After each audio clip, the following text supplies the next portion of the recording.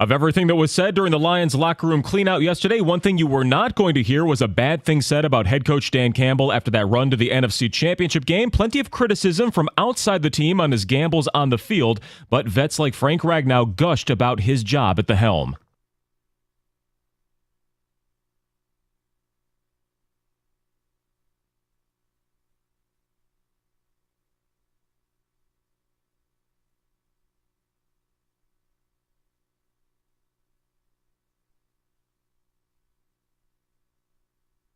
A coach said that his players buying into his message is everything, and they will continue to bring in the right guys. Now, speaking of, OC Ben Johnson and DC Aaron Glenn are reportedly set to speak with Washington today in Detroit for that open coaching gig. Still no Doug McDaniel on the road for Michigan, as Juwan Howard said that his status has not changed, so he's expected out when they face rival MSU on the court tonight in East Lansing. It's the first clash of the year, and they'll meet again in Ann Arbor next month as well. Also later this morning, we'll hear from future Tiger slugger Colt Keith, the team opening the mic for the number 2 prospect after signing a big 6-year contract while still in the minors. The 22-year-old split time in double and triple A ball last year, batting .306 with 27 homers as an infielder. From the Coral Health Sports Desk, I'm Chris Villar. For more, go to 97.1 The Ticket and Odyssey.com.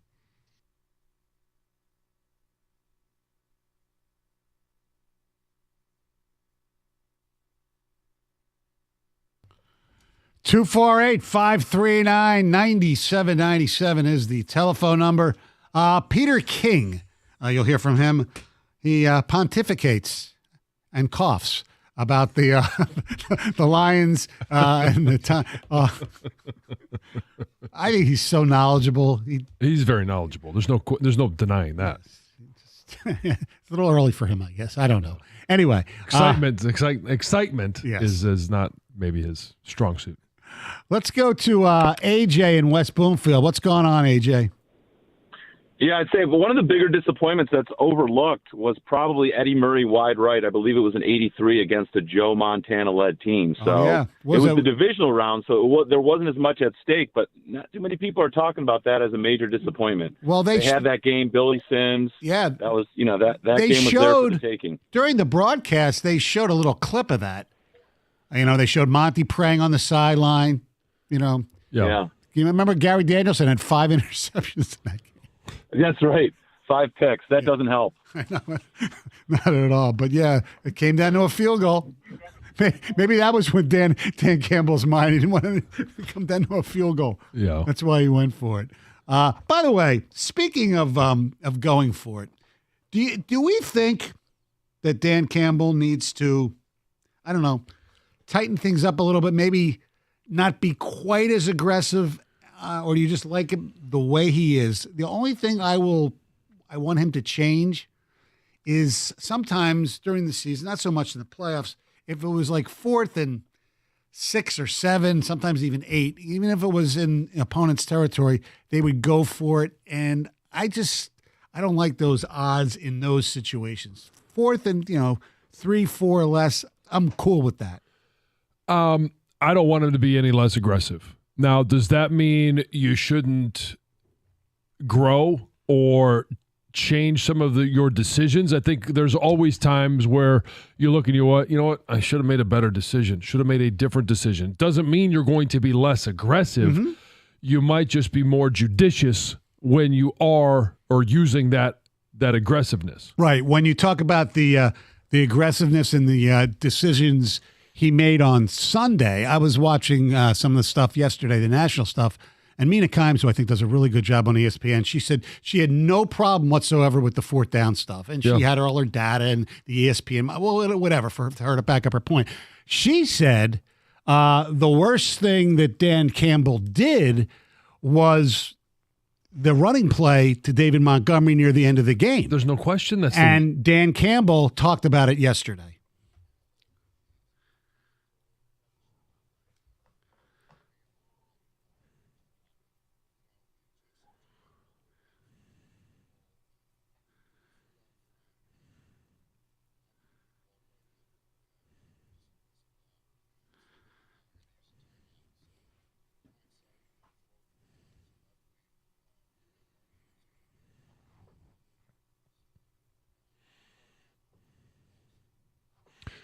So I think it was J-Mo actually missed the block, if I'm not mistaken, on the play. missing a block, very similar to dropping a ball. Yeah. But I still don't like the fact that, to me, that was the one decision. Yeah. If I had one that I would wish that he would take back, That was it's not necessarily running it. I don't like the play call. But as soon as it's done, you can't spend your timeout, or you have to have the field goal team ready to roll on. You've got to get to that next play. It's spending that timeout. And yes, running the ball is what leads to doing that. If you, especially at that point in the field, you have a number of different options, safe options to throw the ball away if it's not there. You could throw it out of bounds, or you could throw it through the end zone. Right. So I just didn't like the play call. I didn't like using the timeout. And to me, that was the one where you're like, wow, that one hurts the most. Well, I think because the play failed, they had no choice but to use the timeout, right? I mean, Correct. You Right. could have had the team. You could have had the play ready. You could have been Yeah. ahead of it and said, "Look, he thought he Right. thought they were going to walk in." Right. So We've they seen weren't Montgomery ready. do that a lot They this weren't year. right. They weren't ready for it to fail. Yeah. You know, at my point, I had kind of given up at that point, to be quite honest. Oh, yeah. The amount of things that still needed to go their way if he just walks that in there are pretty big. You got to Oh, get yes. you got to get a 3 and out. Again, we're struggling defensively. San Francisco had started to run the football well. I mean, I go to things earlier in the game where I would be more critical. I mean, by no means, I don't think Dan Campbell. I've been one of the more critical people, I think, on the station in terms of the 4th down thing. Yep. Because I think it was situational and it was game related, and points are a premium in the playoffs. I believe in those old school things. You know, ESPN was asking this morning, is Dan Campbell too aggressive when it comes to playoff football? I think there could be an element of truth, not complete. I'm saying, my takeaway now is 36 hours after this or whatever. I really think he should have gone for it at the end of the half. I really do. That's him. Okay, I got to accept who he is, and all the things applied. The 4th and 3 percentage applied. It was not going to be damaging in terms of where you're giving the 49ers the football. No. I'd have to look back at the Lions timeout situation even to just see, hey, could they have fooled around there if they didn't score? You know, I just think that he wants to put the hammer on you, and that could have been the explanation point to the first half there. I wonder if they were getting the ball back, if it would have been different. Possibly, knowing that, if we don't, we just put this 17-play drive together, we don't punch it in, but we get the ball back coming out of halftime, possibly could have been different, and I don't know. We'll never know. But I don't have a problem with him taking the points at that point. And for me, it doesn't create this inconsistent decision-making from Dan Campbell. He took the points, and then in the second half, he put his team in position to convert, and they just didn't. And maybe, I mean, look, we'll never know, or at least not right now, that he saw, even though they held him to a field goal, he saw and knew San Francisco was going It's to. a big assumption. I know. But See, like that's said, where I we don't find know. consistent again. And I don't hammer it know. out, but I just feel like it's inconsistent to not take that same lead, and the kick is longer. Peter King pointed out 18 to 22 from that range for Badgley. I take those chances to get back the same lead you had at halftime. We're going to disagree on this until the day we die. Yeah. Okay. And I think I respect the heck out of your. I don't think either one of us are necessarily completely right. We would. I'd just love how to see, we would do it. I would love to see my scenario play out and see how that game would have went. But I am more conservative when it comes to this stuff. But you also, John, you said push comes to shove, you would have kicked. I would have kicked the final Right. 2-point, or the final one that 4th and 3. The one that would have tied the game. Yeah, I would have too. I would have kicked that one. And the I would- first one, I'm fine with going for. But Right. the amazing thing about this football game was the stats. I don't think you could get them more even, really. When you talk about just ebb and flow of a game, Yeah. when you match up total yardage, first downs, all that stuff, turnovers were even. And I think it was maybe a combination of situational where, you know what, maybe it was Shanahan's day to be right to kick the Moody field goal. You know, it was not Campbell's day to do that. And if you played it all out again on a different day, they could be flipped. Right? Yeah, maybe. Yeah, I mean, there's The so many bounces. things. Yeah, that went against the Lions. Some of it self-inflicted. Others just the way the the football is not round and it bounces weird sometimes. 248-539-9797. Let's go to Brad. You're on 97 on the ticket. Brad. Can you hear me? Yes. Now I can. Oh, yes. Okay. This one, it almost made me cry. Okay, it didn't make me cry. I had an ugly cry. It was May 5th, 1993.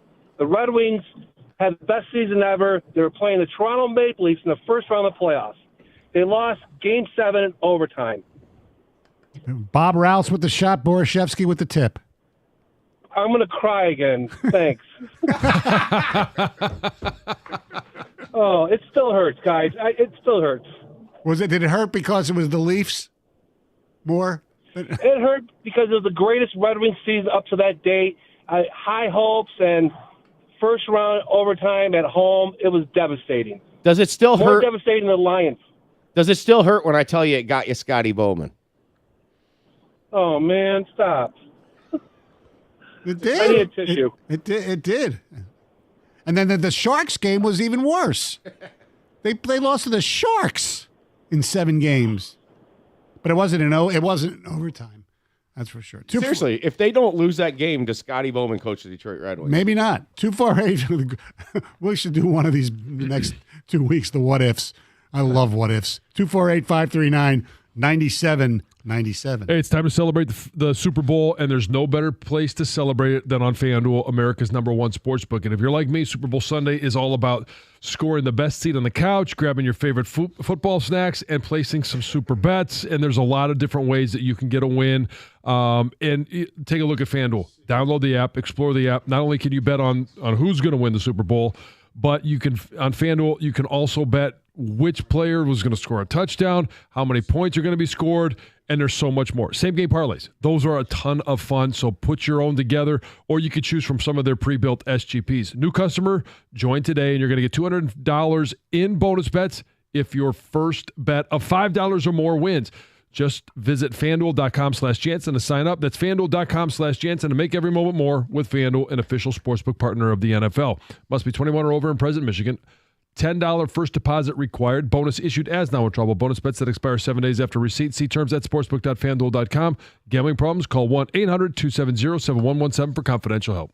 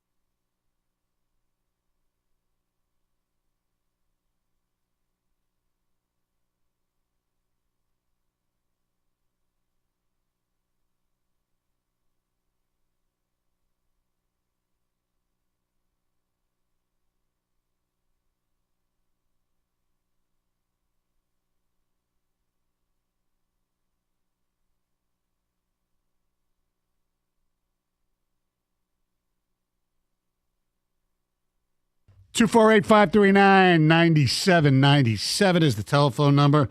Asking, do you think Dan Campbell needs to be a little less aggressive? I don't want him to change his philosophy at all.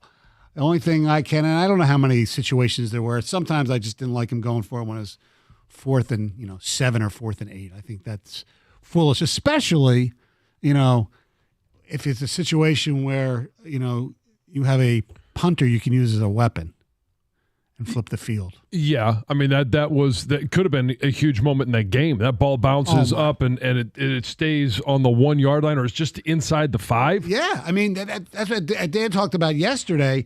How the second half was just a breakdown on all 3 phases of the game. Offense, defense, special teams. Yeah. And he did share as well that when the offense was not playing well, generally throughout the year, defense and special teams stood up and helped out. Right. And all 3 phases had that. When the special teams was down, when the defense was down, the offense was there. Offense was the most reliable all season long. But in the second half, they kind of all crapped the bed. Yeah. Let's go to Freddie in Canton. What's up, Freddie? Good morning, Mike. How are you? Good, thank you. I was calling, before I get to Dan Campbell, it was kind of funny you guys brought up the 83 missed field goal, Eddie Murray. You know what was more wild about that game? Yeah, we know Danielson threw 5 interceptions, but when they went in that draft, they passed up on Kelly and Marino for James Jones, a fullback. That was kind of funny. I remember that draft very well. But anyways, listen, Dan Campbell, we all love Dan Campbell. I was listening to Mike Lombardi yesterday. I listen to him every week. Mike Lombardi said exactly what I was thinking when I was watching that game. I don't want Dan Campbell to change. I don't want him to be fired. We love Dan Campbell. Everything about Dan Campbell. The problem is it's not his aggressiveness. It's his ego. Now, he didn't go for that one before halftime, and we all saw he was shaking his head. He was undecisive. He was asking somebody in the headset, and he didn't do it, and I think it pissed him off. And Mike Lombardi said he noticed something at halftime during the interview that it pissed him off. And I think his ego made him go for the 4th downs in the second half. And I think that's the problem with Dan Campbell. It's the ego. We all have an ego. We all have friends that have egos. We know if he doesn't reel that in, then the aggressiveness won't mean anything. Well, let me ask you this, his ego. Freddie. How do you differentiate between ego and philosophy? Because we don't know. That's always been his philosophy. Because you can go back to the Dallas game when he went the 3rd time for that 2-point conversion. That's his ego taking over. No, I think that was smart. I liked him from the 4. I didn't like what he did from the 7, but from the 4, I liked it. The third time was his ego. So he did it in the second half again, 3 or 4 times. I think that's his ego taking over. And I think Dan Campbell, if he's going to evolve as a great head coach, he's got to reel in that ego. And I think he'll be a great head coach. That's the way I look at it. So thanks, guys. All right, thank you, Freddie. I think there's that fair game criticism to that. I also think there's a little bit of unknown too. Right. When I was just kind of revisiting that though, there was he said ego. There was a tin cup factor to what Dan Campbell did in Dallas. Oh yeah. You're gonna drop the ball. And I'm gonna hit it again. Yeah. And I'm gonna hit it again. And I'm gonna hit it again. There was. That's a great analogy. And I just thought of that. And that I believe that validates the caller's point. And that's why the whole thing is I think he needs to reel it in at least half a notch. Whatever that is. Yeah. 248-539-9797. Let's go to Ken in Detroit. You're 97 on the ticket. Yeah, hi, guys. Thanks for taking my call. Here's what I see. I like the aggressiveness, but there's a difference between aggressiveness and recklessness. And sometimes I think he just Campbell borders on recklessness. Now, I want to just go back to the week of the Dallas game. That week, Kansas City played. I can't remember who they played, but they ended up they won their game. Andy Reid is no dummy, and they got Patrick Mahomes, arguably the best quarterback in the league, and they kicked that game to win. They kicked 4 or maybe 5 field goals. There's value in field goals. I mean, obviously, there's points attached to them. They kicked 4 or 5 field goals, and several of those drives stalled out inside the 20. But they still won the game, and there's wisdom to that. And I think Campbell will evolve, and I think he'll get there. Well, I don't know how long it'll take, but hopefully sooner than later. Part of that is also the team that you have. If you have a team that has a really good offense and a lousy defense like the Lions, that's part of the reason why you probably want to go for it more than get field goals. You want to get touchdowns because you don't. Well, he won't say it. Trust that leaky defense, right? I mean, I think that has a lot to do with it. Not so much this Sunday, but the Dallas thing. Like I said, everybody agrees going for it the first time was great. Second time from the 7, I had questions, and then when they went off sides, brought it to the 4, I had no problem with it. And even the one that was picked off with the penalty, Khalif Raymond was wide open. They just pressured Goff too much. No, but it does go to you. And every year you're going to do an analysis on the decisions that you make. And this is what the offseason will be like for Dan Campbell, his coaching staff, and the Lions. And you look at tendencies, you look at play calls, you look at it, and a lot of it is just simply, all right, how do we improve? And if you do that individually, which Dan Campbell will, he'll look at, okay, 3rd down calls, 4th down calls, situations, relive some of those. How do I find a way to put my team in a better position? And sometimes that answer might be, I have to be aware that my ego is getting in the way, or my philosophy needs to be tweaked, not changed, just tweaked. I get that a lot. Let's go to Scott in West Bloomfield. What's up, Scott? Hey, guys. Love the show. Thank you. What I would say is this. Do I want him to be less aggressive? No. Do I want him to be a little less reckless? Yes. And I go back to that third quarter. San Francisco comes out, you know that they're going to give you all that they got coming out of the half.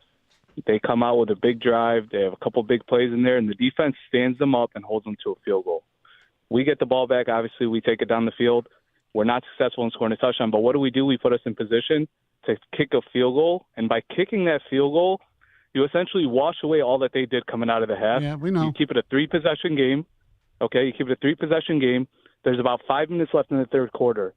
What that does is it doesn't have your team playing tight. It could probably not lead to those drops. It could probably not lead to that fumble. I'm not saying that it would or wouldn't, but your team with a 3-score lead, even if that Ayuk touchdown happens, which obviously it did with that bounce off the helmet, you think that Jared Goff and the offense and those players are coming out there with a 10-point lead and playing tight like that? I'm not saying that Gibbs isn't going to fumble. Obviously, it happened.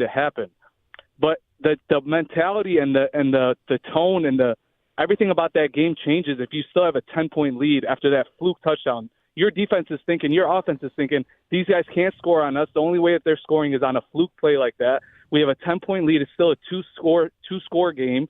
We can get to the fourth quarter with a 10-point lead. Everything in that game changes if you kick that field goal there. Scott, you make great points. However, doesn't everything in the game change if Josh Reynolds catches the frickin' ball? Yeah. I mean, yeah, absolutely. You can, but Stoney, in fairness, and I appreciate that point, but you had free points on the board regardless. Whoa, I'm not saying he's guaranteed to make it. I'm not saying he's guaranteed to make it, guys. I understand that. Then you can't say he had 3 points on the board. 18 of 22 from that distance. The guy made a 53-yard field goal in the game prior in the playoffs pressure situation that we needed to win the game. That was the difference in that game. Give the guy a chance, or at least give your team a chance to completely wipe away everything that San Francisco did coming out of that second half. All the momentum, everything stays with you if you just wash it away. You're not 17-point lead. You're not wrong. I would have kicked as well, but I don't have a problem with that. The one I had a problem with, the one later that would have tied the game. That's the one you have to kick, in my opinion. And one of the things I was saying yesterday, again, just that I felt like had you kicked both times, he probably makes one for sure. And yeah, probably. That puts you within one score. Probably. And look, you get the fourth downs, you could still end up kicking a field goal. Mm-hmm. The good thing about that is you are draining some clock. Yes. John in Sterling Heights, you're 97 on the ticket. What's up, fellas? Let it ride. Listen, why are we running from being that guy, being that team? It's never us. It's always other teams, other coaches that innovate, that change sports. 5 years from now, 2 Super Bowls, everybody's going for it. Everybody's fourth down's nothing anymore. This is what we're living in, a sports gambling world, taking chances. This is what we got to do. You're not far off, I believe, because the NFL, more than any other sport, has a copycat league. And you're going to see more of this. You'll see more of it, but you're also, and you're going to see it tweaked. You're going to see it evolve over time. What does that look like in 5 years? I don't know. Are we looking at, hey, every time, do the numbers start to favor? Because more will be going for it. More will have this opportunity to be more data to pull from. Are we looking at, hey, anytime you pass the 50, you're going for it if it's 4th and 3.5 or less? Yeah, possibly. All right, 248-539-9797. Coming up next, we'll hear from Peter King. Ladies and gentlemen, 97 won the ticket.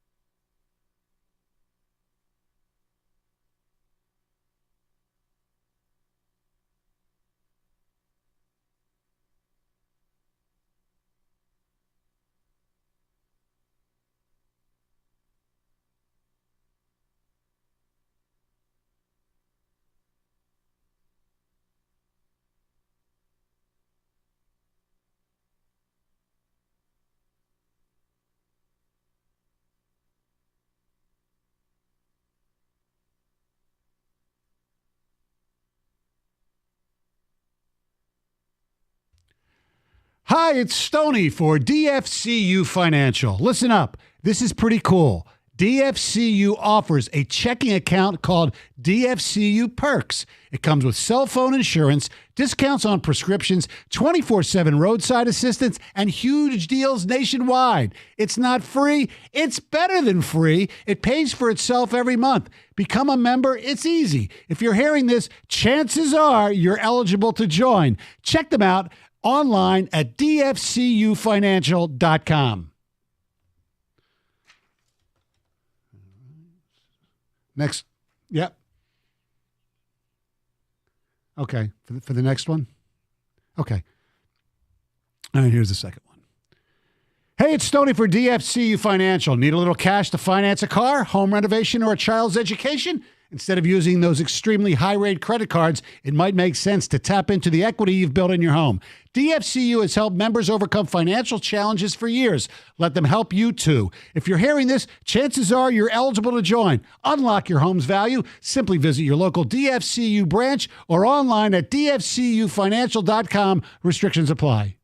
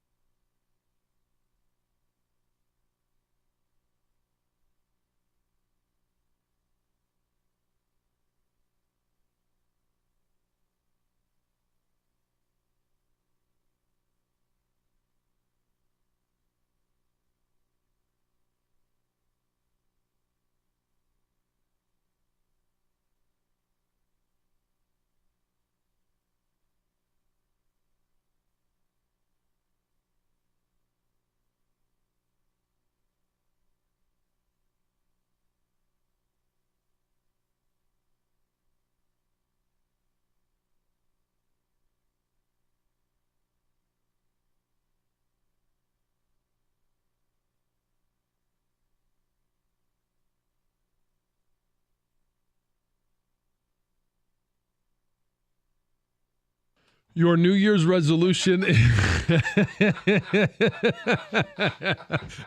That always makes me laugh.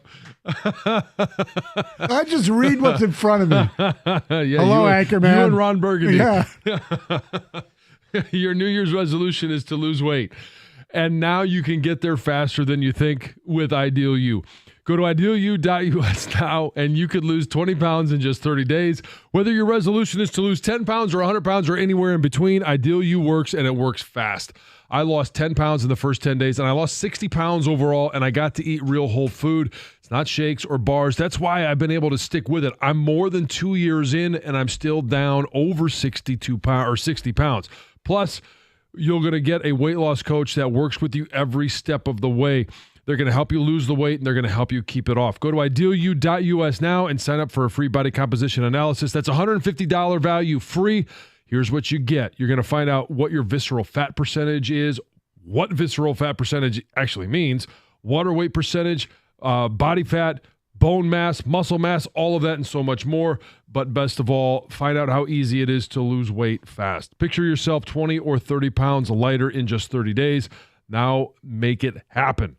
Go to idealu.us now. That's idealu.us.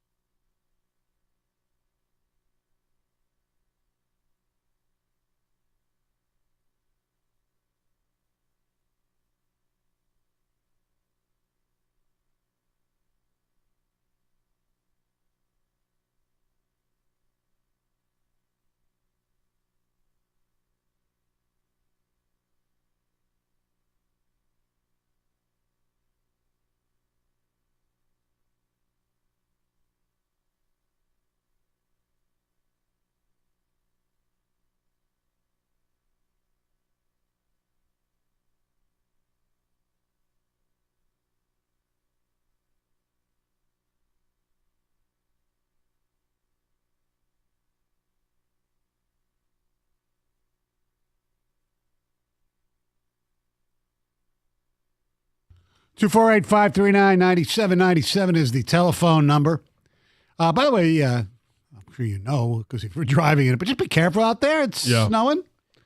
It was snowing. It was big flakes early too. That was fun to watch. All right, we're talking about Dan Campbell. Do we want him to taper it down a little bit? The only thing I would say to change is I don't want to see him going for it on 4th and 7, 4th and 8. Other than that, go ahead. I mean, there's a part of that. I also think that's very circumstantial. I mean, we didn't see him go for 4th and 6 or 7 or longer very often. Right. And when that happens, there seems to be circumstances where you're like, okay, I get it.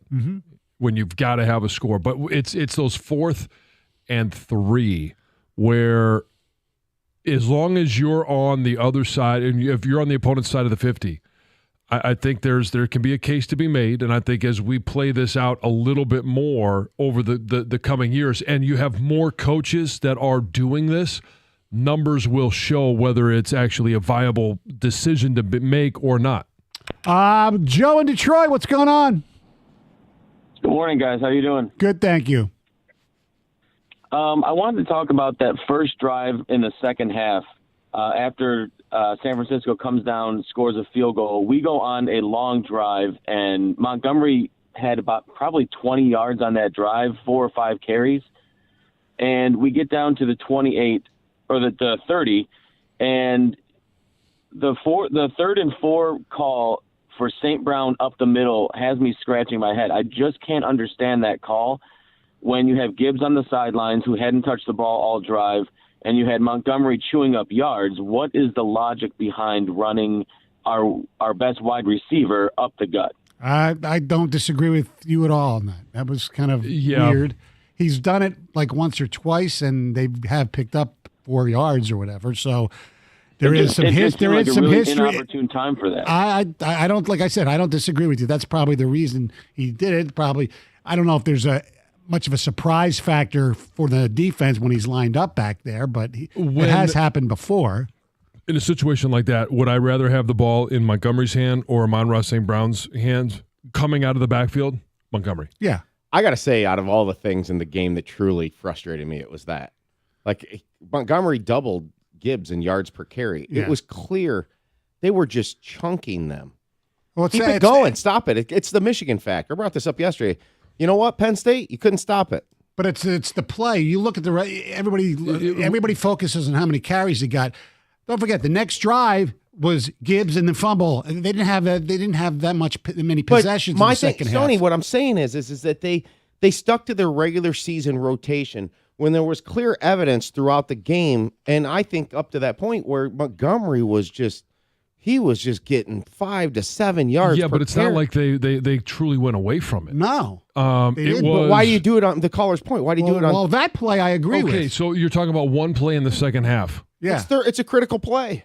No, it led to you going for it. I agree. That play was a bad play call. Yeah, but for everybody that says, oh, well, they should have been handing the ball to Montgomery more in the second half, or why did they go away from it? They really go away from it. You go away from it because you have one drive that has one play, and you handed that to one of your running backs. Right. And that was a fumble. Before that, you had in terms of downs, you had given it to Montgomery. You had given it to Montgomery on almost every other drive. Except for that, the 3 and out. And even on that, you gave it to him on the first down. Right. To me, it's just wrinkles are just like the decisions on going for 4th down. It's like they really become magnified when they don't work out. Exactly. And they also become magnified in a playoff game where things are tighter, and I do think you have to adjust. You stuck to what you did all regular season long, okay? Some people believe in doing that. I think playoff games are handled a little different. And when you have players that are shining versus other players, you keep going there. Well, that call I agree with you on, but as far as Gibbs getting the ball when he got it and fumbled, I have no problem with that whatsoever. Other thing, was the second flea flicker or whatever. Ooh, you're going to surprise. Ooh, Lions surprising me. I know. That's a play that, as it happened, I thought J-Mo could have caught it. Yeah, well, it went through his hands. Yeah. It went right through his hands. They couldn't catch the first one. Yes, that's true. I think it's still in the air. Oh, yeah, that was That was more than a wounded duck. That was an assassined duck. Gene in Sylvan Lake, you're 97 on the ticket. Hi there, guys. Hey. Just wanted to talk about Campbell's decision making. First of all, I want to say I love the guy. I think he's done a world of good for our team and will do in future years. So hate to criticize much, but I just wanted to add an extra point. You had a caller before that I sort of agreed with on as far as the first option to, kick a field goal or throw it on fourth down. And my personal feeling is that there's some other factors that I haven't heard people talk about, but we're up at that point. I would have definitely have kicked the field goal, especially if you don't have confidence in your kicker, because we're up. There really wasn't any pressure on him at all. I mean, going to the second one, it's going to be possibly losing the game if he misses it. So confidence level would be less for me. But I think if he makes that first one, like that caller, I think his name was Scott, 4 or 5 callers ago, the momentum shifts right back to Detroit. We wipe off the 3 points, and we have our kicker that's in there just to extend the lead that we have at that point in time. You look, so, it's a valid point. I mean, like I said, 8,000 times, I would have kicked as well, but I don't have a huge problem with it. It works if Josh Reynolds catches the ball, which is in his hands. All right, Gator is here. He's battled through the elements. How bad is the roads? It's not good. It's not. No, his temperature it's below freezing. It's still snowing, so none of this is melting anytime soon, despite what I may have heard last night watching some weathercasters. So, all right, we'll make you feel better. Please. Let's win some $2,000 of Monopoly money, okay? Oh, that's great. Yeah, exactly. All right, here we go. The contestant had 4 correct, so I think you'll do better. Here we go. All right. How many Super Bowls has Andy Reid won? 2. What is the nickname of Arizona State University?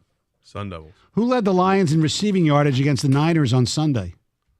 Laporta. Who is the lead anchor of ABC World News Tonight? No idea. This Giants backup quarterback won Super Bowl 25 against the Bills. Jeff Hostetler.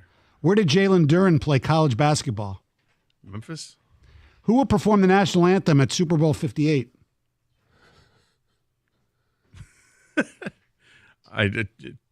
Shaka Khan. I have no idea. Melvindale is located in this Michigan county. Monroe. This television network will broadcast Super Bowl 58. Fox. Where did Kirby Joseph play college football? Illinois. You had 6 correct. Let's see. David Muir is the lead anchor of ABC. Yeah. I know that. I seriously, and it's because my parents were up north and couldn't figure out the Fire Stick at our place, and I was trying to explain to them. My mom was like, "I want to see David Muir," and I'm like, "He's good. I like David Muir. He's apparently he's the lead anchor of ABC World News tonight. Is he Demure? Probably. Reba McEntire will sing the national anthem at the Super Bowl next Reba's week. doing wow. Yep. Good for Reba. Shaka was a better guess. Yeah. Shaka Khan. Melvindale is located in Wayne County. Yeah. And CBS. I don't know. Wait, he didn't get the receiver right, did he? Yeah, he did. He got Laporta. What did you? I thought he said Otten. And I was like, did you hear the question wrong? I thought you heard the question wrong. I said Laporta. Okay, yeah. my bad. Yeah. Way to enunciate Because that what was the time. question before? in Was case you Sun missed Devils? it. Yes. When you asked who was the leading receiver, I thought the answer for sure would be Sun God. The way you do this contest. That's right. That's a good point. Yeah. Very good point. It was a head fake. Yes. What do you guys got going today? Yeah. Okay. So coming up next, lots of 97.1 The Ticket.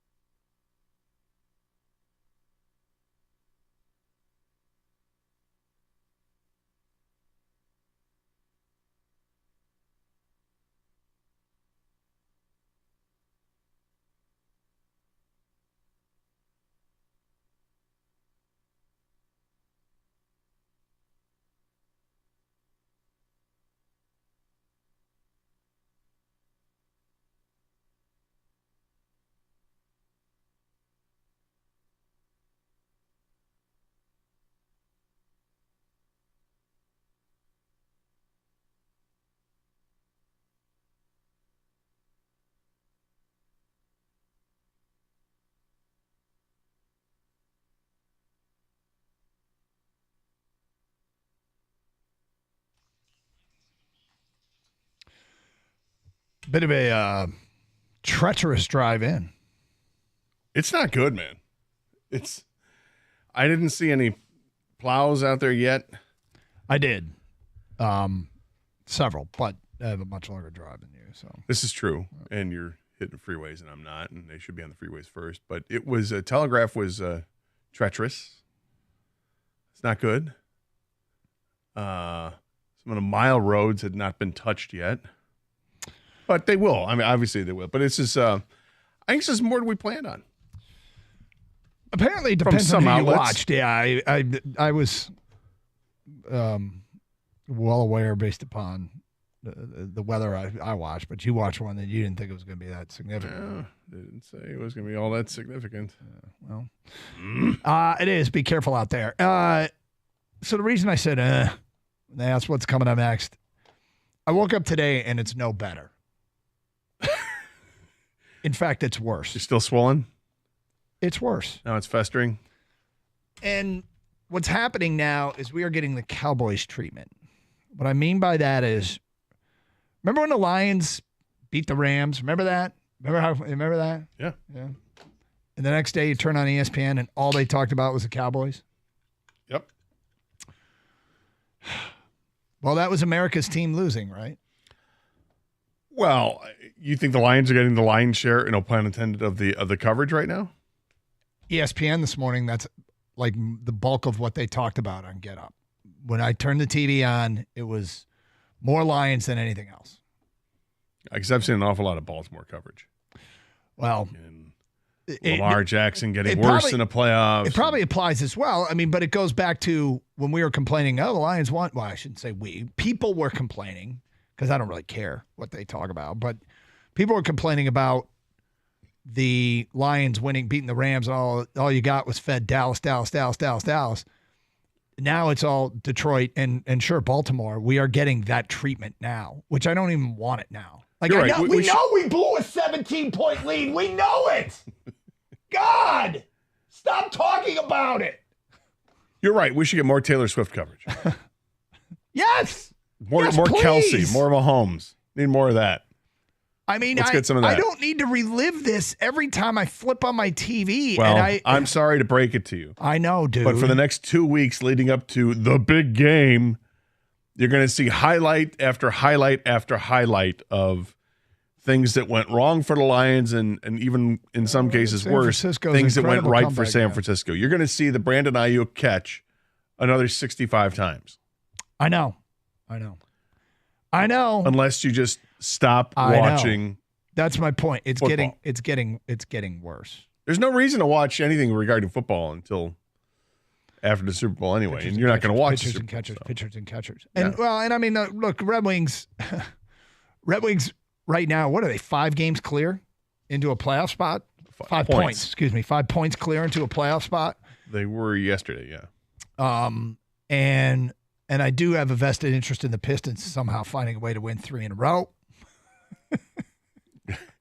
Well, we got Michigan State hoops tonight. The worst matchup in recent memory. It's nothing to be boastful about or chesty about in this one. Right. So, but it's always a rivalry game. So, hey, you want to win that game. It's on Peacock at 9:00. Okay. Things just got worse. Yeah, right? I mean, look, that's what I'm saying. Peacock. It's worse. Everything's worse today than it was yesterday. Roads are worse. Yep. TV sports is worse. Where's Mel 2.0? We haven't even done 1.0. We haven't even done 1.0. I'm not in the mood. Well, you better start getting in the mood, I better mister. start getting in the mood. Yeah, I need to we got the Senior Bowl coming up on Saturday. We got to get ready to do some scouting. Apparently, there's a lot of good corners available, or a lot of good corners that are playing. We got high-end quarterbacks that are playing in this game. Bo Nix and Michael Penix are playing. There's offensive tackles that are going to be there, going to protect the quarterbacks, and then the quarterback's got to throw against really good defensive backs. I think we got something to watch. Did you see the name of I think he's a Canadian defensive back that's at the Senior Bowl? Gord Grundage? No. Quantez Stiggers. I did not see that. I mean, let there be a Quantez Stigger signing in Detroit. What a name, huh? What position is he playing? Believe he's a corner, and I believe he's at the East-West Shrine game. Sorry, he's not at the Senior Bowl. Is he from Chatham?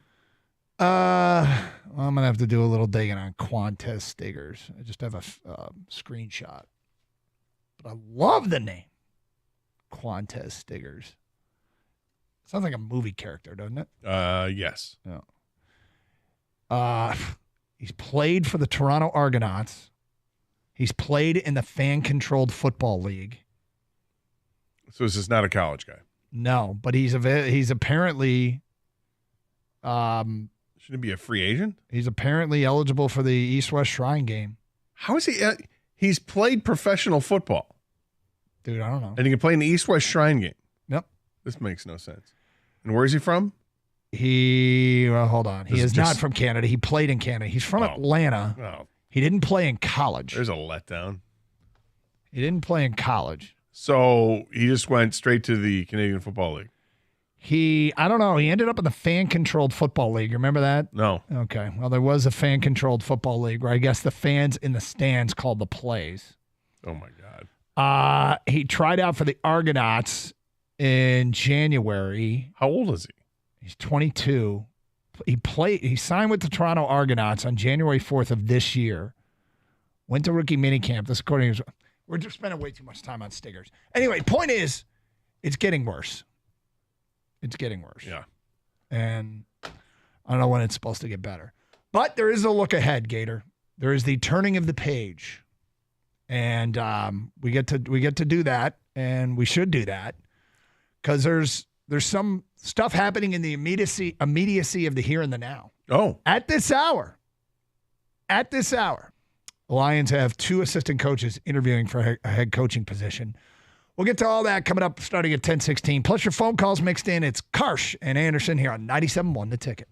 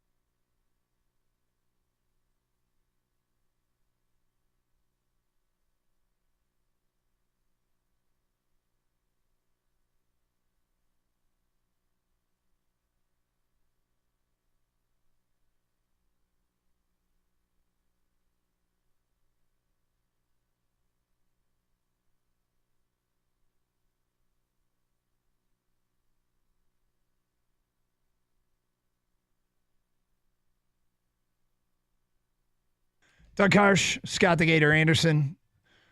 It's Carson Anderson here on 97.1 The Ticket. Bill out of Cell, you're on 97.1. Hi, Bill. Hey, guys.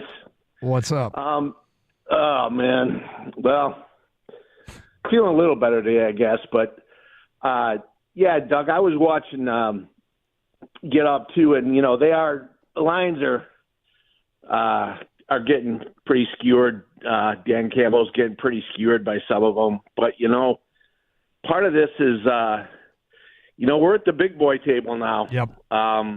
And this is part of what's going to come along with it.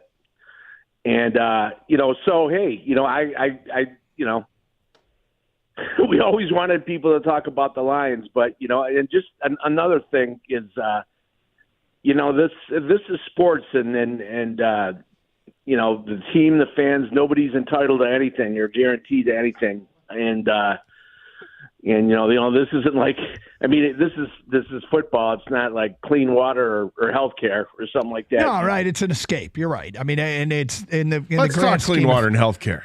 Sounds like more fun. In the grand scheme of things, you know, the health. How about of that border?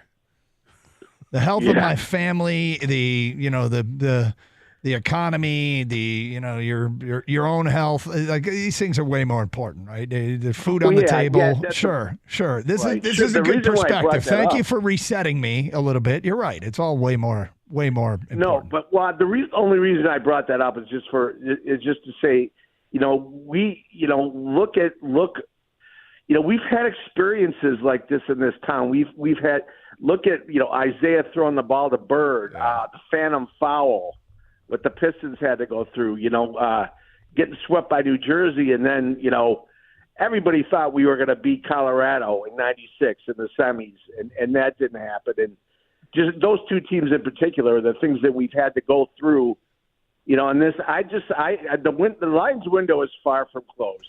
In theory, it shouldn't be. There is a lot of work to do. That's the thing, Bill. In theory, you're right. It is far from closed because they have a ton of resources. They have cap space, much of which might get chewed up by contract extensions, but they got a bunch of free agents. They've got 4 picks in the first 3 rounds, and we got a GM who knows what the F he's doing with those kinds of picks. And so we have reason to be optimistic. But he's got to keep, you know, for this thing to maintain, Brad Holmes has got to continue to do the job that he has been doing, which there's no reason to believe he won't. There is reason to believe that the draft class won't be as good as it was this year. Well, they're not picking as high. No. I mean, and they didn't have the resource to move back into drafting at extra draft picks. I wouldn't expect it to be. And it doesn't need to be. You don't need to get, you know, 4 to 5 starters every draft. Once you've established that you've got your foundation, you're starting to draft for depth, which is kind of what the Lions where they're at right now. I mean, they have some obvious holes, but the obvious holes can also be filled in free agency. You don't have to just rely on the draft to do that. You have to build a team multiple ways: drafting, trading, and free agency. And he'll be fine with it. The window is wide open for this team, and it's open for a while here. They've got the quarterback. They'll sign into an extension this summer or this offseason at some point. Maybe it's next week. Who knows when they sign it, but they'll sign into an extension. They'll have this team together. They're going to keep the core guys that they need to keep. They'll keep them all together. They'll find the cap space necessary, and they're going to be competing year in and year out for a number of years. This window is wide open. You've got in the neighborhood of 5 starters that are free agents. Both guards are free agents, unrestricted free agents. So they have to decide, and Dan Campbell spoke about it a little bit yesterday, and we'll play what he had to say. They've got some decisions to make. In the immediacy, though, and we mentioned this before break, was that today Washington is interviewing both Ben Johnson and Aaron Glenn here in Detroit. Aaron Glenn seems less likely to get the job. Ben Johnson seemed like a slam dunk, and people were saying it was a done deal. Interesting this morning, King, do we have Peter King? If for people who missed it, what Peter King had to say, and I know not everybody loves Peter King, and he's not the most exciting speaker, but his information can be really good. Here's what he had to say about Ben Johnson and the Washington job.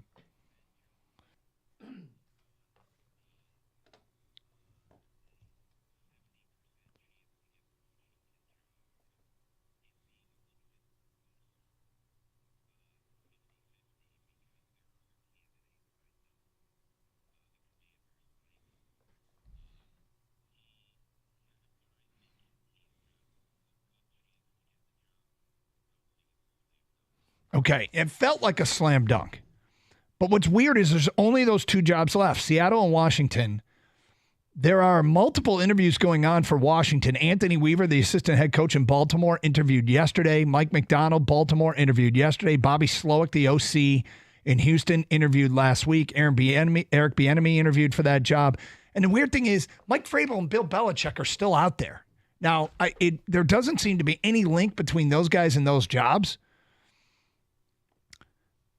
But I find it hard to believe that Vrabel will get passed over for, with all respect too, I love Ben Johnson. He's a hot name, but Ben Vrabel's got experience as a head coach where Ben Johnson does not.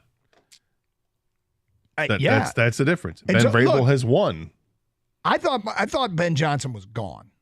Mike Vrabel. I call him Ben Vrabel. You did. I thought he was just gone.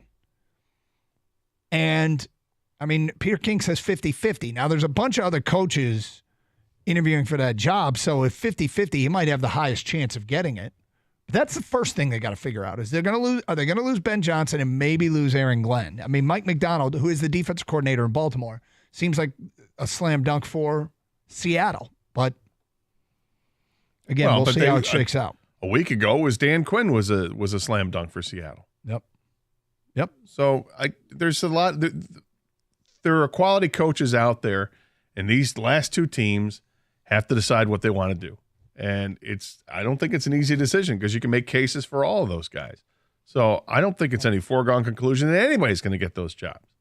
I think they're going to battle it out. They're going to have to. Well, they're not battling it out. The teams have to decide. It's a lot of consternation about that. I mean, you and I both like Vrabel a lot, and I think a big part of that is because you've seen him as a head coach. Yep. Dan Quinn's been a head coach. Was it great? Well, he built defenses. We know that. Yeah. But the last we saw, he's the Dallas Cowboys defensive coordinator, right? And how did their How last Dallas game? look last time we saw him? You could say the same thing about Aaron Glenn's defense. Yes, you can. The second half. You shouldn't not hire a guy because of a bad half. But it's not. I mean, and I'm not going to throw arrows at Aaron Glenn. I love Aaron Glenn for his team because I think he gets his team motivated. And I think he gets a lot out of players that aren't ultra high end. But if you were to look at it statistically, the Lions' defense wasn't anything special.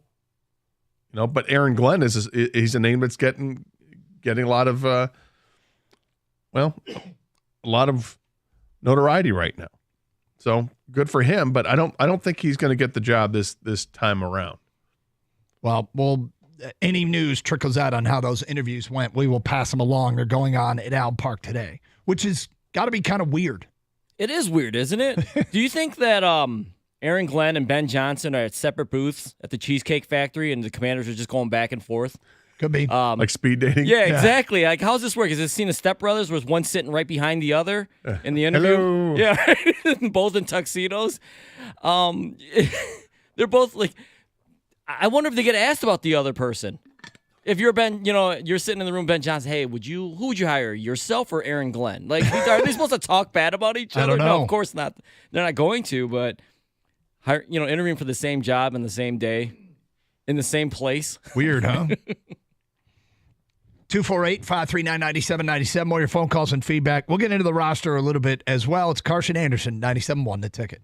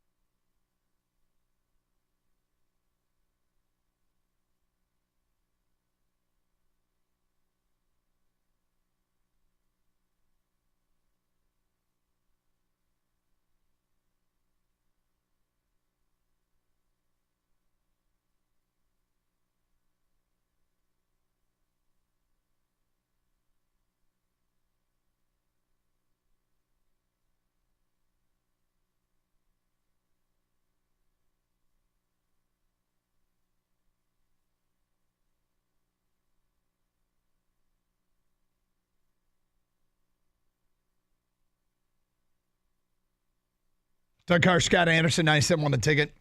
Open lines, 248-539-9797. Still processing what happened Sunday. What are you laughing at? I'm retweeting what Kang just tweeted out. I'll take a look at what Kang just tweeted out. Oh.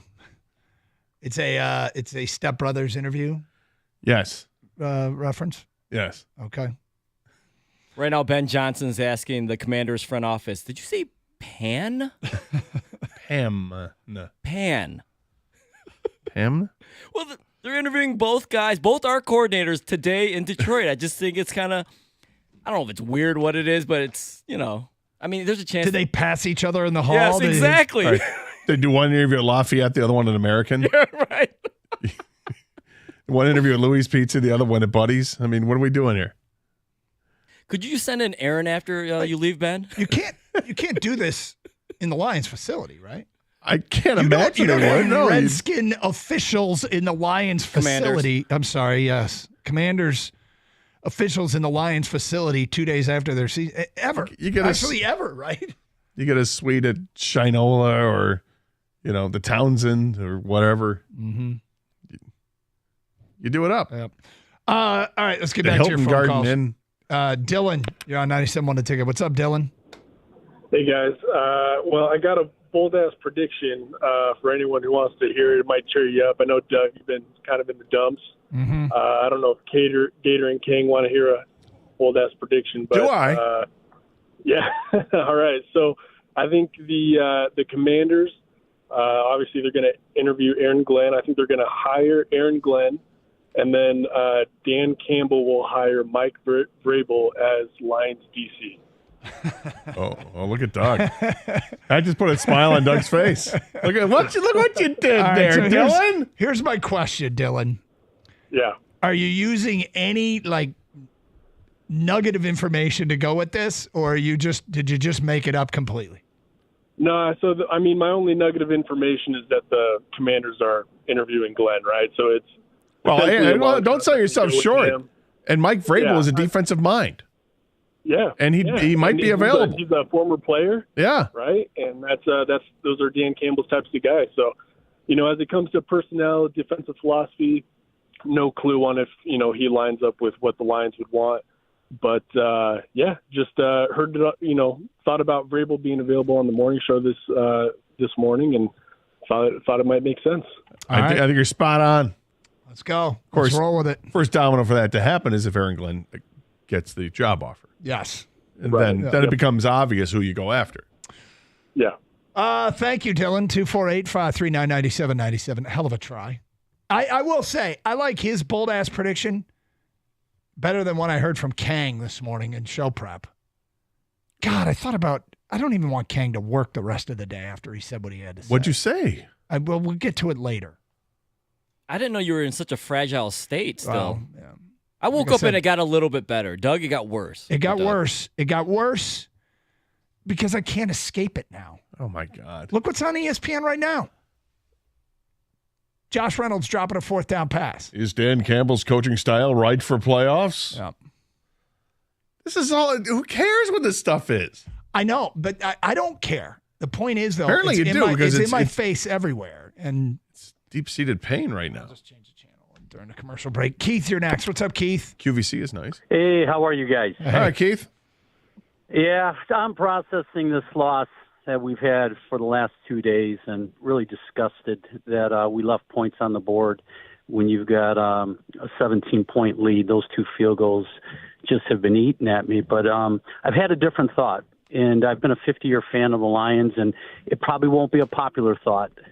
But when I look at the Lions and, we look at our quarterback, I love Goff, he was very serviceable, very functional, took us where we were at. Come on, he's better than that. When I look at who won that game, Purdy with his feet was able to extend some plays. And I think of the Kansas City Chiefs back in 2017. They had Alex Smith.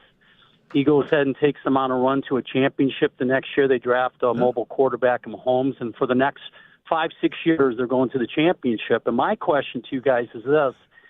With Goff being where he's at right now, probably has some good trade, or you keep him for another year, do you look to draft a mobile quarterback like a JJ, someone who can get What? out of the pocket. Didn't they just draft one last year? But he's 26, 27 So years what? of age. He's also untouched over the last 18 months. Who cares? But 20 years of age, think of it, 20 years of age and all that development ahead of him. For look at that and say, what, J.J. McCarthy's 20? yeah, 21. I'm sorry, I take it back. He's 21. And- So the development, when you look at it, but he did something this year in one of the games where he was able to roll on out, throw a 30-yard dart into the end zone between three defenders, and my first thought was, not many NFL quarterbacks can do that except a few. All right. Well, on the run. Can I ask you a question? Yeah. Did you really just call Jared Goff serviceable? Functional, I think he said. Was it functional? Yeah, he's a good quarterback. He's a good quarterback. He's not a top 5. He's maybe 5 through 10. He's a good quarterback. But he can't extend the plays. And in these types of games, when you're in championship games, Purdy did it to us. I'm sorry. 2-3 times. Hold on a second, Keith. Hold on a Extend second, the play. Keith. Hold on a second. You don't think that Jared Goff did enough to try to extend drives, like maybe complete a 4th and 2 pass He when he said throws it extend to the guy, plays. or extend plays? How about the 3rd and With his 10 feet. throw that was right there? And If only we could think of a no, he non-mobile can't. He quarterback. can't. Yeah, he's not mobile. You're right. And there are other quarterbacks who have been great in history that are non-mobile quarterbacks. But you course, lost. Well, of you course, lost and Doug I'm right not away when taking you it away. called him functional. Then you lost me when you said they should draft J.J. McCarthy. I disagree wholeheartedly. If they need to have somebody who's mobile, they've got somebody already they can develop. The best quarterback in college football 2 years ago was Hendon Hooker, and they have him on their roster.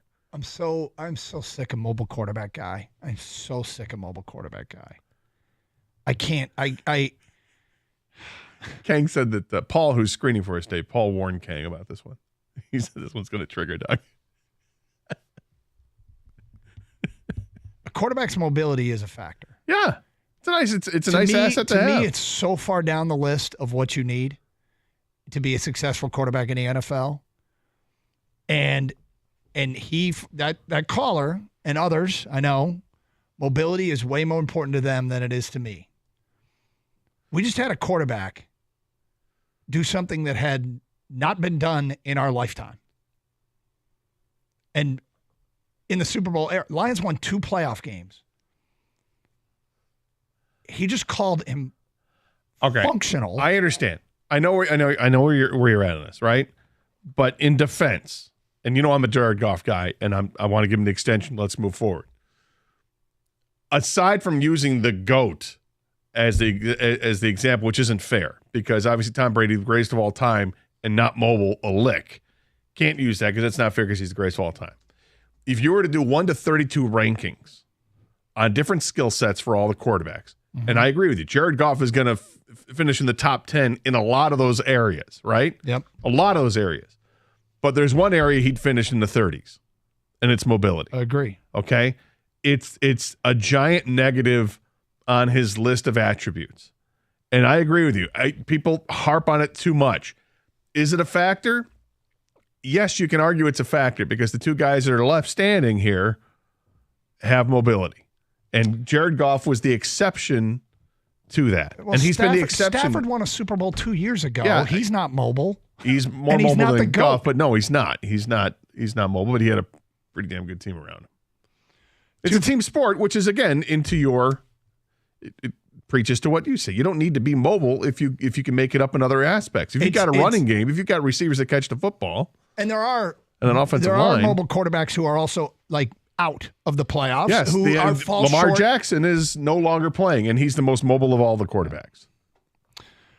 Tom, you're next. Hi, Tom. Hey guys, how's it going? Okay. I've listened for the last couple of days. I've hesitated to call because I don't want to sound like an idiot. I can't believe people are bashing Goff. I think he's a good quarterback. I'll argue that he's top 5 or 6 quarterback. Maybe he's not mobile, but it's like I listen to people tell me how Purdy did good. You know why he got those runs? Because our defense made mistakes. Okay, if you look at the one run that he made, the linebacker stepped with his left foot, and he stepped forward. So if he had shuffled across, Purdy might not have made it. I mean, they're bashing this guy, which I think is a great guy. And you know who we need to get? A veteran player. because the team needed somebody to really get in their case because they mentally broke down. I mean, it wasn't Goff's fault. I don't know if they have. I mean, look, their defensive coordinator is awesome at getting in people's faces and motivating and all that. And I think this team 100%. polices them. They police themselves. They got beat. San Francisco overall is a better team. The Lions let the game slip through their fingers because they had the chance to win and they didn't get it done. And they're going to regret this all off season. And it's going to be painful for them, just like it's really painful for my partner now. Well, you just talk about the norm, right? San Francisco reverted to the norm. At halftime, they went back to the locker room. They made more of an effort to get Debo the ball, and they did, and they changed the game. They got a lucky AF bounce, and they capitalized on that, and the Lions helped them along with some – the Lions also deviated from the norm. The Lions – deviated from the norm. San Francisco reverted to the norm. The Lions, like my man started the call, he's still mad about the field goals. I'm mad about things that were way out of character. Like Todd McShay had the stat that Dan Campbell in opponent's territory faced 24 4th and 3s or shorter this year. 24. He went for it 20 of the 24 times. He converted 17 of the 20 times. They had an 85% conversion rate, and they went 0 for 2. Josh Reynolds, his drop percentage, he had 60 targets going into that game. He had 2 drops. He dropped 3% of his targets, and he dropped 50% of his targets in that game. And Jahmyr Gibbs had 230 touches going into that game and had 2 fumbles. He fumbled on 0.09% of his carries. So when you start talking about Dan Campbell did something that he was successful with 85% of the time. Josh Reynolds did something he did just 3% of the time. And Jahmyr Gibbs did something he did 0.09% of the time. And that's what leads to a loss. When you get that far, a deviation from the norm. Okay, so let me ask you this, because I think by bringing that stuff, and I'm glad you bring that stuff up, because I think it should help to talk a lot of people off the ledge. Why isn't it working with you? Why isn't what working with me? Because shouldn't that make you feel better? Like the decision making wasn't as crazy as people want to make it out to be. I feel fine with the decision making, and there's a fluky nature of the loss that it makes it worse. It took a 0.9% chance and a 3% chance of massive, catastrophic mistakes in that third quarter. Though both those things happened in the third quarter, and I guess one in the fourth with the 4th down attempt. But that wasn't a drop though. And it was all in the third quarter. It was the 2 drops from Reynolds and the fumble from Gibbs, and it makes me feel worse because that's how far from the norm those occurrences were. I wish you would recover quicker, because I think those are reasons that you can just I wish you could get past it, because you should get past it. No, I will, but I just found I woke up today and I feel worse than I did. No, because they had the game. He's dealing with the results. I mean, the results was not typical results. I know. Like, that doesn't happen. But it's like nobody's talking about that. Everybody else is bitching about the play calls and should kick field goals and what are you doing going for this and doing that. And here's Doug looking at all the percentages and going in favor of what Dan Campbell was going to do, and what ended up happening on some of these plays. Like, you don't expect him to fumble. Of course not, but he did. And they all happened in the perfect storm of the third quarter, and the Lions end up falling behind. He did admit to one mistake. We'll get to that in the 11 o'clock hour. Hey, you guys hear me talk about Twin Peaks a lot. It's hard not to. In terms of being a sports bar, no one could touch them. But compared to other restaurants, they deserve your time for that as well. They don't just serve up bar food. It's elevated and impressive. They have a scratch kitchen. Their team is there every day at 7 a.m. prepping the food for you to enjoy. They smoke their own ribs, brisket, chicken wings, and thighs. They cut their own New York strips, craft their own meatballs, and hand cut their chicken tenders and boneless wings. They make their own salad dressings. They even make their own croutons. They're not just about burgers and wings. Try their trophy trout or mom's pot roast and see for yourself. Now that we've touched on the food, let's talk about the bar. They got a bourbon list you don't see anywhere else. High-end favorites like Orphan Barrel, Jefferson's Reserve, and Blanton's. Even high-end tequilas like Cincoro Anejo or Don Julio 1942. And you know about their draft beer. They pour it at 29 degrees. They got the digital thermometer right there behind the bar. Pair it all With wall-to-wall TVs, the beautiful Twin Peaks girls, why would you go anywhere else? Stop in tonight and enjoy an even later and extended happy hour, late night happy hour. It's awesome. Twin Peaks, eats, drinks, and scenic views.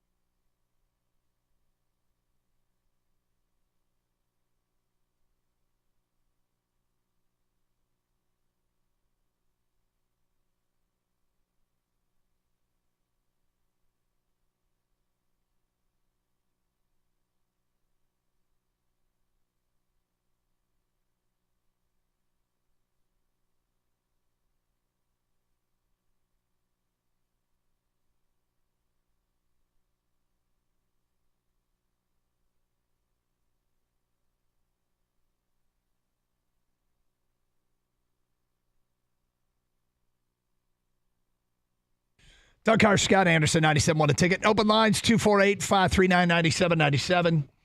Let's get back to your open line calls. We go to Mark and Burton. You're next here on 97.1. What's up, Mark? Hey, Doug, Gator. Hey, Mark. Mark? I've been watching the NFL channel pregame for the last, most of the season, but for the last several weeks, the Rex Ryan has been wearing a Honolulu blue suit or sport coat and tie. And his colleagues have brought it up also. They're like, you haven't washed that thing in 5 weeks and you're still wearing it. Do you think there's any chance that he's bucking for one of the coordinator jobs should one become available? No. That's plain enough. Yeah, I mean, I don't think his wardrobe choice is indicating what he wants next. He hasn't coached since 2016. He's only 61, by the way. He's not that old. He just turned 61, Yeah. but he hasn't coached in the NFL since 2016.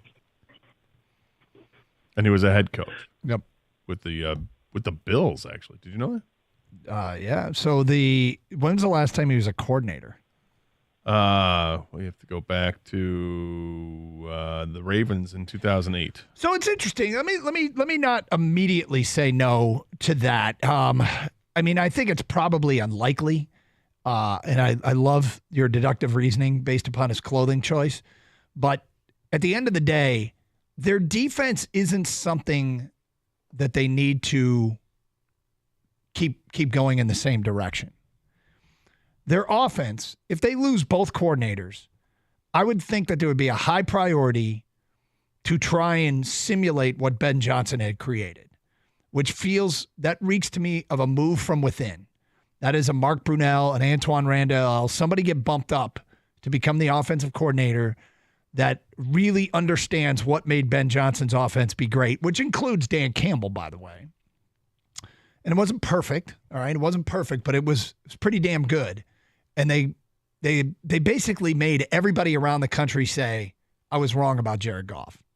That's one of the things I'm hearing repeatedly from national media is, hey, Jared Goff proved it. He was absolutely had something left in the tank, et cetera, et cetera. So I think you want to keep that on the tracks. If you bring in an outsider, it's harder to do that. You can do that with the defense. They don't have to keep playing the style of defense they're playing. They don't have to say, well, we don't want to change anything. There's reason to want to change stuff defensively. Well, you'll see what you have in terms of personnel. The personnel they're going to have in 2024 will be different than the personnel they had this season. Yep. There's just too many. I mean, there's 30 free agents in the Lions roster alone. They're not all unrestricted, but they're going to lose a bunch of these guys, and some will choose to go to greener pastures, and some, I think the Lions are just going to ready to move on from anyway. And they're going to bring in their own free agents. There's other players that are going to be competing for jobs when they get drafted. So it may look different. It may look quite different. I mean, they got to decide C.D. Deuce, do they bring him back? They got to decide Charles Harris, Romeo Okwara. Those feel like strong cut candidates. With the defense, you kind of cater to the players as a whole that you have, right? With the offense, you cater to the quarterback, really. Jared Goff is the main piece of that offense. What does he do well? Ben Johnson, Dan Campbell, they said it all the time. We try to make what he does, we try to cater to what does he do well, where does he excel? And the offense came together. Ben Johnson and him, that relationship has been fantastic. So if they lose Ben Johnson, they got to keep that dynamic, the offense based around Jared Goff still. Yeah, that's the difference between going with offense and defense. Is the offense is really built around a quarterback and their skill set. The defense is, depends on who you want to build it around, or do you build around a philosophy? I think you can go either way with that. But, Emmanuel Mosley's another starter that they're going to have to think about, who didn't start all that much. Mosley and Johnson were two guys they got in the offseason. They expected to step in and start and play right away, and they both got hurt right away. Mosley was hurt to begin with, but then came back and got hurt right away. Did he play 2 snaps? I forget what it was, and just unfortunate with him because there was a lot of hope with that guy. That was the other corner, Cam Sutton and Mosley were going to be the corners. Who do we got next here? Mike, you're on 97.1 The Ticket. What's up, Mike? Yeah, how you guys doing? We're good, thank you. Good. Yeah, my statement is it's about Ben Johnson, man. I think Ben Johnson is a great offensive coordinator, but sometimes I think he outthinks himself. The run was working for us all game. We started off with the run. Third quarter, we come out, we get away from it. I think, like on 3rd and 2, I think we should have been running the ball. They were spread out. They had their 4th down linemen, and they couldn't stop us in the run. I think we got away from it, and that's what happened. I don't blame Dan Campbell for going for it. We've been doing that all year, so that's been effective for us. But I think, the run, I think we should have stuck with him a little more. That's it. So, look, you're not – we shouldn't try and hold this offensive coordinator to a perfect standard because you're gonna call 50 to 70 plays a game, and you're not going to get them all right. And things change throughout the course of a game. Like, I agree with you. And then they basically piddled away two series where they couldn't really establish anything because they fumbled on the first carry and they went 3 and out in the next one when they were going to move the chains with a pass that got dropped. So I hear you. I got something from the old school. If something worked, and stay with it. They couldn't stop. They could not stop us in a run. So I just think that we should have stuck with it, and more. That's it. But Thanks for taking my call. You guys have a good day, man. Thank you. 248-539-9797. Just as an addendum here, Rex Ryan's son, Seth, is an assistant coach with the Lions. He's an assistant wide receivers coach. So that could explain the love for the Honolulu Blue. Nice. Let's go to Greg in Dearborn. What's up, Greg? Hey, Doug, man, I want to cheer you up, buddy, with 2 words. Mock draft. Yeah. That was a big staple of our November, December, and January. And we didn't need to do it this year, and it's kind of been refreshing, Greg. Well, no, but here we are. Now we can get into it. All the madness, the craziness. We can make up whatever we want. Like, I could say right now, B_homie, he's going to trade up probably into, like, the 8-9 area and do a splash and, maybe get like a Jared Verse or something like that to Love do a it. bookend, Love it, Greg. Yeah, we'll be getting into that pretty soon. But you're right. That mock draft season is right around the corner. And I mean, we can wallow in the loss if you want to. You can just get in that feeling. But I mean, it's here this year. It's in Detroit. This is going to be great. It's going to be wild. Yep, you're right. You are correct, Greg. It's going to be absolutely wild, and we'll spend a ton of time on it. Yes, thank you. Mock draft season. 248-539-9797. Alan, you're next. What's up, Alan? How you doing, guys? What's up? You got to calm down. I mean, you guys had a great season, but at the same time, you were fortunate to get to the game in the first place. You could have lost to the Rams easily. They didn't. They beat the Rams. You beat the Rams, yeah. With the help of the with the help of a great crowd and a great team, they beat the Rams. Listen, you got to calm down. Let's be honest here. There was a penalty on Puka. All right, who are you a fan of? Are you a Rams fan? I am a big time Rams fan. All right, no crap. Thanks for calling. Yep. Enjoy the L into the offseason. We will hear from So he's Dan been able Campbell. to enjoy football a little bit longer then. What's that? He's been able to enjoy the offseason a little bit longer then. Yes, he has. Good for you. Hope your golf game is good. Dan Campbell said there was one mistake. One thing he wished they had back. And we will get to that in the 11 o'clock hour here on 97.1 The Ticket.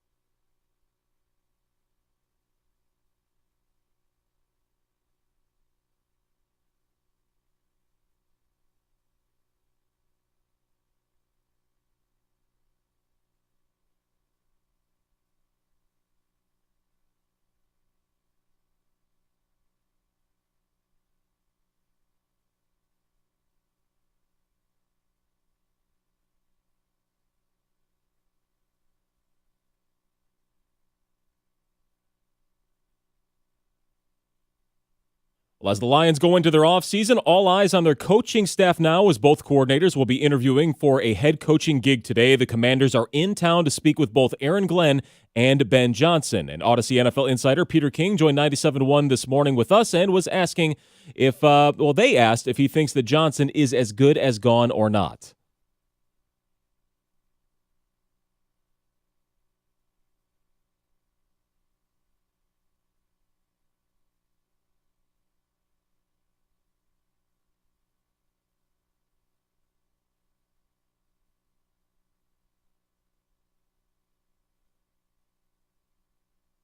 Seattle also spoke with Johnson yesterday. Dan Campbell said that replacing his coaches would be a priority, obviously, but he's not going to rush anything if anybody leaves.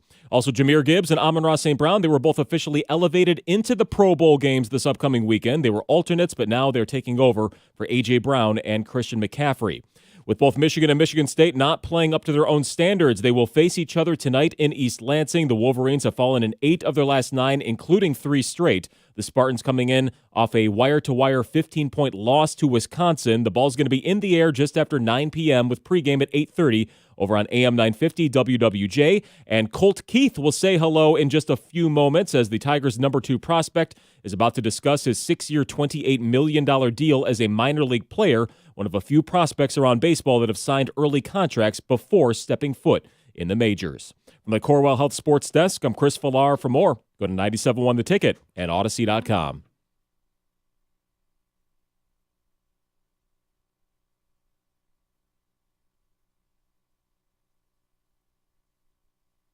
Can I go ahead and assume that Colt Keith is going to make this club out of spring training? Well, it's funny you say that, Doug. I just saw a John Keating tweet that was anticipating the press conference out there in the field and said... Wait, they're doing it at Comerica on the field? Well, no, he has a picture of the field. And it says, back at Comerica Park, soon this will be all green. Here for the gathering to announce the extension of the expected opening day second baseman, Colt Keith. You'll see clips of that here and on Red Wings Live tomorrow night. Love it. Love it. All right, I'm going to go with it. Expected. I've been out of baseball mode for a while here. Johnny Kane has more. Colt Keith, who just seems like they finally got themselves a stud that in their own system. Well, they've got a couple. I mean, Riley Green and Torque, but they're doing much better lately. Yeah, Keith is. I remember when they drafted him. I remember reading Loved it when that this was an elite high school athlete that when he figures out the baseball thing could be amazing. And he wasn't a first round pick. He wasn't like one of those prospects. But he wasn't. More obvious guys. Wasn't he a 5th round pick in the year they only had 5 picks or something like that? Yes, he was the last round pick. He was the last round. He was Mr. Irrelevant. But that back in the COVID when they only had the 5 rounds. No, he had a high ceiling, and he's just reaching it from the minor league level. He's just cranked through the minors. He's been great. Yep. And look, we were doing the watch all last year. Was waiting to see if he was going to get an opportunity. It was a weekly discussion, along with some other players. It felt like in the second half of the season, when the guys would talk with AJ Hinch, it felt like it was a weekly discussion. Hey, so Colt Keith. Colt Keith, yeah. Any other guys? Anybody else coming up? Justin Henry Malloy. Is he gonna? No, not yet. Anybody? How about Colt Keith? What about Colt Keith? I just talked about Colt. Yeah, I know. What about him? Talk about him more. Yeah, I'd like to hear about him. Let's hope. Well, I hope it works. Yeah, but I mean, look, his trajectory has been fantastic. He hasn't been slow. I mean, the only thing that's slowed him down has been injury. But when he's healthy, he's hit the ball extraordinarily well. He's, defense is a work in progress, and that's really what kept them from making it to the majors as early as we wanted them to, is because they weren't going to bring him up until he was fully ready. And it's the same thing that they say about every other prospect that they have. We will get back to your phone calls and back to Lions talk here in a second. I just find it really interesting that the Tigers over-under is 80.5, which last year they won 77 games. 77, 78, something like that. The Athletic today said they did a story about projected totals and teams that they like to go over. The first team mentioned was the Detroit Tigers.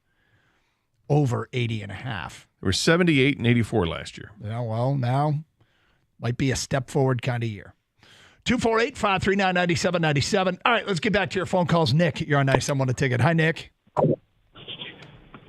Hi, fellas. First-time caller. What's up? Yeah, well, I was 26 days old the last time the Lions won the 1957 championship. You don't say. And here's my prediction for next year. Eric Bieniemy gets the job at Washington.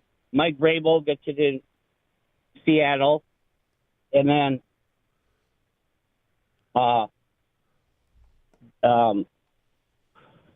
Woody I'm sorry. It's okay. It's okay. And then the Lions, they end up having the same coaches. They run it back. And well, I thought Dan that was Campbell you know what? lessons. Seriously, Nick, don't do the learns his lesson thing. The idea that they could keep this staff together, I think, has gone from pipe dream to possible. I wouldn't bet on it, but I don't think it's a pipe dream anymore. I don't think so either. No. I mean, you know, if they get back, I think they learned their lesson. All right, thank you for the phone call. 248-539-9797. Are either one of those guys interviewing with those teams? Who's that? Is Vrabel interviewing with Seattle? We haven't seen any mention of it, but And is Bieniemy considered? Bieniemy is considered a candidate for the Washington job, yes. Because he's in-house? Yeah, he's interviewed for that job. So, look, I mean, I just wonder when the ownership goes, you know what? We should talk to Vrabel. Until those jobs are filled, I find it hard to believe that Vrabel won't get a shot. But he might not.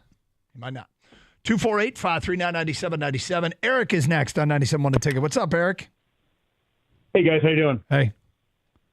So I live in Denver. I called you guys last year when we played the Green Bay Packers. I actually went to that game as well when we won. And so this year I was like, I'm 41 years old. I've only seen one NFC championship game in my life. I might as well go out to San Francisco and see us play. And quite frankly, San Francisco fans were not expecting the droves of Lions fans that showed up. It was quite impressive. And during the first half, I mean, San Francisco 49ers were beside themselves, had their hands in their heads, or heads in their hands. And, I mean, we basically had the momentum. And, I don't know, at the end of that first half, I know Dan Campbell has been very aggressive and gone for it. And I feel like he should have went for that touchdown instead of that field goal, but wasn't super upset about that.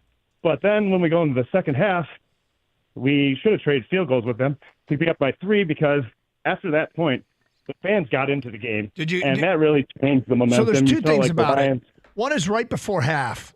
One of the benefits of going for it right at any time you're like down on the 1 yard line, 1 or 2 yard line, one of the huge benefits is if you don't make it, they're in field position jail. They're backed up against their own goal line. The chances of getting a 3 and out and getting the ball back are great. But when you're at the end of the half, and it was a big deal. You won't get to take advantage of that if the half ends and you you don't get in because they can just run it a couple times and the half ends. So and I understand where you're at that because if it was a big gamble and you don't get those points, then we're only up by 14 right there. But I mean, we were running the ball over them all the first half, and I mean those 3 plays prior to that. I mean, Goff missed those receivers, and I mean.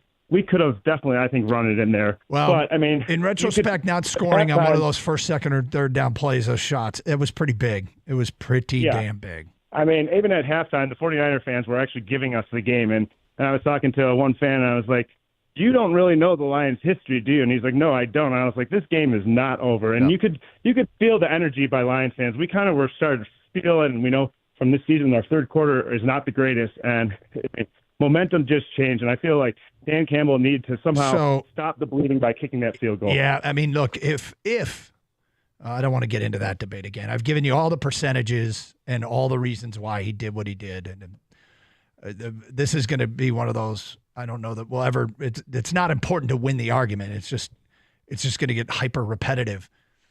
I do think a 21-point lead is a second half of a game is way different than a 17-point lead because every possession has to result in a touchdown. When you're down 3 touchdown possessions, you're going for it on 4th downs in field goal range.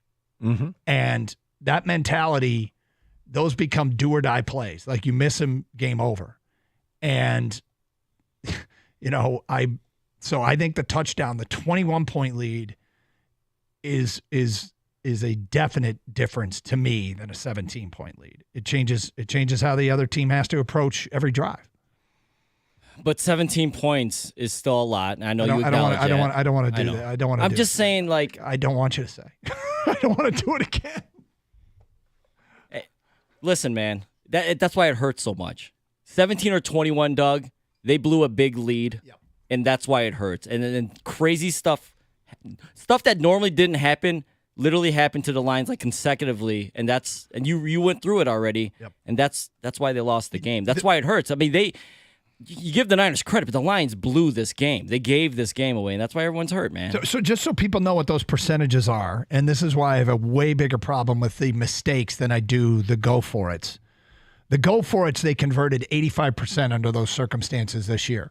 We're talking about 24 times they faced a 4th and 3 or less in the opponent's territory. Again, credit Todd McShay for this. They went for it 20 times. They made 17. So it's an 85% conversion rate, of which they went 0 for 2 in this game.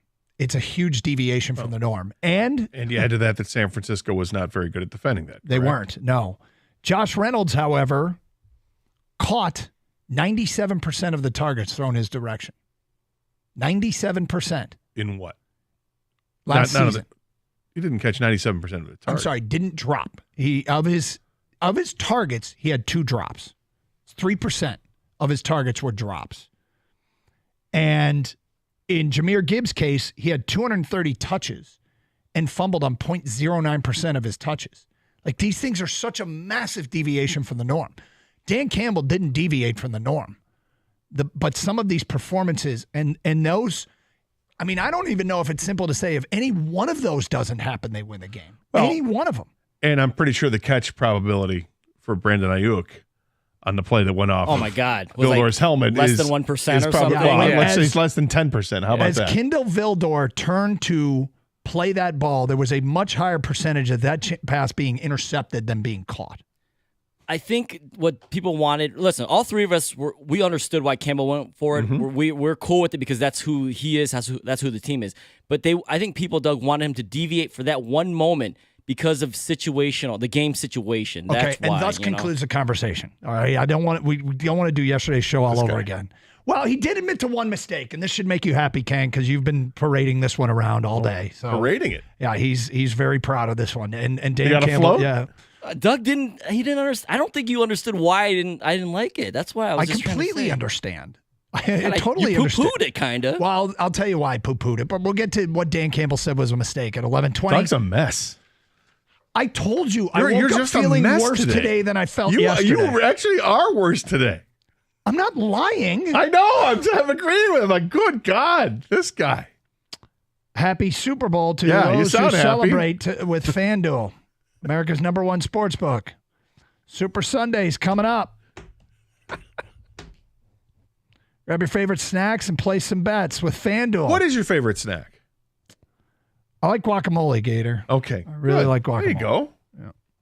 You can bet I'd be having guacamole. Odds are good. So many ways for you to end your season on a W or 2 or 3. Not only can you bet on who will win the Super Bowl, but FanDuel has bets for which players will score a touchdown, how many points will be scored, and so much more. New customers join today, and you get $200 in bonus bets. If your first $5 bet or more wins, that's $200 in bonus bets. Just visit FanDuel.com/Doug to sign up. That's FanDuel.com/Doug.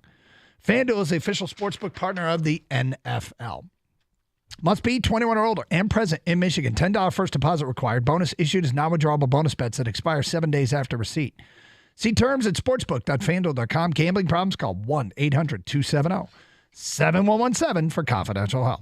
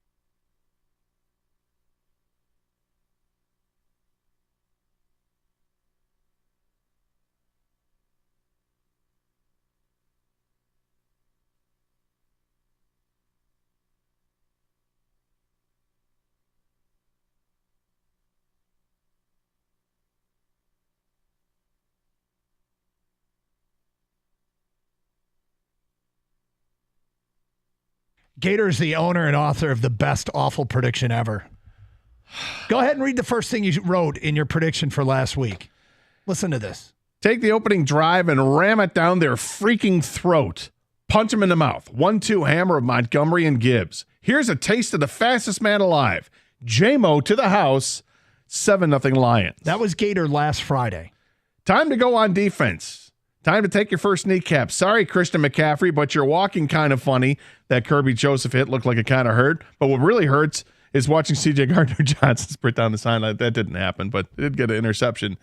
And Malcolm Rodriguez was running down the sideline, and then C.J. Gardner-Johnson a cheap shot on It was a great start. It was a great start. Yep. And I had a 28-0 Yep. at halftime. And at the end of the day, you were very. I was in it. You were off, but I was in it. Your final score was what? It was 42-7. Dude, you were so on point though. I was unbelievable. Perfect start. I'm like looking at the dog going, I don't know. What'd I say here? Yeah, things went off the rails when I had the pick six, and then I had Zach Ertz with a touchdown who didn't even play. Yeah.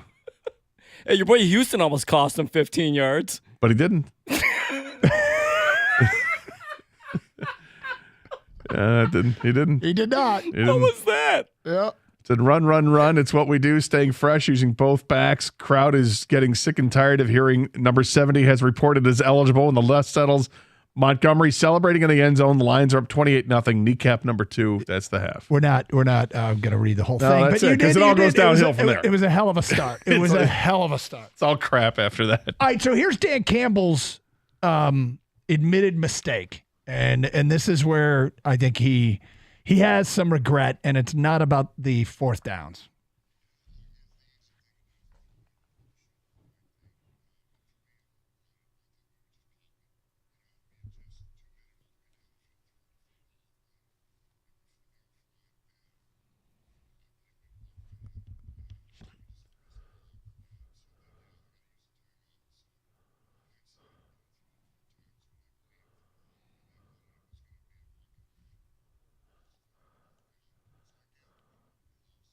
That was the third down play call at the end of the game where they had to burn the timeout.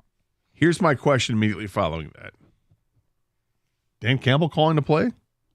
Or is Ben Johnson calling a play and Dan Campbell supersedes it? He says, no, I'm hitting override.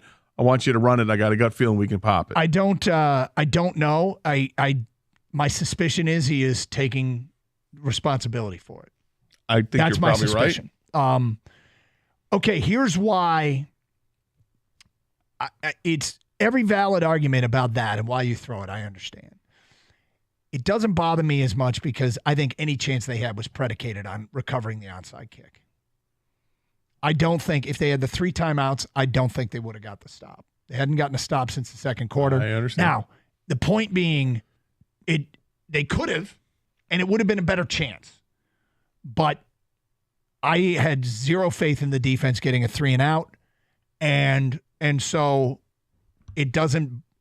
I'm not as nuclear over that as I would be some other decisions. Now, if the defense had proven they could get some 3 and outs, I'd be really upset. But I thought their biggest chance was on the stupid 5% onside kick, and when that didn't, and if that you had 2 or 3 timeouts, it wouldn't have really mattered. I mean, you'd just prefer to have 3, but that's why I'm not as mad as some others are. But I understand the logic as to why you don't want to run it. Yeah, the difference is how you're calling plays inside of a minute and a half as an offense when you have the lead.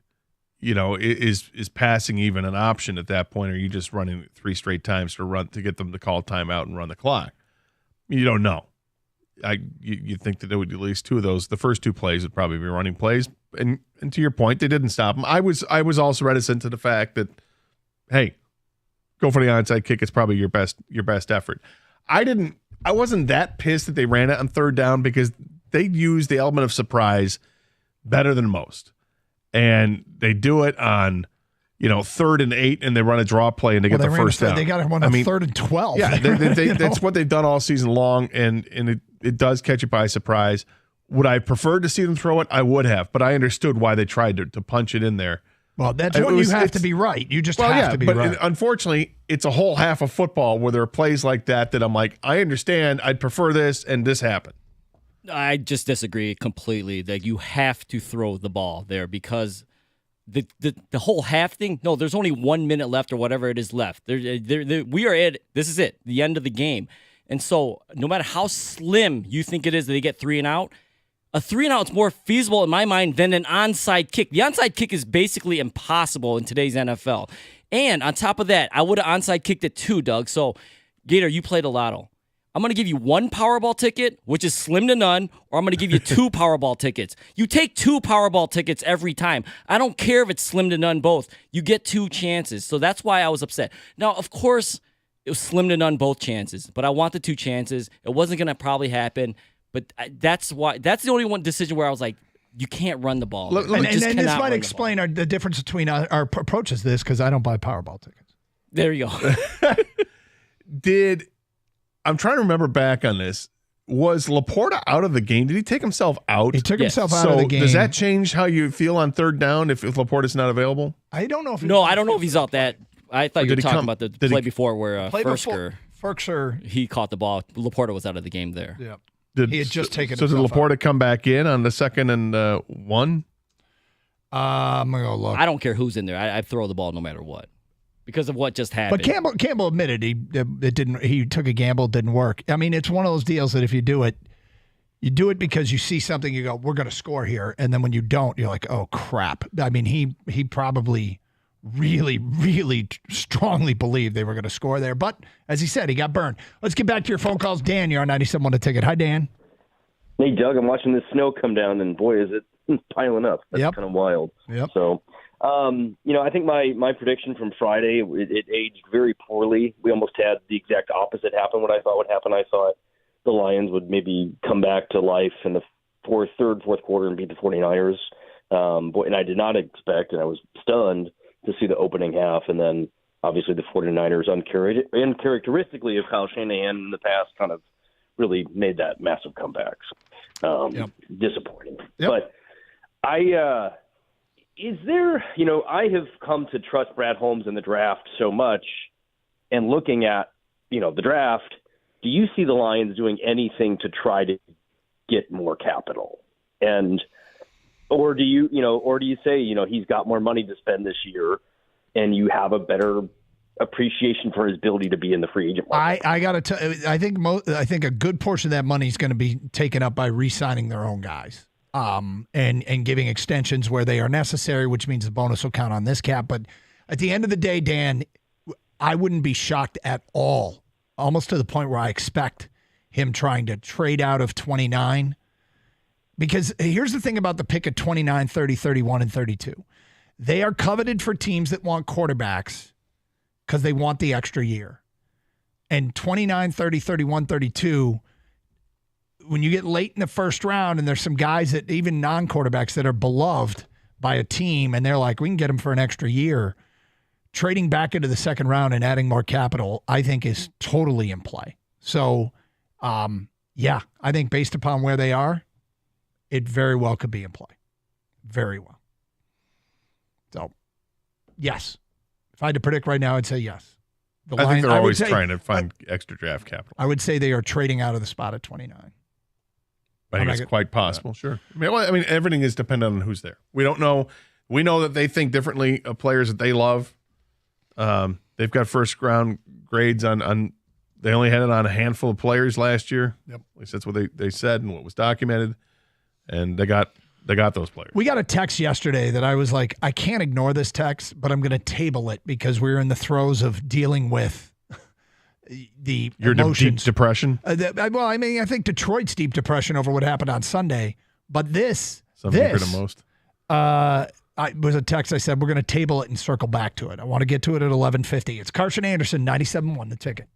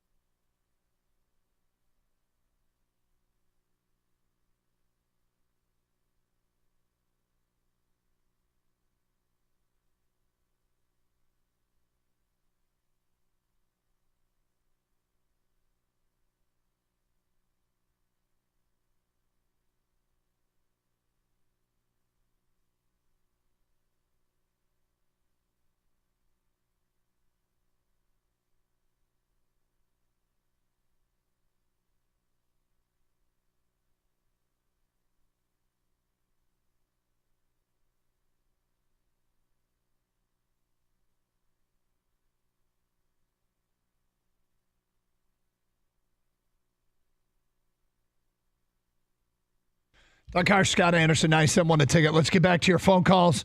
Don, you're in Howe. And next, what's up, Don? Hey, guys. Hey.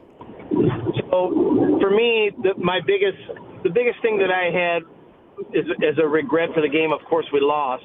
But not getting that touchdown at the end of the first half and putting it and really putting what I felt like would have been the dagger, but obviously it wouldn't have been potentially, but I really wanted them to get that last touchdown. It looked like they were poised to do so. Mm-hmm.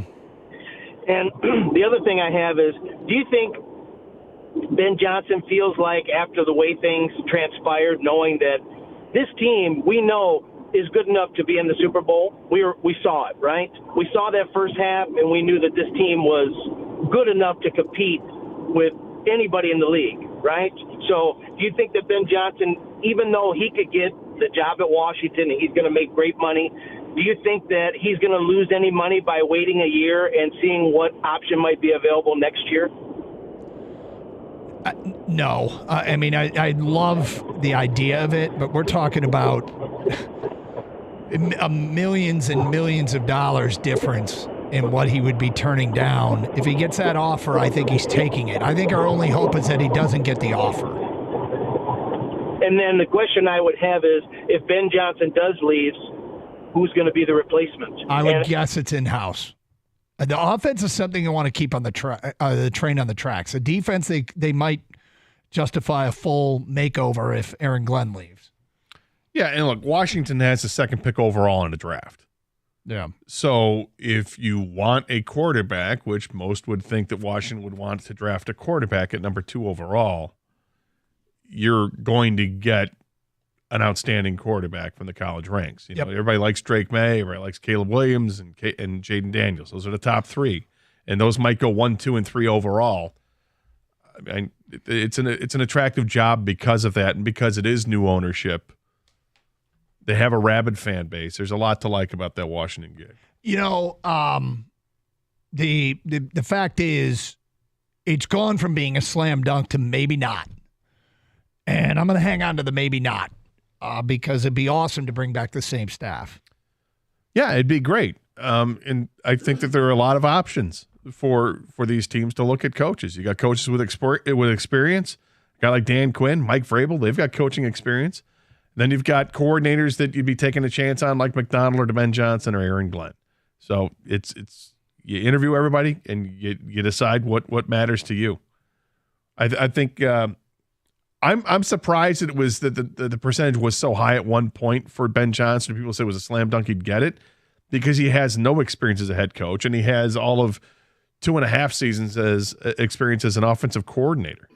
But he checks the box of the hot thing. Sure, he 100%. Right? Young well, that's offensive minds are considered.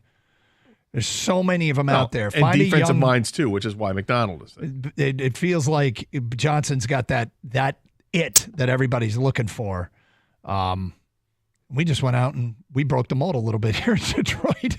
Let's go to Tommy. You're next on 97.1. Hi, Tommy. Hey, Gator, Doug. Tommy. What's up, Tommy? Yes. Boy, you guys realize, Michigan won the national championship. The Lions they were so close. They should have been. Imagine if we win it, Michigan wins the title, the Lions make the Super Bowl in the same year. Well, it didn't. It's like the universe would have flipped on its axis. It's like it would have been unbelievable. It didn't. Would have been unbelievable. Everything would have just been like, this is not the same universe.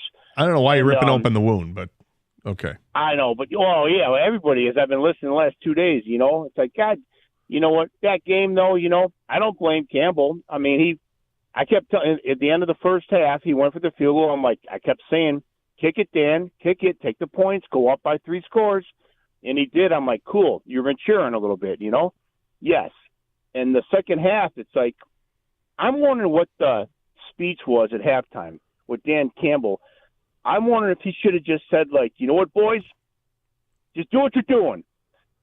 If he said something like, you're 30 minutes away from the Super Bowl, that might have put too much pressure on his guys. I don't know what he said. Look, I don't know. They had the plays are there to be made, and the players didn't make the plays. Honestly, I'm as we get further and further away from it, I embrace the decisions more and more that to go ahead and go for it. The decision at the end of the half is totally different than a couple minutes into the third quarter. At the end of the half, you're guaranteed points. You're guaranteed to have another 3 points here. In the third quarter, you've got the rest of the half to make up for it if you don't get it here. They called the right play, and they didn't execute. Look, the throw wasn't as good as it could have been. The receiver didn't hang on to the football. It's a combination. We ran down the percentages. It was wildly in their favor, and it didn't work out because of such a massive deviation from the norm for Reynolds and Gibbs specifically. Those guys were reliable. They didn't do what they did in that game all season long. Let's go to Justin. You're next. What's up, Justin? Hey, Doug, man. I've been listening to you those past couple of days. You're my rock, man. You're the guy that's rational, grounded. You always keep me feeling good, and I feel obligated to call and, just give you some support, man. I feel it too. Like, the loss absolutely sucks. And for me, the worst part about this loss was watching my children's reactions.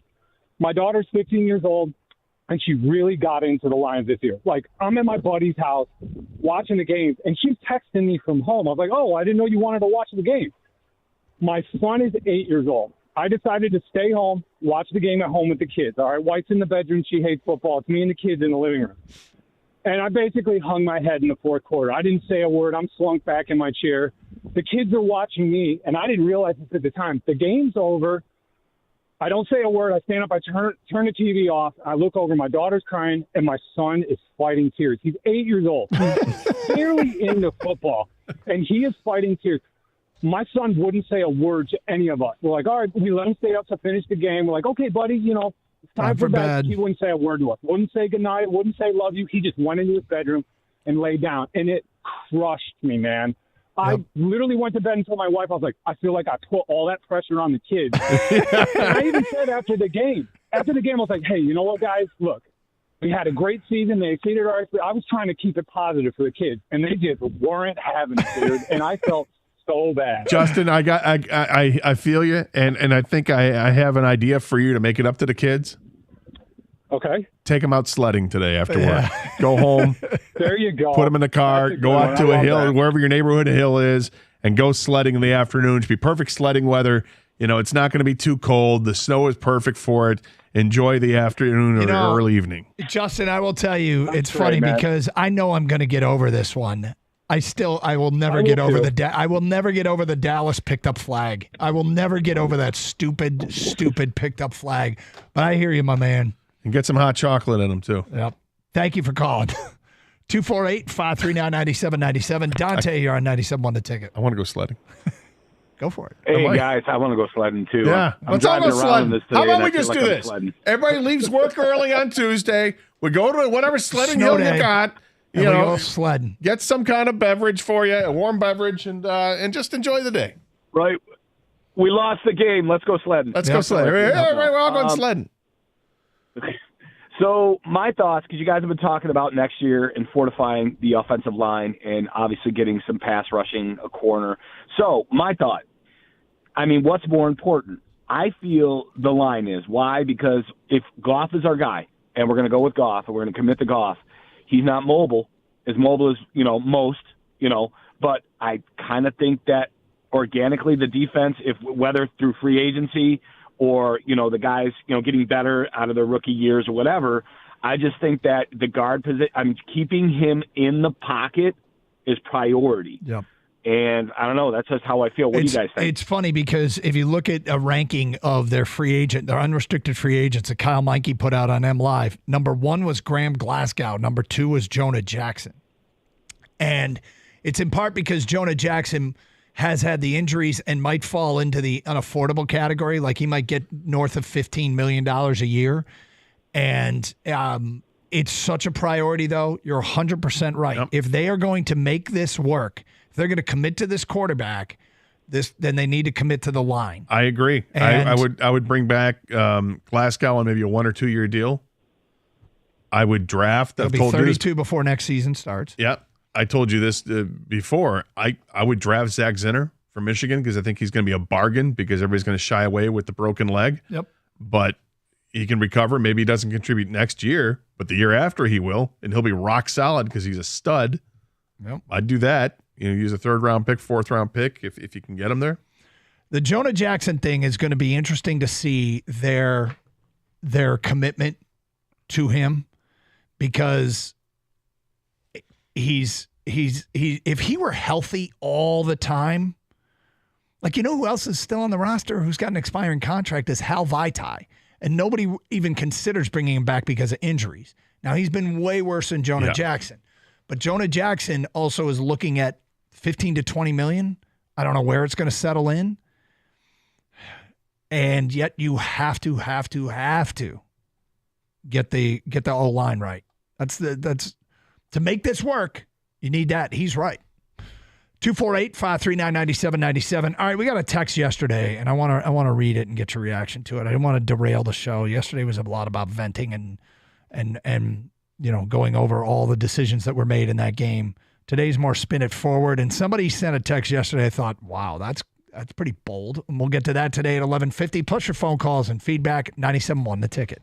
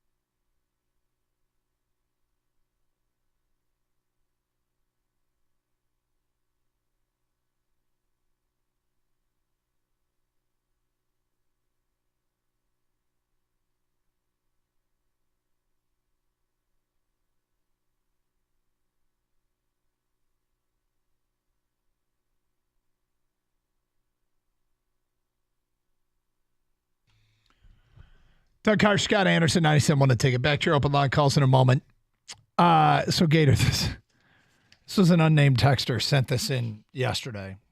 And I'm like, it's probably not the day for it, but we're spinning everything forward now.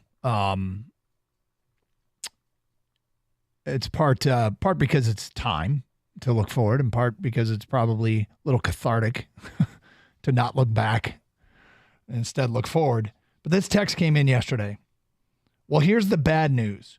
Green Bay's better. Chicago is going to be better. You're not even going to win the division anymore. This was your shot. It's over. Okay. So, first of all, they didn't sign it. I wish they'd signed it. And clearly not a Lions fan, and that's also fine. Yep. I'm certainly entitled to other opinions. To speak with that much certainty before this season is even ended and before we have any idea what rosters are going to look like next year is kind of absurd, isn't it? Well, absurd. Yeah, I think it's absurd to say that you're done, you're finished, you don't have another chance, or whatever it was he said. Oh, it is absurd.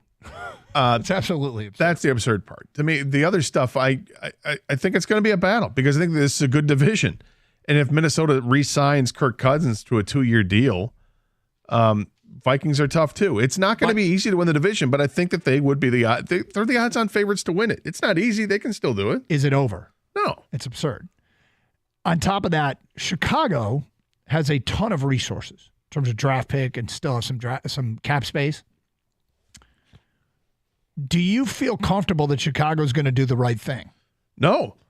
I think what I would do if I were Chicago is the opposite of what I think Chicago will do. I think Chicago's going to trade Justin Fields. I think they're going to draft Caleb Williams, and I think they're going to regret it.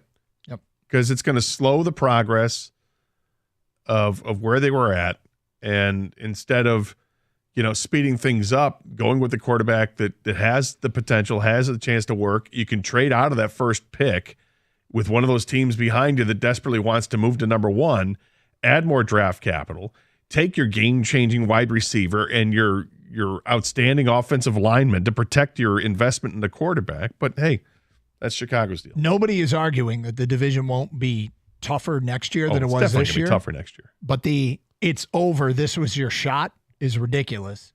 You know what else is tougher for? It's tougher for Green Bay and Chicago because the Lions are so good. Yep. And I want to see the offseason too. They might have an offseason where I don't think it's great, the Lions.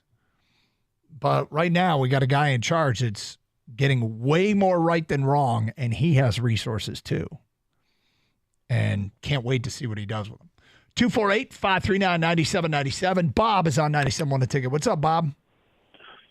Yeah, I'm thinking that this year in the draft, they should maybe go heavy for the interior defensive line and some cover corners, because I'm of the old mindset, you win football games with offense, you win championships with defense.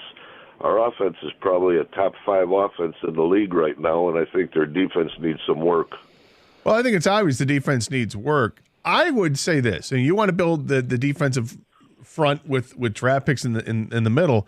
I'd rather do that in free agency because I think it takes a while for a defensive tackle to make that impact as a player. Would and the that window's cost open. Quite a bit.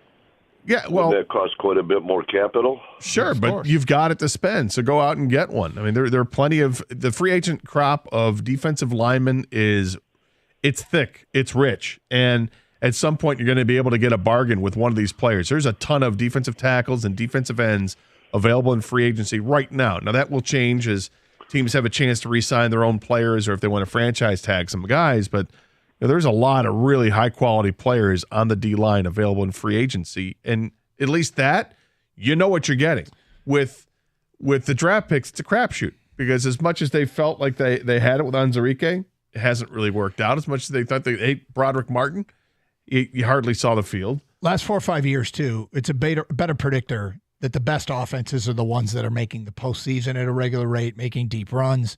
You don't want to have a terrible defense, and the Lions, unfortunately, didn't have an exceptionally good defense. So I think the obvious thing to do is to add to the defense, sure. But the weird thing is, based on Brad Holmes, what he's done, his history in the draft, when they get to 29, I'm going to guess he's taking the best player available. Mm-hmm.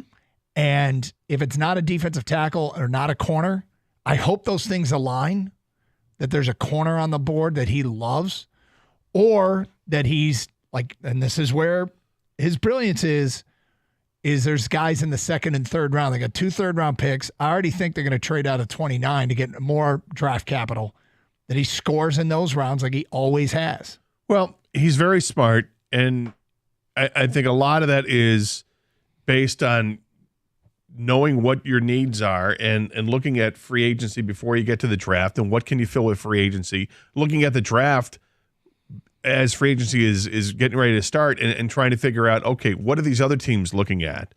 Because when you think back to it, the player that was linked to the Lions that we really liked was Witherspoon, the cornerback, and he went 1 pick ahead of the Lions, right? Yep. And then the Lions decided to trade back.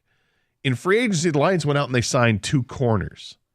So was that Brad Holmes being draft ninja Brad Holmes, knowing that he wasn't going to get Witherspoon, so I'm going to get 2 free agent corners? Or would they have drafted him if he was there? I think they would have drafted him. They may have, but he wasn't there, I guess is my point, and he probably knew he wasn't going to be there, so I'm addressing it in free agency. You'll have a better idea of what they're going to do in the draft based on free agency, but it's tougher now because they're drafting at 29. They're not drafting at 6.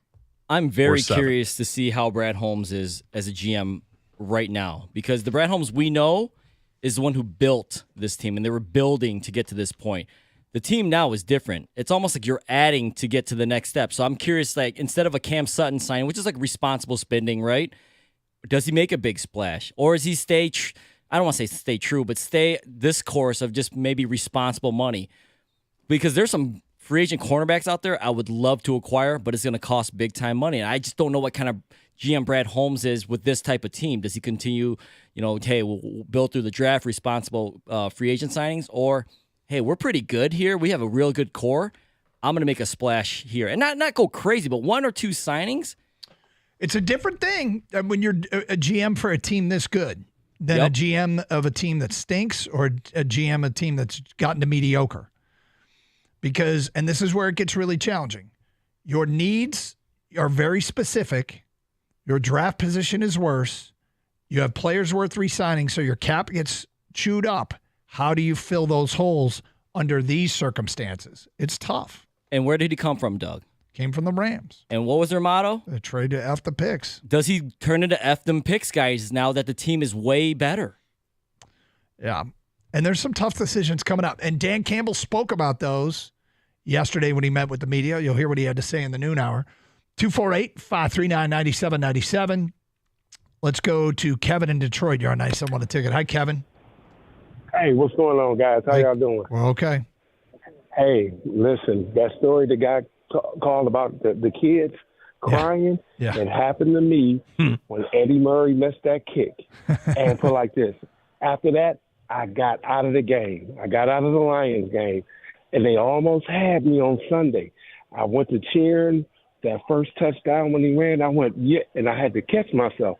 I said, they almost got me to get back in, and I'm kind of glad I didn't get back in because I would have had that same feeling that those kids have. Kevin, why'd you even watch? I don't know. Get back in, buddy. Come on. It's okay. No. It hurts today. It hurt yesterday. It's going to hurt a little bit. But my God, they made it to the NFC Championship game. If you only want to be a fan of a team that's guaranteed to win, you're not going to be the fan of anybody. No, because for like this, I'm a Cowboys fan, and we cheated on you guys to get that win. We cheated. But this is my analogy, guys. Well, you should have been a Lions fan. You would have gone further. I don't want him as a Lions fan. No? Yeah, that's cool. We're good. Oh. Thank you for the phone call. Carson Anderson, 97.1 The Ticket.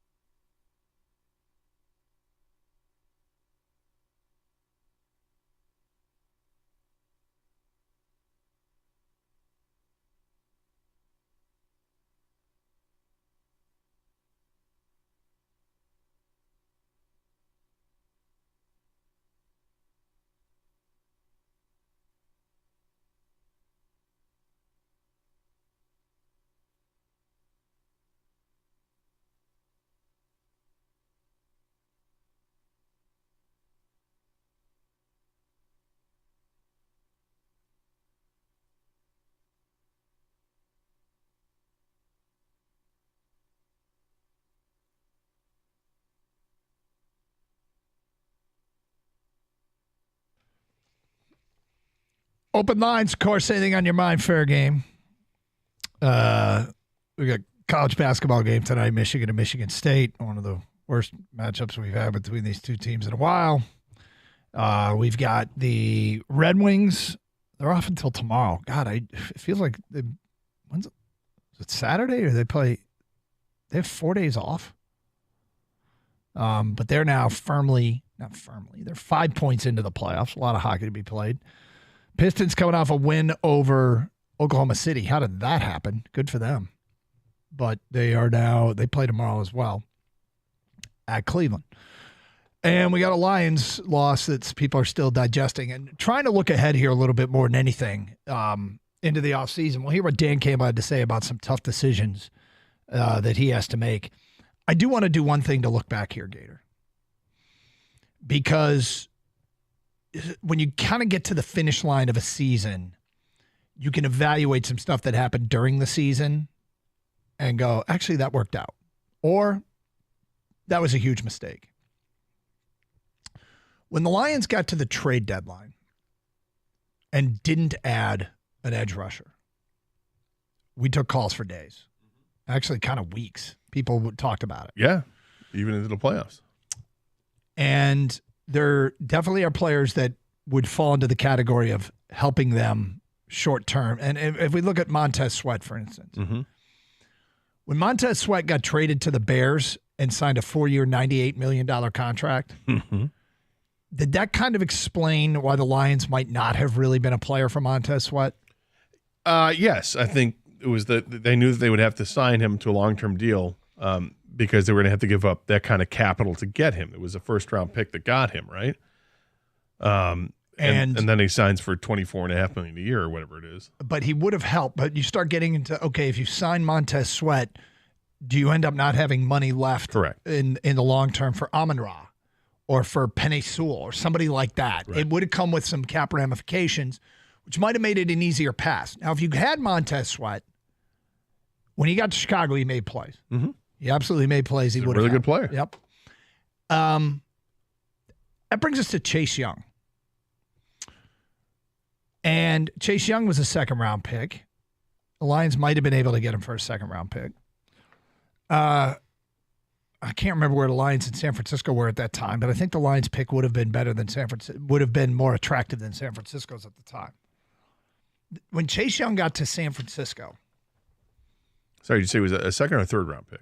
He was a second rounder, wasn't he? I thought it was third. I could be. Was it third round pick for Chase Young? Third round. Was it a third rounder? Okay, so it would have cost the Lions a second rounder, maybe their third rounder. Maybe their third round. Anyway, Chase Young, who's a free agent now. In San Francisco, he played 11 games. He had 16 tackles, 2.5 sacks, but only one after the first 2 games. 2 tackles for loss, 6 QB hits, 1 pass defended, and 3 run stuffs. Do we know how many pressures? I don't have the pressures number. I couldn't find it, actually. That was right around the time that the Lions were starting to integrate Josh Paschal more into the rotation. In that same calendar, part of the calendar, if you start paying attention to Josh Paschal's return from injury, he only played 10 games, but he had 21 tackles, more than Chase Young. He had 1 sack, which is less by a sack and a half.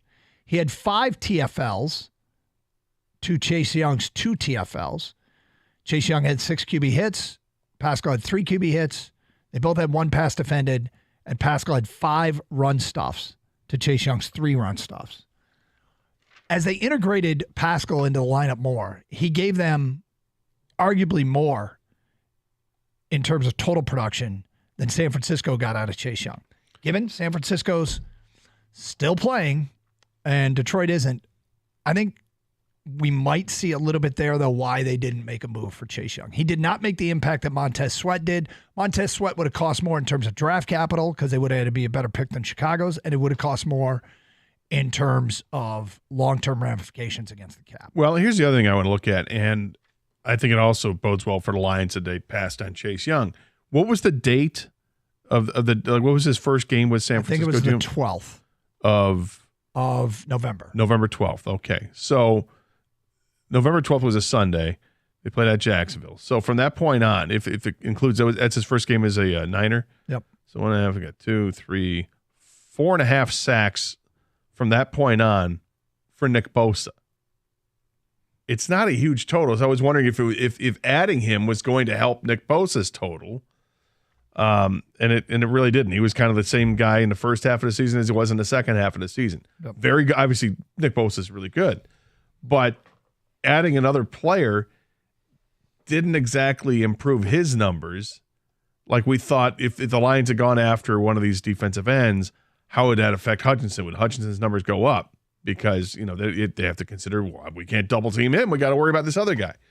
So I think in the grand scheme of things, you look at it and you say, okay, Chase Young's impact was not huge for San Francisco, but San Francisco's playing for a Super Bowl, and you can't deny that. It doesn't seem like they're doing it though because of a great impact by Chase Young. Exactly. Now you're getting into the off season and looking at free agents, and there's a bunch of them.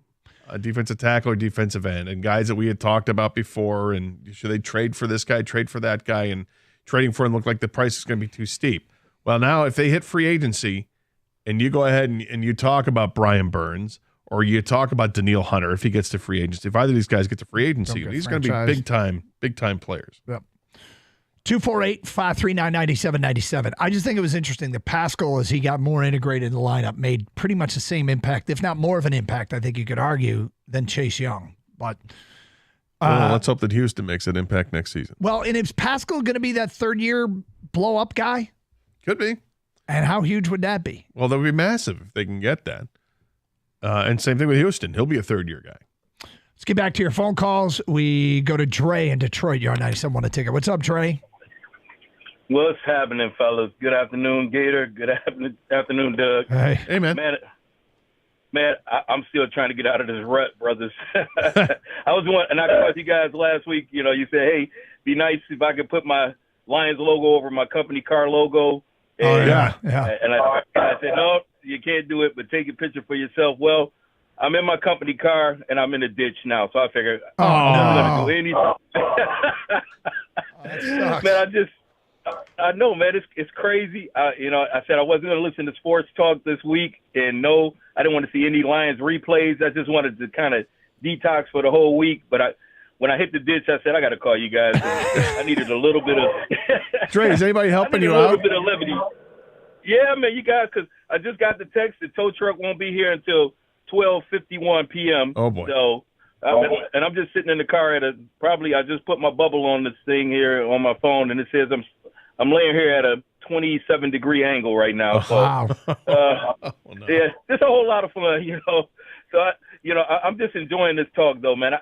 I'm so happy about the season that we got. It was just to be so close. It just kind of 30 minutes away, and it just kind of just blew up. Well, Dre, where are you at? Where are you at on the road so people can honk at you when they're driving by and give you some support? No, I'm glad I'm not on the main. I'm actually right off of Grand River. I'm in Redford, headed to it. Well, I was headed to an inspection, and I'm not going to say the side street because Gator, I don't want you sending a bunch of people over here laughing at me, man. No, they wouldn't. You know what they would do, Dre? They would help you. They'd help you. Maybe you can get a push. Is it? Well, yeah. All right. Well, I don't think they're going to push me out of this. It's not precarious. Well, then stay safe and stay warm, Dre. Yeah, I'm doing the best I can. But, man, I appreciate you guys all the time, man. You guys help my day go by, so well every day and when I'm listening to you guys. And just I'm looking forward to, what the Lions do in the offseason. I think Brad is going to do well. And these guys talking about how the Lions aren't going to make it, well, whoever's sending in these text messages or whatever saying the Lions are going to have aren't going to be any good next year. They're going to be the division is going to be bad for them. We're a good team already, just like you guys were saying. And all we got to do is just stack those pieces that we, shore up the defense, make sure you got some offensive linemen that can plug in the holes when we lose, when our guys go down, because they're getting older and they got a lot of traction on them. So I think you build up that offensive line and get a couple of defensive pieces, we're going to be fine. Thank you for the phone call, Dre, and good luck. Stay safe. That snow ain't letting up, man. Look at it out there. It is really just coming down. Really coming down. I mean, depending on where you are, I don't know if it's like this all true. over Metro That's Detroit true. where we are. It's meanwhile in Southfield, we're getting pummeled. Yeah. 248-539-9797. It's Carson Anderson. All right, Dan Campbell looks ahead a little bit. How do you stay on top? And what do you do with the roster? Hear what he had to say today at 12:20 here on 97.1 The Ticket.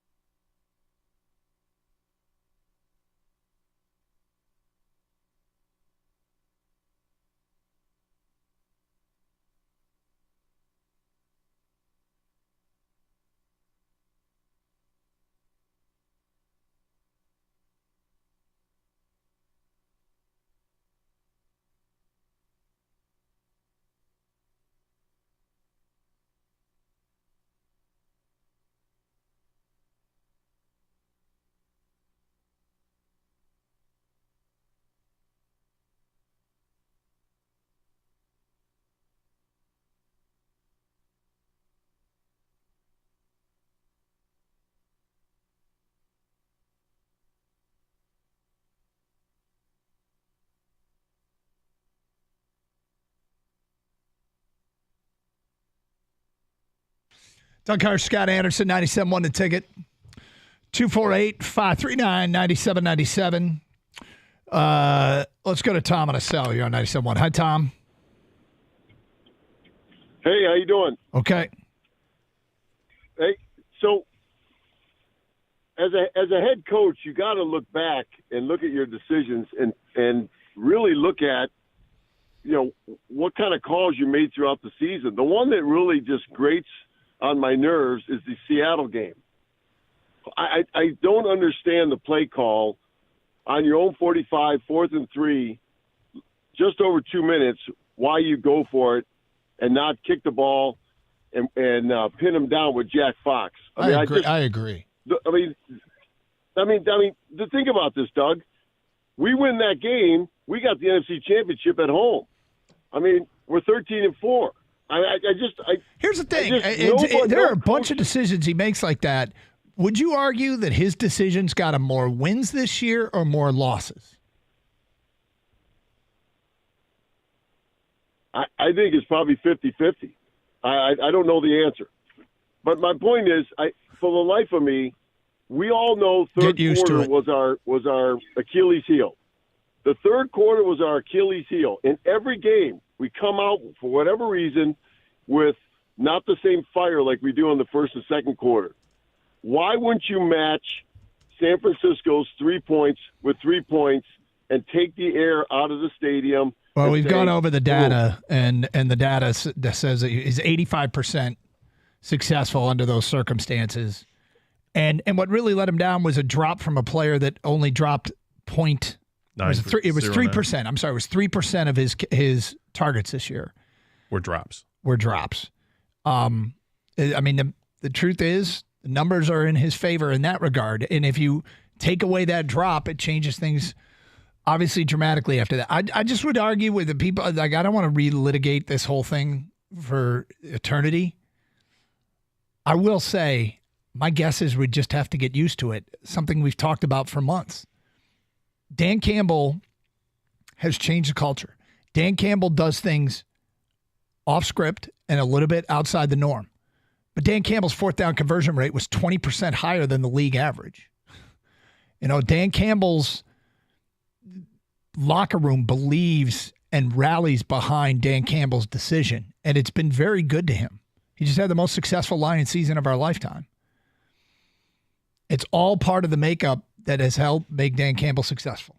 But my guess is you just got to get used to it. Let's go back to that Seattle game. Sure. No, I'm kidding. I'm kidding. Good. I'm kidding. Because you go to any game. Go to the Bears game and the decisions the Bears made at the end of that game, to allow the Lions to actually have the chance to come back from 2. It's just, don't do that.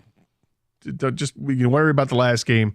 You can agree to disagree on how they handle that situation in the third quarter.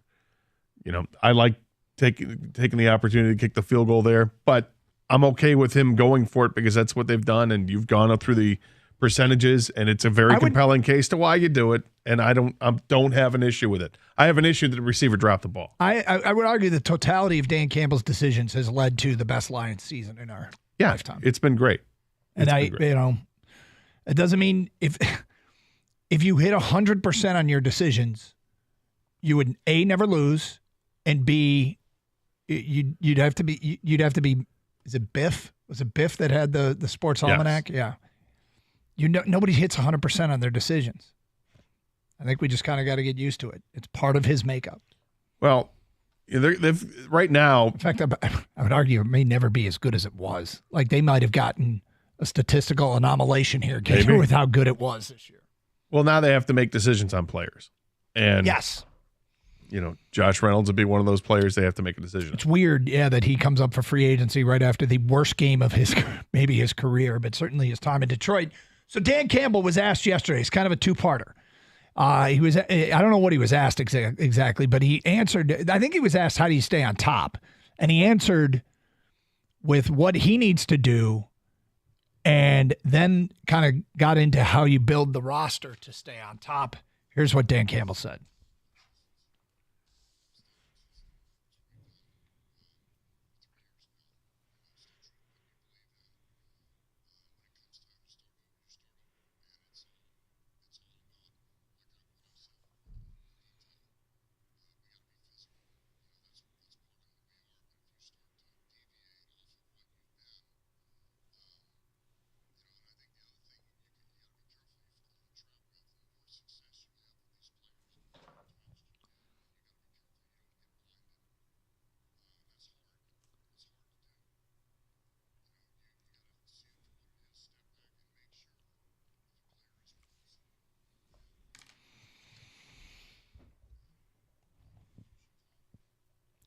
That's the tough part. Yeah. That is the toughest part. And he's 100% correct.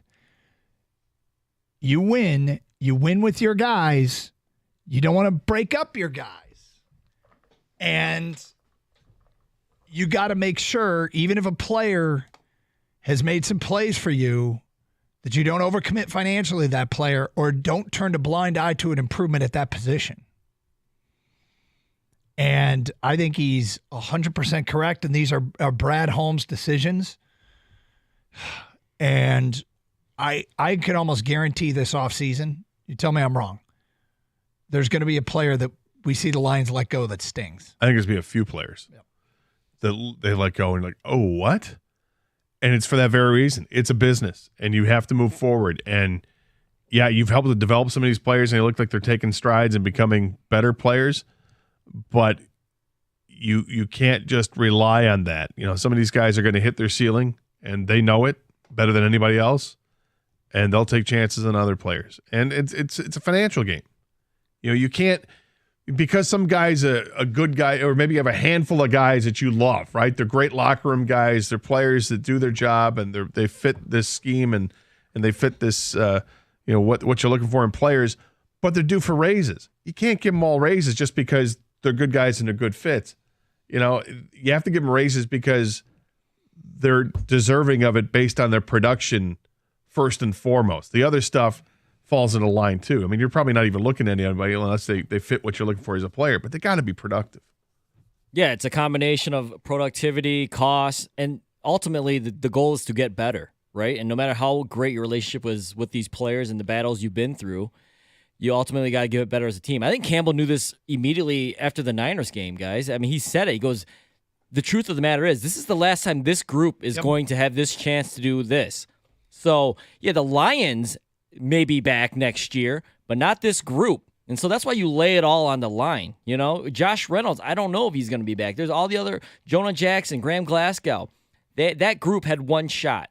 Now, because it's highly unlikely they're bringing them all back. So I think, Campbell knew this, and this is a business. And as much of a player's coach as he is, and everyone loves him, yeah, they're going to have to break up with some of the players.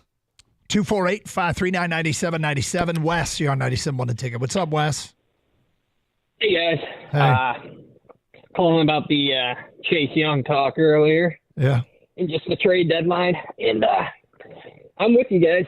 I don't think Chase Young passes an eye test when you just watch. I mean, if you watch the footage on that Jahmyr Gibbs run, a lot of people that circulated. A lot of people talked about it. I mean, it's a snapshot in time, but it's not a good snapshot of Chase Young's effort level. Did you see it, Gator? No. Okay. If you watch Jahmyr Gibbs' touchdown run where he kind of weaved through and watch Chase Young, that's a full, authentic loaf. Even if you go back to when he was with Washington, I mean, he's just constantly getting stood up on run plays. Yeah. Well, I mean, and we pointed out Josh Pascal was more productive, arguably more productive than him after that trade took place.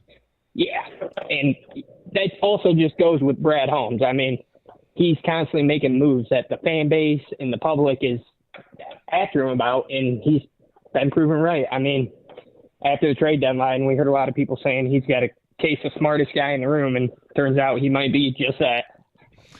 Well, I love Brad Holmes.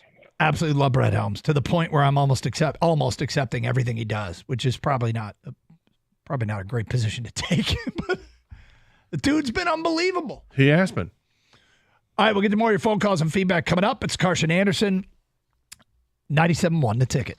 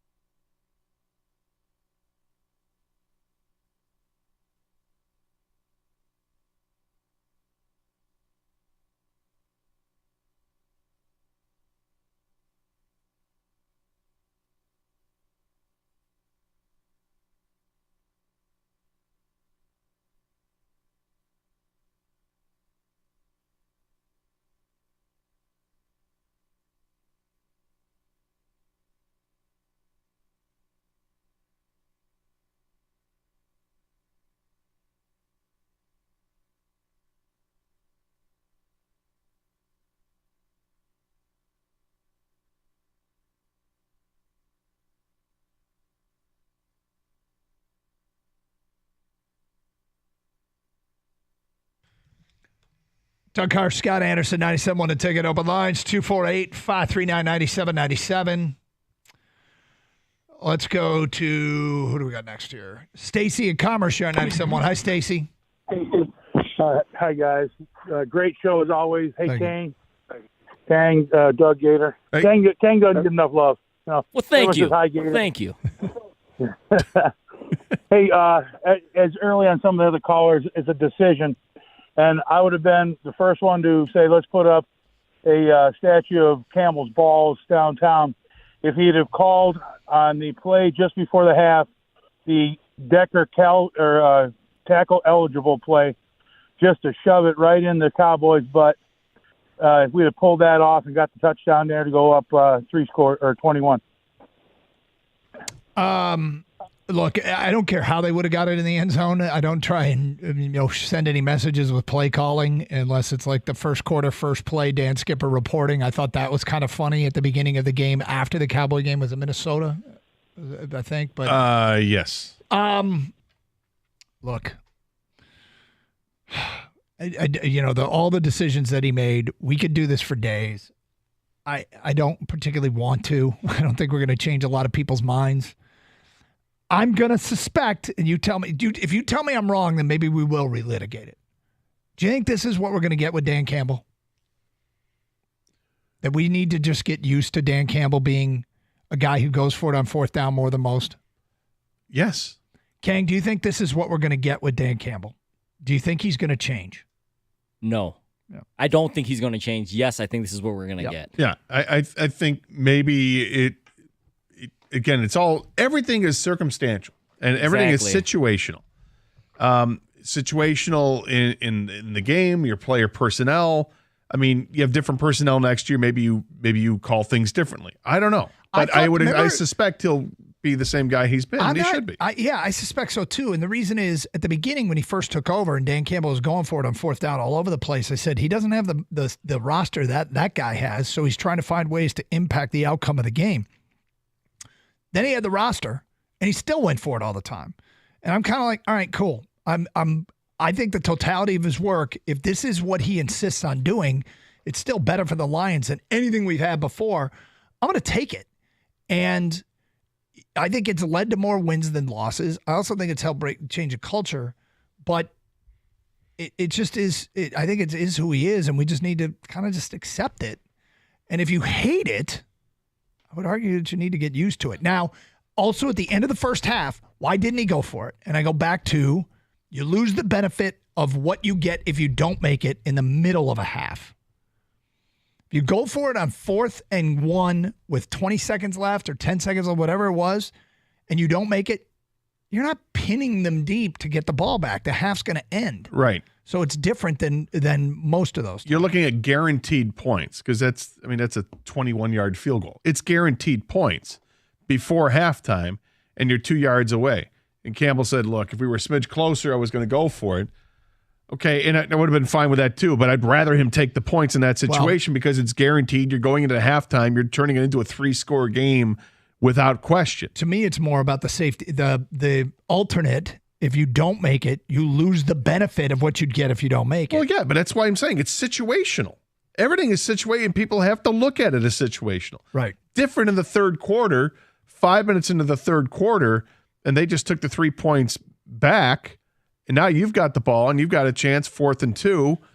If you go for 4th and 2, you've got a quarter and a half to make up for it if you don't get it. And it's fine. We've gone over it for days and over a day and a half here. That's what I wanted to ask you, Doug. I know you don't want to go do it again and everything, but will you accept, because next year it's going to happen at some point, right? Because this is just the way Dan Campbell is. Yep. Will you accept calls in, the next day questioning a call, even though they know how Dan Campbell is? Because that's... I don't know. We're going to have a show talk because I want to embargo this effing topic. I really do. I just think we're going to go in circles just like we did with Stafford. So we'll talk about it, and I'm open. It seems like impossible that we can do that. It is impossible because he's going to do it again at some point, and people are going to call and say he should have kicked a field goal, right? Yep. How do you not take those calls? I don't want to. Doug's going to take his ball and go home. But we got into the cycle with Stafford, and we did 5 years You of gotta toughen Stafford up. radio. You got to toughen up. I know. This is where I'm considering retiring. Let's go to Wally. You're next. Hi, Wally. Yeah, I like. Well, you are wrong, Karsh. I know it's a hard pill to swallow, but both teams were in the same situation. Both teams had 3 opportunities to kick field goals, okay?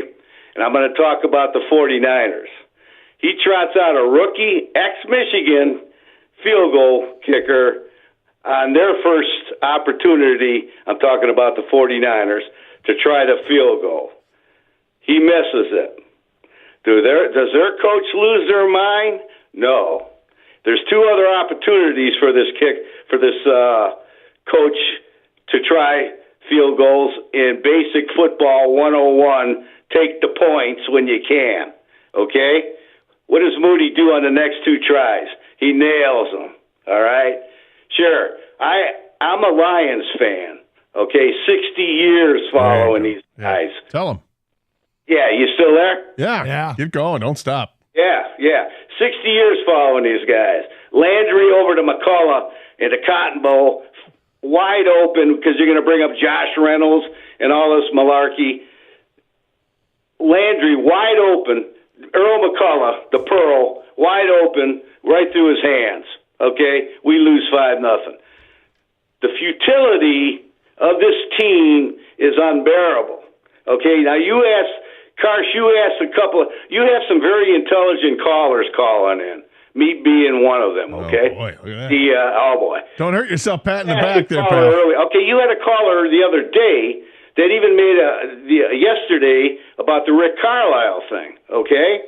Once Davison realized, hey, we can get, this guy got us to the trough, but the horses aren't going to drink the water, all right? What did he do? He got rid of him when a guy like Larry Brown became available. Don't let me lose my thought pattern here, all right? Okay. Look, you just keep thinking. There's 2 things there. One, that was Gator that cut you off. Well, I had enough. I mean, I didn't even consider. I did not consider. Every once in a while, you have to just, I had never considered Landry to McCullough. And now that I have, I'm convinced. I mean, should have kicked the field goal. 248-539-9797. Had McCullough hauled it in, maybe you don't lose 5-0 to Dallas. I hadn't even considered it. Back in the early 70s or whatever the hell it was. He's right. Yeah. Susan, you're next. Hello, Susan. Hey, how are you? Hi, Susan. Hey, can you hear me? Yeah, go ahead, Susan. Okay. All right, 2 things. First of all, after the game, my body was so sore. I was like feeling sick, and then I remembered I did push-ups earlier in the day. But 10 things during the game made me so sore anyway. But then the other thing is, Doug, like you, I was like, I'm not watching the damn Super Bowl anymore. And I thought, you know what we should do? Is get Ford Field to sponsor a showing of Oppenheimer, because that's like a 4-hour movie. I'm telling you. Or go back to circa early 80s, play Heidi, the movie on. It would have made sense. It was 70s? Early 70s? Early 70s, Yeah, late but 60s. whatever, 70s, 80s. Long time ago. That's what I think of the NFL right now. I thought it was going to get better, and I woke up today and it felt worse. Thank you for the phone call, 248-539-9797. Maybe a massive snowball fight. I like your idea of going sledding. Let's go sledding. Yep. It's Doug, still this snowing. snow is not making you feel better? This That's beautiful. I do love snow. This is beautiful. This is more than I expected because I didn't expect anything. Look, Gator, look at this. I know. I was told last night we're gonna get up to an inch of wet snow, and then it's gonna go disappear by the afternoon because it's just gonna stick to the ground, not to the streets or to driveways. Okay, great. What we got? About 3 inches of snow out there now, maybe more. It's been a horrible commute for people. Now it's afternoon. We'll see if I'm hoping that the plows have been out there and doing their job. The salt trucks are going to get out there, and it will warm up in a couple days, but not as fast as they said it would last night. Juan's in Flint and next. Hi, Juan. How you guys doing? We're great, right, Juan. Love listening to you guys. 2 quick points, man. First thing about the game. I don't blame Dan Campbell at all. I just, if people watch the playoffs, this happened in NBA playoffs, NFL, wacky things happen to teams, man. Just bad luck and just normal stuff that happened. That doesn't happen. So Lions had a great year. And my second point is, this is what I expected. I actually predicted this when you guys started the how many games the Lions were going to win whole thing last year, in the beginning of the year. I tried to call in and get my predictions. I couldn't get through. But basically, I literally said last year that the Lions were going to, well, I said 11 games. They're going to win 11 games, get playoff wins, make it to the NFC Championship, lose to the 49ers, and then next year is the year that Detroit Lions win the 2025-24 Super Bowl against the Cincinnati Bengals. That'd be great. We've got you locked in right now, Juan, for your pick for next year. Lions over Bengals. Appreciate it. Thank you for the phone call. So on the Twitch chat, P-Tray100 says Douglas may break dry January after today's show. No. You sure? I'll be good. No, I'll be good. Get down that Sledding Hill, maybe get a little little peppermint schnapps and a hot chocolate. That sounds great. Little fireball. Sounds fantastic. Rum chata, something like that. 248-539-9797. We'll get to more of your phone calls and feedback coming up. 97.1 The Ticket. Hey, happy Super Bowl for all of you that celebrate, according to this. FanDuel's America's #1 sportsbook. Super Sunday is all about sitting on the couch, taking it in with friends and family. Hey, maybe you play some bets too, right? FanDuel's got so many ways for you to end the season with a W, 2, or 3. Not only can you bet on who will win Super Bowl 58, but FanDuel also has bets for which player will score a touchdown, how many points will be scored, and so much more. Check out the player props. They're always interesting. And right now, new customers who join today, you'll get $200 in bonus bets if your first $5 bet wins. That's right, $200 in bonus bets if your first $5 bet or more wins. Just visit FanDuel.com/Doug to sign up today. That's FanDuel.com/Doug. FanDuel is an official sportsbook partner of the NFL.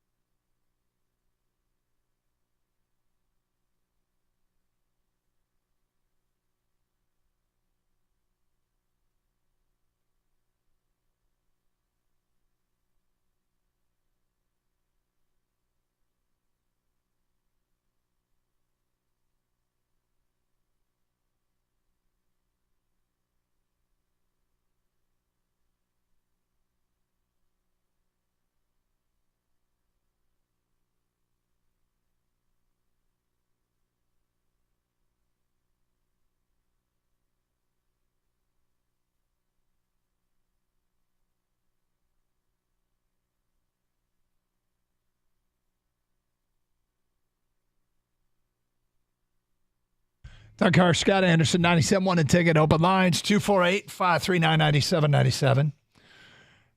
Next hour, Kang had I don't know if I want to call it bold ass. I don't even know if it's a prediction. You just dropped this morning, Kang, in the office.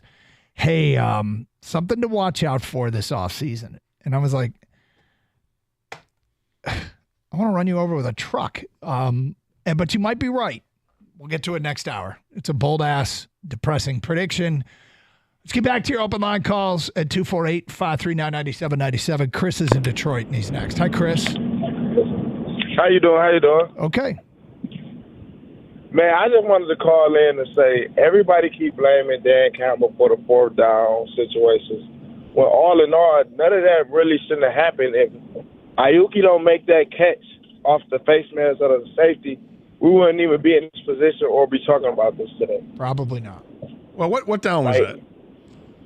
Huh? Do we remember what down that was? I think it was probably a third down in the third quarter. But it doesn't matter what down. I hope it was a third down because then I'd feel a lot better about it, but I'm not sure I feel better about it. But no, it's like, come on, man. That's a once-in-a-lifetime catch. That's going to never happen That was again. the third down. And it only happens against Detroit teams. If it was any other team, that play would have never happened. You know, the thing about that play is, I keep talking My about bad. That was a first down play.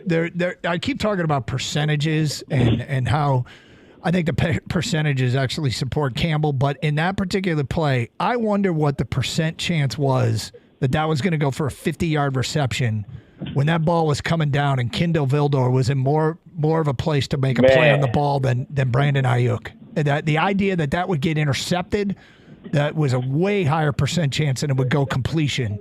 And if it wasn't intercepted, it was going to be incomplete. And somehow it ricochets off his face mask for a completed catch. And that one hurts, man.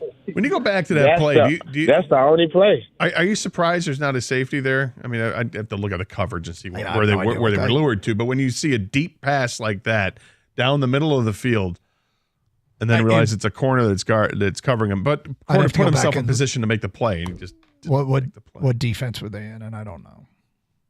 Well, I mean, it didn't matter because Kindle was there to make the play. I know he was there to make the play. But I guess my point was thinking if it's a safety there, is a safety more apt to make the pick than the corner is? Well, then maybe Purdy doesn't throw the ball because Shanahan said after the game they liked the look, and that's why they went deep with it. I mean, because he was one-on-one or whatever, right? There was no safety help. So we can't do the ifs. We can't. It's really painful because it's a hell of a play by Ayuk to come up with it. And the 6 or 7 plays that had a low percentage chance of turning out bad for Detroit all did.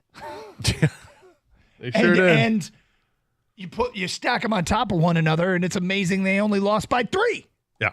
Well, that's why if you go to the root of the start of it, I think it's the Reynolds drop. Like, he doesn't drop that ball ever. Like, with this year, and 60 targets, 2 drops going in, 4 targets, 2 drops in that game. Yeah, and he did it, and he dropped it, and it started the downfall. It starts that snowball rolling. Yep.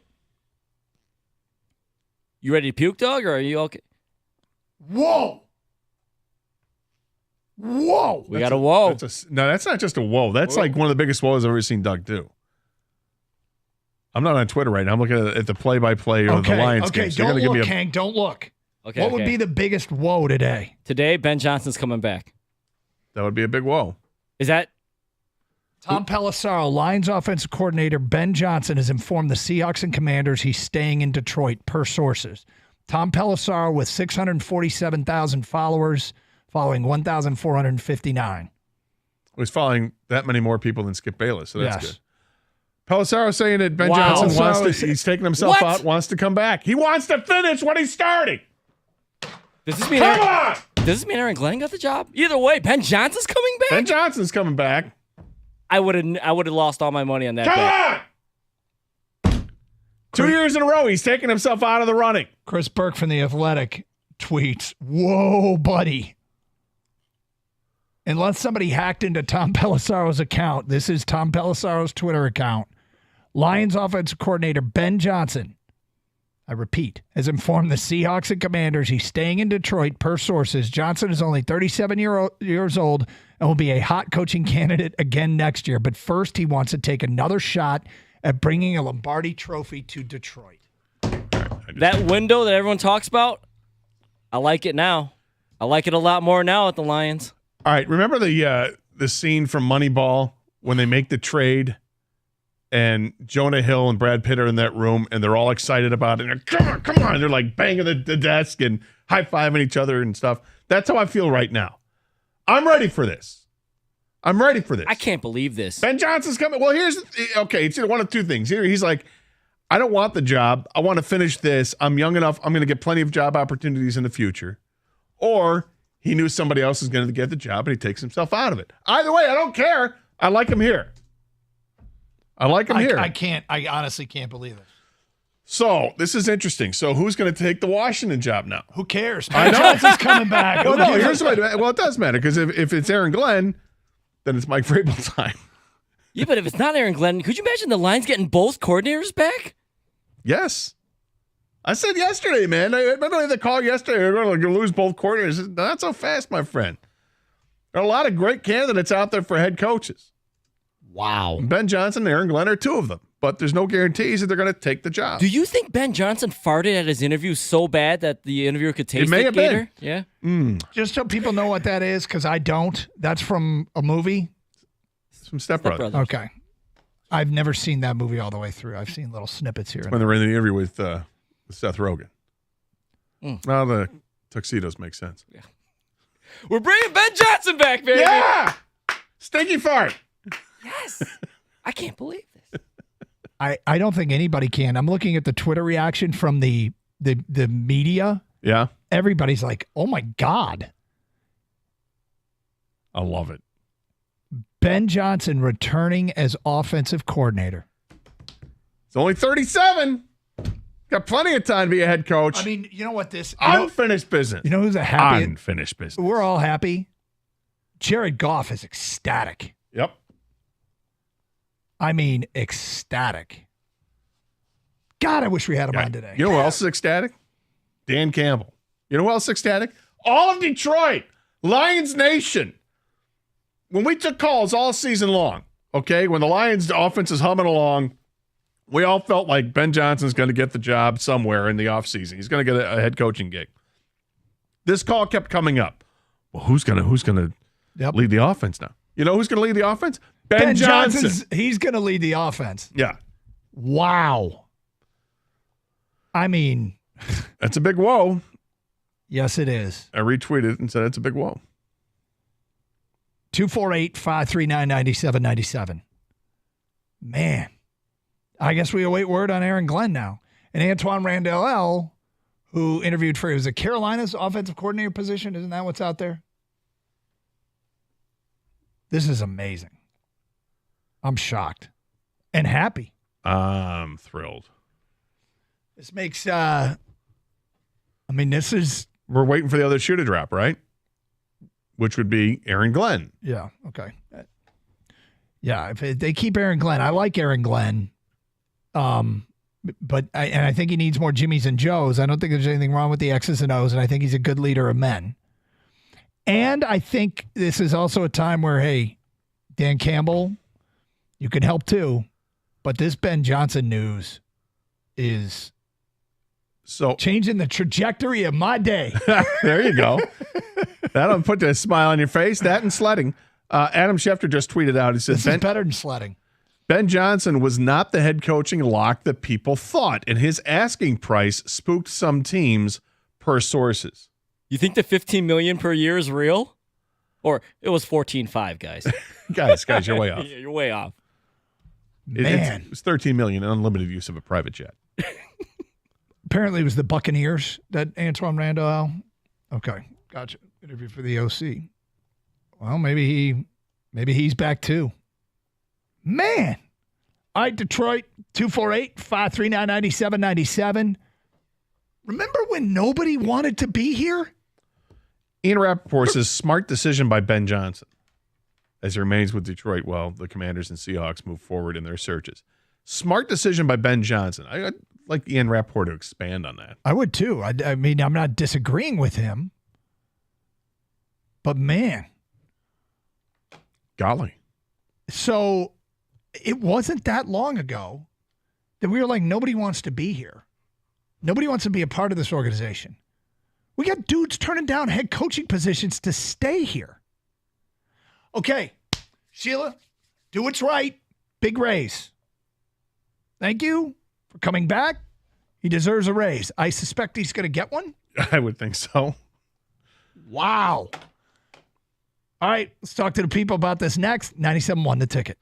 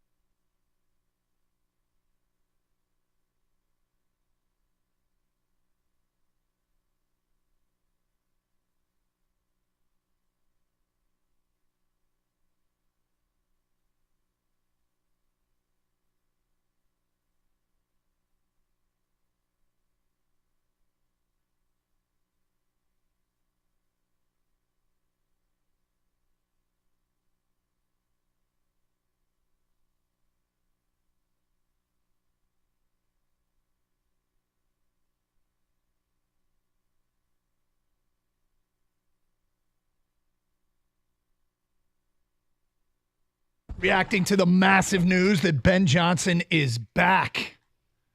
Unbelievable. The Lions keep their offensive coordinator, Tom Pelissero, the one to break the news. This is, a stunning development 2 days after their season ends. This is the hottest name in every list of coordinators and young coaches in the league have Ben Johnson's name at the top. And maybe the team playing deep into the postseason allowed for teams to interview other candidates and hire other candidates instead of waiting out Ben Johnson. They just decided, you know what, we like this guy as much, we're going to pull the trigger so we can bring our guy in now. I can't believe that this went down the way it went down. And you get to the end, and is it he doesn't like the two jobs that were available, Washington and Seattle? Is it, it's possible, and there's something to consider. He doesn't interview well. It's possible. Because this really doesn't seem, it seems so incredibly unlikely. He says he's Why staying in Detroit. Why do you say it's so incredibly unlikely? Because, like I said, at the beginning of the offseason, this cycle, his name was at the top of everyone's list. And I don't mean the teams. I mean the media. It was, who are the hot names in coaching right now? It was always Ben Johnson at or near the top. I mean, he was always at the top. And then an inordinate amount of jobs. I mean, wasn't there 9? Yeah, but how many did he interview for? And because that tells you right away what's his interest in getting that job, because he's going to pick the right situation for him, because he knows he's young. He's 37. He's heading up one of the best offenses in football. He's going to wait for that perfect situation. And if it comes down to, these gigs, hey, you want to start all over with, which is really what happens with these teams, is you start all over. Or does he want to wait for the situation that's perfect for him? I don't think Seattle's a start-all-over situation. Seattle may not be, but if you're not sold on the quarterback there, then it is. Oh, yeah. And, I mean, look, there's you better love Geno Smith. So Washington's they have the second pick of the draft. You can pick your own quarterback. But that doesn't mean you like all the quarterbacks available in this year's draft. You're starting all new. But what if you're this, okay? What if Andy Reid wins the Super Bowl, retires, and does Ben Johnson say, okay, am I up for that job? I can't imagine that's what he's counting on when he takes his name out but of the I'm just saying, at some point, Andy Reid may retire, and to take over in coaching the Kansas City Chiefs while you're married to Patrick Mahomes, that would be a pretty good thing to do. And I'm not saying it's going to happen this year or next year, but I'm shocked. You're waiting for your opportunity, your perfect situation. Because right now, you got a great situation, the OC in Detroit. You're turning down these gigs 2 years in a row. You've turned down jobs. So I'm guessing that, or job, we don't know if it was offered or not, but I'm guessing that Sheila's going to give him a considerable pay raise as he deserves it. Now, is it going to be $10 million? No, not likely. But it's going to be maybe the highest paid offensive coordinator in football. I'm floored like you, Doug. Yep. And you're right, Gator. I think the luxury that Ben Johnson has is he absolutely loves coaching here. And he has that as a fallback no matter what happens in the hiring interview cycle.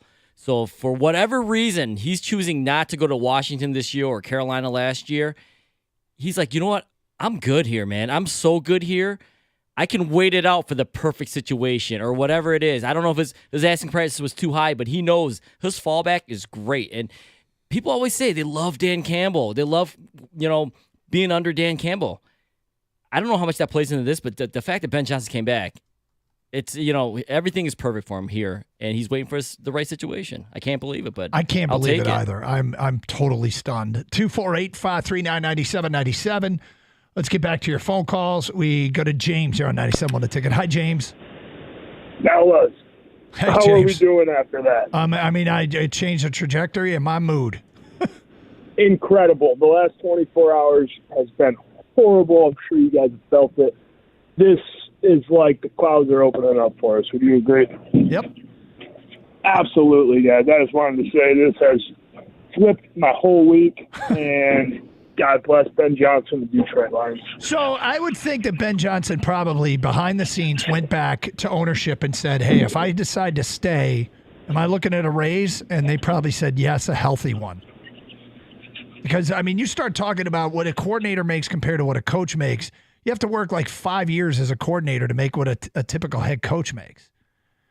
So if you make it for 2 years out of coaching, that's worth 10 years of coordinating in terms of income. But he's probably, you're right. He probably is just, I want the perfect situation. I'm not going to leave unless it's perfect. I've got the perfect coordinator job. I don't, I'm going to wait for the perfect coaching job. Yes! Yes! 248-539-9797. Brian and Flint. Hi, Brian. Yeah, how you doing? What's up? Yeah, I was just trying to comment on the whole situation and everything that's going on with Ben Johnson. That was my key thing, is I was just wondering why it wasn't a situation to why we just don't pay coordinators more money just to keep them around, just in general. When he asked for $12 million, you got to look, they're not counting against the cap. Then what's the point of not giving him the money just to keep him here? He's done a great job. Well, they did raise ticket prices. Raise ticket prices. You can cover that cap for what it's worth. Everybody's willing to contribute for what we're actually putting into it. We're getting a good brand. We've always had a great brand, and we've always been discounted. I mean, we just got to give that chance and give them the money that's there to see if we can put something together. I work for Amazon. I'm delivering packages right now, and I literally screamed right in the truck as soon as you guys announced. I mean, it's one of the exciting things that we love to actually have around here is a winning brand. And we haven't had it in quite some time.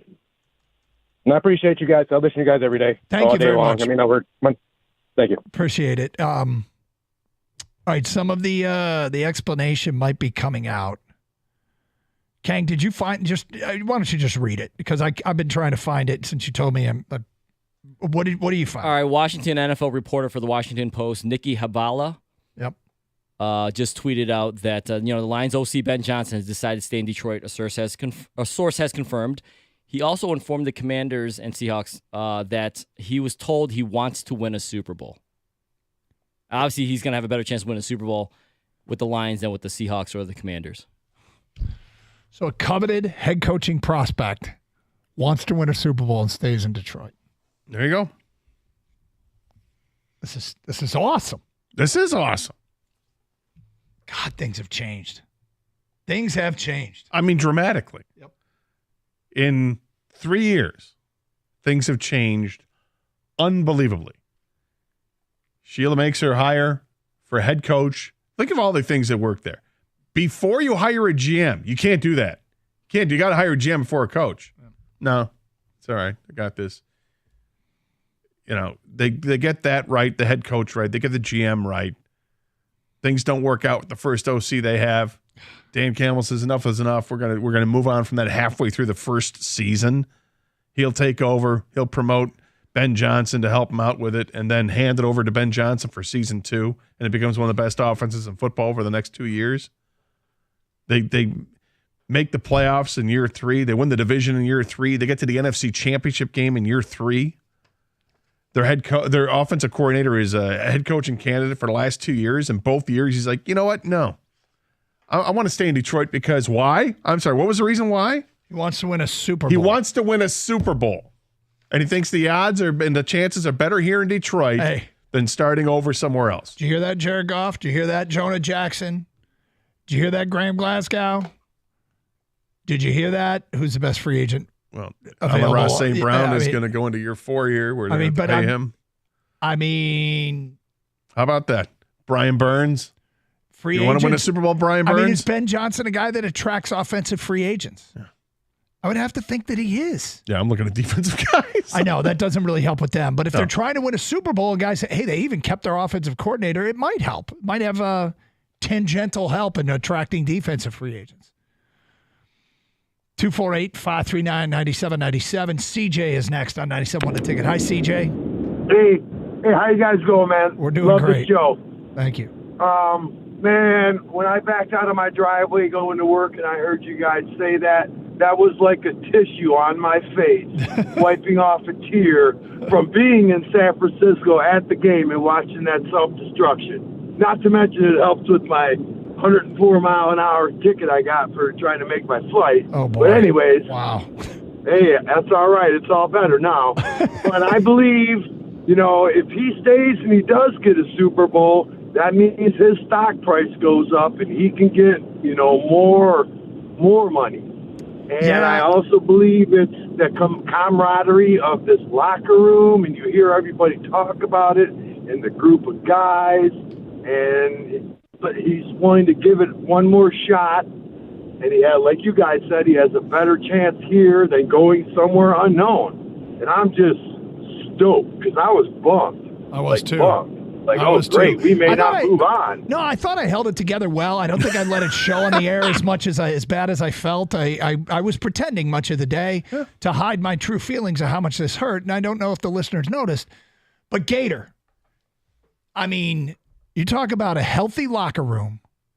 You talk about what Dan Campbell said, consistency. Mm-hmm. You talk about continuity in coaching and philosophy. All these things make you better. And you know what that is, Gator? That is football 101. Carson Anderson, 97.1 The Ticket.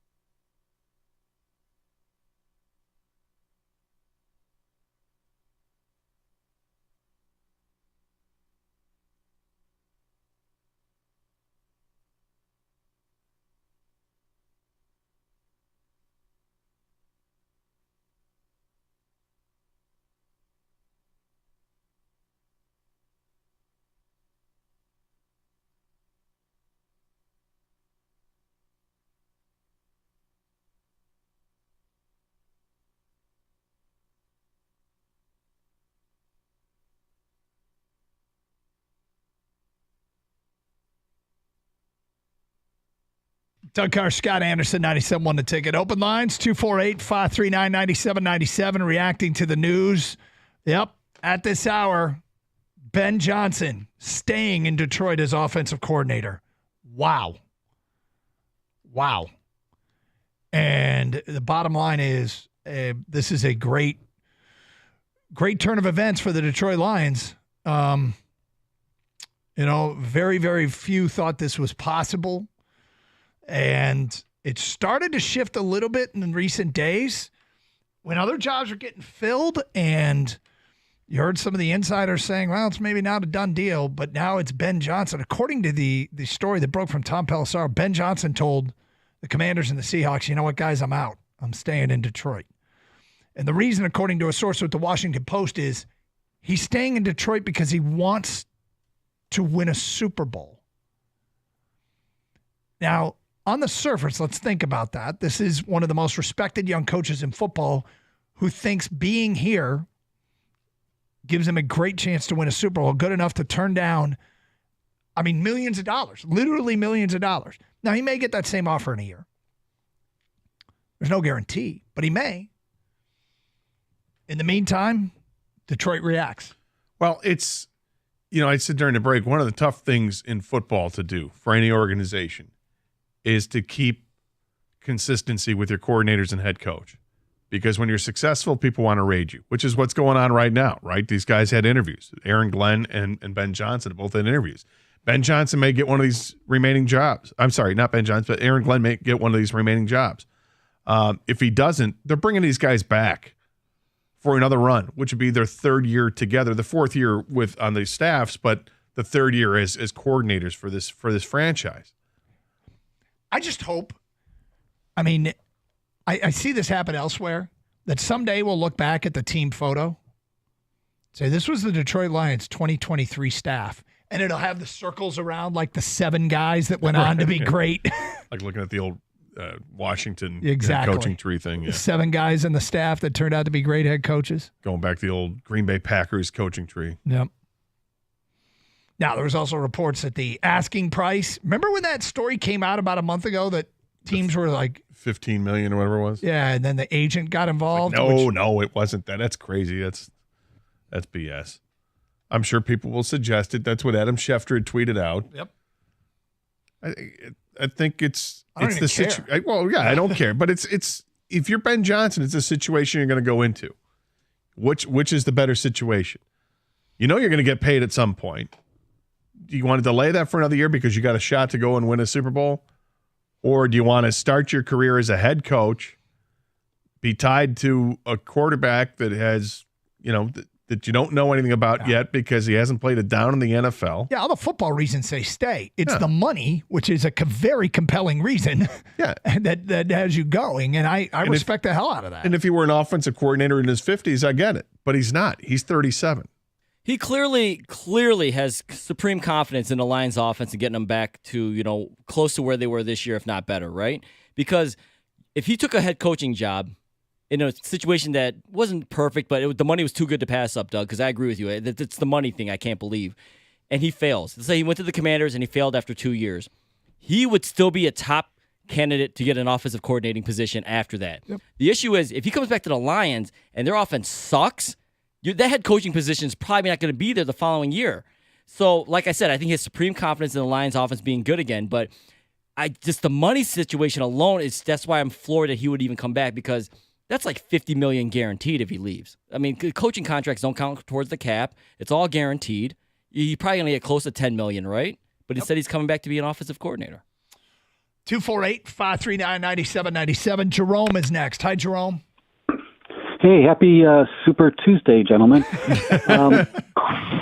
Question for you. You mentioned three's a charm gator. So I think you said like Campbell, Johnson. And then the third piece of that pie would be, do you think that word came down about like Goff mixed into this whole thing and the extension, and that also might have swayed Johnson with, their how they go so lockstep in what's been happening? I think that absolutely it plays a role. I think that the Lions they're open to making a financial commitment. It's clear that Dan Campbell loves Jared Goff. Ben Johnson loves Jared Goff. Jared Goff said he loves both of these guys, loves the coaching staff, his teammates. And, the interesting thing Jared Goff said yesterday in the exit interview stuff was, hey, it's not up to me, which is something everybody says when they're getting ready to be a free agent. Now, he's still under contract for another year, but then he was quick to say, but I love these guys, and I love it here. I'd love to continue here and continue playing here. They can make it happen. I don't think they have to break the bank for him. I don't think this is – if they were to sign Jared Goff to an extension, it's not going to be one that sets the market for quarterbacks. I think the market's already been set, and I think he can sign in for somewhere $45 to $50 million a year, and it may seem like it's an exorbitant amount of money to pay, but this guy's a top 5 quarterback in the league at this point. He's hitting his prime years, and you wouldn't have to be paying – that $55 to $60 million a year that guy's going to end up getting in a couple years. Yeah, sure. And I mean, I can't imagine that this hurts in any way. It only helps with Jared Goff, and maybe it just helps a little, but it's got to help the idea of him coming back. I just retweeted something from Dan Miller of Fox 2. He tweeted out, "Suddenly, this is a good day. Off-season grade so far: Lions A." 248-539-9797. Rod, you're next on 97.1 The Ticket. What's up, Rod? I agree with Dan Miller's assessment just now. Off-season A. Yeah. The Lions are going to be back next year. It was just a matter of time. It's only a matter of time now. During the San Francisco game, I was just watching how in the first half they were just gashing the offense. And I'm like, Ben Johnson, please stay. Please stay. They're gashing the defense. He's here. He's here. Do you know how many years he's staying? Well, at least for the next one. Yeah, I don't know if there's a commitment beyond this year. He just said he's coming. He told those teams he's coming back. Okay, it was just a matter of time. Well, it's a victory day for the Lions. Thank you for taking my call, fella. No, we're stoked. Yeah, thank you for calling. 248-539-9797. Let's go to Julian. You're on 97.1 The Ticket. Hi, Julian. Gentlemen, thanks for having me on the show. Our pleasure. Thank you for calling. Thank you for listening. So I'm going to try. I got 3 points to make. I'm going to try to get through all of it. My first point is related to that self-proclaimed Lions football savant that called in a little while ago and went on and on about his experience. I think there's been a good job by the majority of this fan base to acknowledge that SOL is dead. And these tired, boring narratives that get tied in of like, oh, the futility of the Lions is long established. This is a different team with a different staff and different players. There's no correlation that can be established with past teams and past failures, aside for the fact of the animal on the jersey. So my first point is just simply like, give it a rest, guys. Come up with something more original if you're going to criticize this team. And there's plenty of criticism to go around. My second point is about, what happened on Sunday. If we look up Murphy's Law, everything that could go wrong did go wrong. And I think that there's a couple of key takeaways. And the one for me that stands out the most, because it goes back to the regular season, is something happens in the locker room that this team comes out, regardless of how well they may have played in the first half, and plays their worst quarter of football in the third quarter consistently. That's been an issue all season long. And although we talk about, yes, the players need to execute, and, between the doink that led to a catch off of, I forgot the defender's name. Julian, you're going to have to pick it up here a little bit because we're going to run out of time. So your point is? I just think Dan Campbell's number one objective is to figure out what's going on in the third quarter and fix that, because that's to me an Achilles heel. And my third point is a segue to that, to say the look ahead is all about, will Dan Campbell and his staff be able to ever get back to this point and beyond? Because as we all know, nothing is guaranteed in the NFL, and you could have the most unbelievable season and team and then fall flat the next season. Look at the Philadelphia Eagles. So I think, to me, that's the look ahead of, can he fix, amongst the many things, can he fix that? What happens? I mean, there's no guarantees. You're right about that. And certainly the idea that just because you're good one year means you'll be good the next. We know better. The cool thing is, when you have this many young players early in their careers, without having sacrificed a bunch of draft capital, you do have cap space, it feels a lot more sustainable than many situations. They won't get gutted by the cap yet. I mean, that happened with Philly. It happened with Kansas City. It happened with Green Bay. Some teams bounce back. Some teams have no step back. Kansas City had no step back. Philly did. Green Bay had to replace a receiver and a quarterback. Cap hits can hurt you, but if you're replacing with young, affordable players, it helps a lot. Carson Anderson, Ben Johnson's back. And a stunning announcement in the last half hour. Take his name out of the running for the Washington Commanders job and the Seattle Seahawks job. More of your reaction next. 97.1 The Ticket.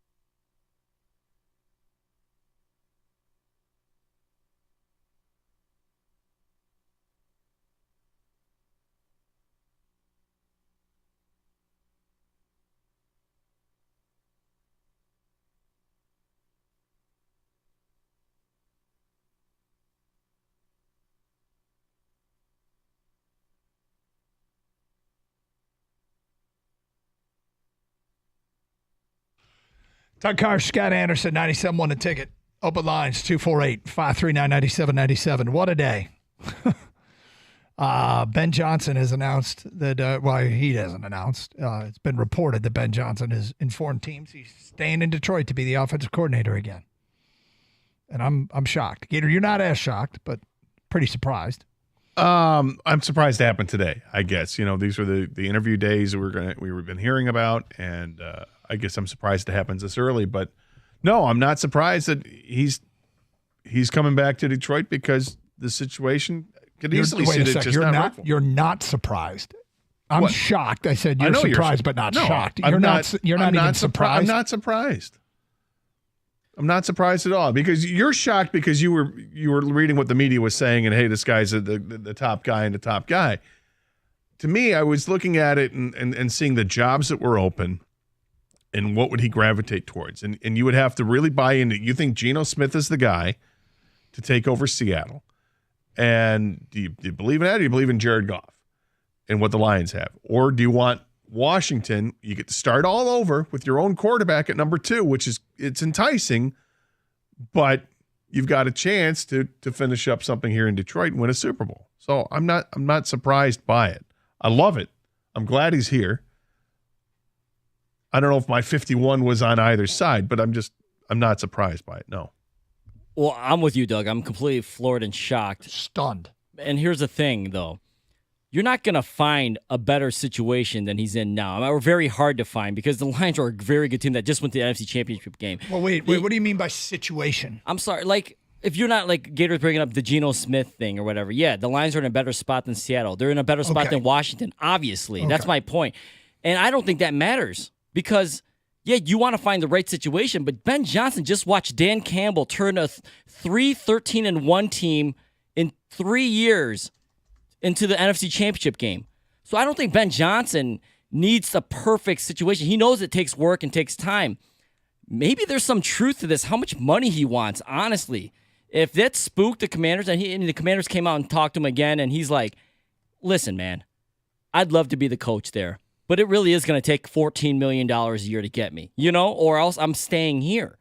If you can't get to my number, I'm going to just stay here in Detroit, win a Super Bowl, and I'll hit the market again next year. I think there might be some truth to that because you're never going to find a better situation, or it's going to be really hard to find a better situation than you are with the Lions. The Lions are a really good team. They're a really good organization right now, right? Yeah. Wherever you go, they're probably going to be worse than the Lions. But he saw Dan Campbell building. He knows it's going to take work. So I don't think he's scared of that. Go back to Josina Anderson's report. Yes. $15 million a year. And that got shot down by the agent because maybe it was $16 million a year. Schefter came out today and tweeted that his number spooked off some teams. Love it. All right, great. 248-539-9797. Let's go to Jason on a cell. You're next. Hi, Jason. Hey, how you guys doing? What's up? Hey, I think personally, down to the nuts and bolts of it, I think Ben Johnson staying here is all due to Dan Campbell. I think he has created the ideology and the culture that Ben wants to be a part of, and I don't see any amount of money taking him away from what has been built over the last 3 years. I do see money taking him away. Now, look, I have a ton of respect for when people turn down higher paying jobs because they love their situation. They're happy in their situation. It's valuing things in this world other than monetary gain, which is it's important. Don't get me wrong, but it's not like Ben Johnson's living in the poorhouse. He is going to be well compensated and more well compensated. Exactly. But he would have been tremendously compensated. Now, maybe I suppose I shouldn't read that much into it when you start, because as Kang pointed out, or we just discussed, if it was $15 million he was asking for, then maybe it's just the opposite of that. He's like, hey, I'm greedy, or hey, I'm worth more than you're offering. But still, I'm gonna assume he's very happy here at his work situation and no pay raise. And no, he hasn't been presented with a job that's clearly better than the one he has. So he'll turn down jobs because the only benefit of those jobs was the money. Yeah, exactly. And really, that is it and just it. Who wants to walk away from, everything that has been happening we've got this giant wheel that is turning and spinning and getting faster, and it's scary to think about what might happen in the next 2 to 3 years. Jason, thank you for the phone call. Adam Schefter just added a little context and maybe more news here. Commanders officials were en route to Detroit for a meeting with Ben Johnson and Aaron Glenn when they got word that Johnson was staying with the Lions, per sources. While the abrupt pivot by Johnson was considered, quote, surprising by several league sources, he was not considered a lock for the Commanders' job despite the strong reputation as a coordinator and a loyal coach. The Commanders' leadership team remains eager to meet with the respected Glenn, who is one of several candidates the team is expected to consider for its head coaching vacancy. So they're still going through with the Aaron Glenn interview, which I guess shouldn't be a surprise. No, that shouldn't either. 248-539-9797. Let's go to Derek. You're next on 97.1 The Ticket. Hello, Derek. How's it going, guys? Appreciate your time. Yep. Mainly calling because I was out at the game in Santa Clara this weekend. Sorry, I'm plowing snow. Hit a curb. Say we were in the end zone where the Lions were warming up, and Ben Johnson, we started a Ben Don't Go chant. He acknowledged it, gave a nice big wave, smiled, and then he gave a nice wink at the end of it. And I felt like that was kind of a defining moment for us, saying, he's going to stay. He's not going to take that Commander's job. Interesting. So, Interesting. Yep. He gave you Just guys a little he gave you insider guys a little tip. Yep, I was worried about that GM getting into the Commanders with that connection, but it looks like things are going to work out. I wish you'd let us know, Just wanted to Derek. give a call. I appreciate your time. Derek, we could have said sources are saying. Oh, if you yeah. called earlier. Absolutely. Yeah. First time, long time. I appreciate you Because guys. I got to tell you, I can't think of a better source than a guy plowing snow in Detroit on January 30th. I love it. That's all we need. In this day and age, that's all some media sites need. Got a source. 248-539-9797. We go to David on a cell. Hi, David. Hi, Doug and Gator and Kane. First off, let me say, Lions kick the field goal. Dan Campbell, 2 field goal. You win game 37-34. Period. Okay. Yep. Good. Glad we cleared that up. Okay. Now, Ben Johnson, you turning down this job for Washington. You made a grave mistake. Okay. Washington has the number 2 pick in the draft.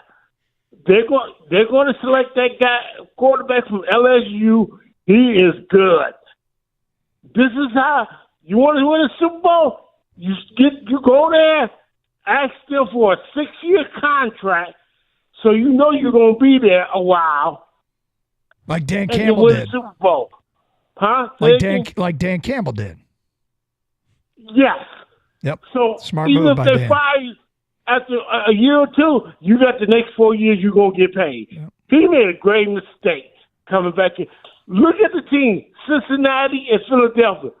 They didn't make it back to the Super Bowl or championship game, and the majority of the teams in the NFL who go play in those games do not make it back. He made a great San Francisco mistake. did. Kansas City did. San Francisco did, but the majority of teams do not make it in the playoffs. I mean, the truth is, the Lions have the 5th youngest roster in the NFL, and the majority of teams don't. I mean, the future is very bright here. They have to do some smart things, but they, David, I mean, they have done some smart things to get here in the first place, right? So that's a reason to be optimistic. Dude, you got Dan Campbell going for 4th down itis that he has contacted. He hasn't gotten over that. This team is not a guarantee you're going to make it to the playoff next year. But it's pretty amazing that pretty good. despite that handicap, they got to the NFC Championship. And they're one of the favorites. I mean, it's not all doom and gloom, right, David? It's not. Well, I will say this: you better resign Graham Glasgow. That's an important piece on that offensive line. If they do, they got Dave Babel. If they he can do, play center and he can play guard. If they do, what does it mean? It means that you can solidify that offensive line, and you only have to draft no guard And or anything. improve your chances of getting back to where they were. Well, you might improve your chance. And then go after Chris Jones. That's the number 1 free agent they need to go after. That guy's a beast on that defensive line. It'd be awesome if they could get him. It's a lot of money. Hey, David, thank you for the call. Good to hear from you again on this glorious day. Things have rebounded dramatically with the news that Ben Johnson is back as offensive coordinator. And even David's on board. It's Carson Anderson. How you spun that? 97.1 The Ticket.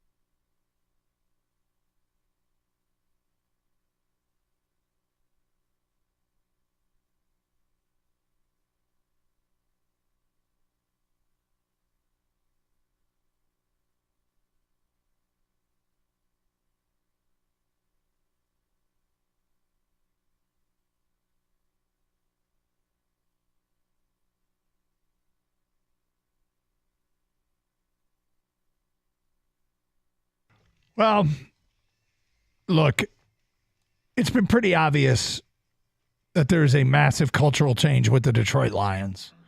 It's evident on the field. It's evident with the way the head coach has inspired this team, kept this locker room together, got the most out of the roster, it seems. The players are behind him. Man, yesterday's exit interviews, you did hear a lot of praise. Frank Ragnow said he's never been around a leader like that. And by the way, Kang, do you want to save your bold-ass prediction for tomorrow? We got sidetracked here by this Ben Johnson news, and I don't want to Let's just go over it real quick because we did tease it. So let's go over it real quick. It's just something you want people to keep their eye open for. I just had this is not a pleasant thought, Gator. And right? it's not a prediction either. No, it's not a prediction. It's just I had this gut feeling just to watch. Be careful on this. I watched the media scrum yesterday with Frank Ragnow and all the reporters, and the way he was talking is, I wouldn't be completely caught off guard if Frank Ragnow decided to retire. It's a very small. I'm not saying he's going to or anything. Like what you're I'm speaking sorry. about I here. told you it wasn't a pleasant thought. Remember I Back to said Ben I wanted- Johnson coming back, guys. No. Remember I said I want to run him over with a truck. You with me? Kind of. Yeah. He's just spoke. The way he spoke was he's got to get healthy again. Because someone asked him, basically the reporter asked, hey, how long do you take before you start getting back into football shape and things like that? And, before, and is it 2 weeks, whatever? And Frank basically said he's got to get back to being Frank. And he wants to be a father and a husband and healthy and things like that. And he doesn't know. So he didn't necessarily hint at that or anything. But I just thought with all the injuries this guy's played through and he's always he's gotten a maintenance I day. understand, I understand what you're saying. And this is something, and he's known for a couple of years now that for him moving forward and playing football in the National Football League, it's going to come at a price because he's always going to be dealing. These aren't injuries that go away. The foot injury he has does not go away. So it's dealing with it. And how much longer does he want to deal with it? Perhaps this news rejuvenates Frank Ragnow, and he's willing. He's going to be ready to come back. I don't like where you're bringing it, but I don't either. But I understand why you do bring it, though. It was a bad thought. I was in a bad time. It was before the Ben Johnson news. Yeah. Right, Doug? This Ben Johnson news helps me pivot towards next season because I was struggling earlier in the day. I thought I held it together well, though. 248-539-9797. Let's get back to your phone calls.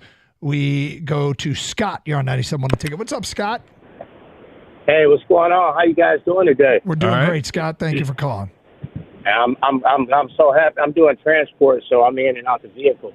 But I was happy to hear the Ben Johnson news. But I also want to give all you guys, some credit. And I'm an ex student of Rico, so Rico was my radio instructor. Just to give you guys just a little bit of news. But yesterday, after the loss Sunday, and I could barely. I turned off all news reports about the Lions, all of that, and I was, just like everybody else in the city, I was crushed. But I forced myself to kind of listen to you guys, not because of you, but just the way I was feeling. You guys gave me a better perspective of, I don't know, I guess I got caught up in the bandwagon thinking when everybody wanted to blame Dan Campbell, the fourth down, and some of you guys, y'all said it wasn't that. We could have survived the fourth down. We could have survived the fourth downs that didn't convert, and maybe even the fumble. There's a lot of other things with A Purdy. lot of stuff. So, it was a series of unfortunate events for sure. And it happened quick. But I think you guys are kind of like the life of probably the city now, because you guys are actually reviving us. We got to hear. I heard a lady call yesterday, and y'all gave her, she had some good advice, and you guys, y'all talked it out with her, and it seemed like everybody I asked, like, hey, how you doing? They like, and I'm not, and I'm like, I feel you, but you guys, y'all giving some great, the 2 to 6, you guys, all the Scott, shows thank are you giving very out much. some I great mean, look, advice. it's pretty easy to do sports talk radio in Detroit because Detroit is an incredible sports town. I have argued for years on the local and the national stage that you can make a case for Detroit being the single best sports city in the country, given just from having all 4 teams, having passionate fan bases, having 2 major colleges within an hour and a half drive, and even if you go with that as the criteria, that limits the number of communities that would even hold a candle to Detroit. Then we've won a lot of titles. I know it doesn't feel like it, but you start comparing them to other cities and you go, actually, we have.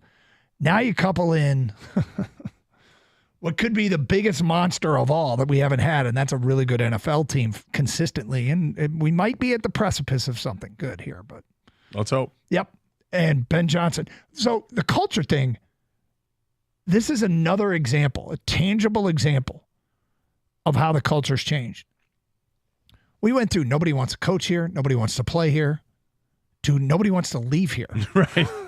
Diana Rossini just tweeted out, she said, on the ground at the Senior Bowl, word traveled around to the NFL officials all here about Johnson backing out of head coaching opportunities, and there appears to be less shock about him staying in Detroit than you would think. That's incredible. 248-539-9797. Let's go to Phil in Lake Orion. You're on 97.1 The Ticket. Oh, hey, it's Josiah. Sorry, not Phil. Josiah. You guys, I'm sorry. Oh, go ahead. Go ahead. Yeah. All right, sorry. I literally called it. I kept telling, obviously about Ben Johnson, like that's the context I'm speaking around. I literally told my brother and my buddy Luke, like I just got a feeling that he's not leaving. I had a gut feeling. I got two questions for you, and then I'll kind of cut it loose. Do you guys think that this could put pressure on Aaron Glenn to possibly stay? I don't think they're related, but maybe. Yeah, I mean, it's. I don't know if Aaron Glenn's going to get offered one of these jobs, but he's interviewing, and yeah, that's true. You know, we'll see what happens. I'd love to have AG back if he doesn't get one of these jobs, but if he gets one of these jobs, there's candidates out there. But yeah, right. Love to keep this thing going because you rarely see from a good franchise. You rarely see the head coach, the offensive coordinator, and the defensive coordinator stay together for a long period of time. Because if you're good, people want to take those coordinators away. And for the last 2 years, NFL teams have interviewed our coordinators. Well, this team just made it to the NFC Championship game in year 3. So you knew there was going to be interest, and there was interest. It was heavy interest. But these guys want to stick around for another, well, at least Ben Johnson right now wants to stick around for another year. We'll wait over the next couple of days and find out if Aaron Glenn's going to come back too. And if they do, I don't know how unheard of it is, but it seems pretty wild that this would be coming back for another year. And I'm loving it. Yeah, do you guys think that this could possibly bring some more interest to free agents coming over to Detroit with Johnson coming back? Yep. Yeah. I mean, look, it's not like they're going to sign 20 new players. No, but I think this doesn't hurt. No, well, going to the NFC Championship game, that's what does it, right? And it's about the head coach when it comes to the free agents with that regard. I mean, offensively, you know, what more do they need to add to the offense? They need to maybe shore up the offensive line a little bit with a guard, but beyond that, they need maintenance offensively. They need some pretty big changes defensively, but this certainly doesn't hurt and probably helps. It's probably just another factor that helps with any free agents that they might be targeting. But look, again, we're an NFL destination. I'm going to say that again. The Detroit Lions have morphed into a destination franchise in the NFL. I really can't blank and believe it. 248-539-9797. Let's go to Don in Detroit. You're on 97 a ticket. Hi, Don. Hey, Bill, Gator, Kane, how you guys doing, man? We're great. All right. Hey, I called you guys last Friday, though. You remember I was telling you about we'll be able to run on San Francisco. We were able to do it. I think we abandoned it a little bit early. I'm so disappointed. I think we gave that game away. But in saying that, I feel a little better hearing that Ben Johnson is coming back now. We got this good young offensive talent that he can work with again. I'm so excited, man. I feel a lot better than I did yesterday and earlier today, man. I feel a hell of a lot better, man. Go Lions, baby. Go Lions. So do I, Don. I feel a hell of a lot better. Hell of a lot better. We've got Jim Costa and Rico Beard at studio. Gentlemen, what's going on? Yeah, I didn't know you went into such a deep depression, though. I didn't realize it was happening. I woke up today feeling worse than I did on Monday. Which is funny because I would figure, you know, you would just kind of call it even because you just finished celebrating a national title. I got very greedy. It would break like Gator. Very greedy. I can see Gators in a deep depression, but you are. You're being super greedy, selfish. Yeah, and if I'm not going to look out for my own best interests, who will? Well, I was willing to take him sledding. You know, I heard. I wanted to go down the hill. I heard you guys earlier. But you know what? He turned you down, and you know what? He was not respectful doing it. I didn't turn him down. No, you did. I didn't. Gator offered, and you did not say, "Let's." Gator, I would love to go scale. I mean, that's what I expected to hear. Sounds like a great idea. Let's do it. Let's set up a time. You know what? You said everybody gets a day off. Everybody goes home. That's right. We had suggestions. I hate life. Bah humbug. Doug gives up dry January. Hold on. This isn't about me. This is about Ben Johnson coming back, boys. He can go down the hill first. That's right. He can lead the charge. There we go. It's always about you, Doug. No, it's not. But all right, I assume you got a lot of this on your table coming up next. Yeah, absolutely. Yeah, we saw it as we were actually doing the show, and it leads into another topic. But yeah, I mean, it's a head scratcher. Didn't see it coming, but Lions fans, you don't care. You get them back. Oh, I'm confused, but I'm not complaining. Absolutely You think it's a not. head scratcher? Well, I mean, you figured he'd take a head coaching job, right? There's only 32 head coaching jobs out there. Yeah, but he's 37 and he's headed up an offense that has been a killer offense for the last couple of years. He wants to take another shot at the can, kick at the can, and he'll have offers. Those offers aren't going away. I don't want him to turn out to be the next Matt Campbell, who had offers and kept turning them down. Well, I think it's a little different in the NFL than it is in He had college, NFL right? offers. Yeah, I'm saying he's in the NFL Right. still, and he's staying there, and he's continued to build the resume. I don't imagine his offense is going to get worse. You got the number 2 pick. Like, it was new ownership. Yeah, but you're starting all over. I mean, if he waits out another year, you might see a totally different landscape of football jobs that open up. Dallas, depending on who Philly, you never know. Kansas City, perhaps. If Reed retires, sure. So I don't blame him at all. I don't think it's a head scratcher. I do. All right. Well, look, you guys have a great show. Lots to talk about. Stay safe, everyone. And really, especially today, go slow on those roads. Treat the roads and everybody else with respect. 97.1.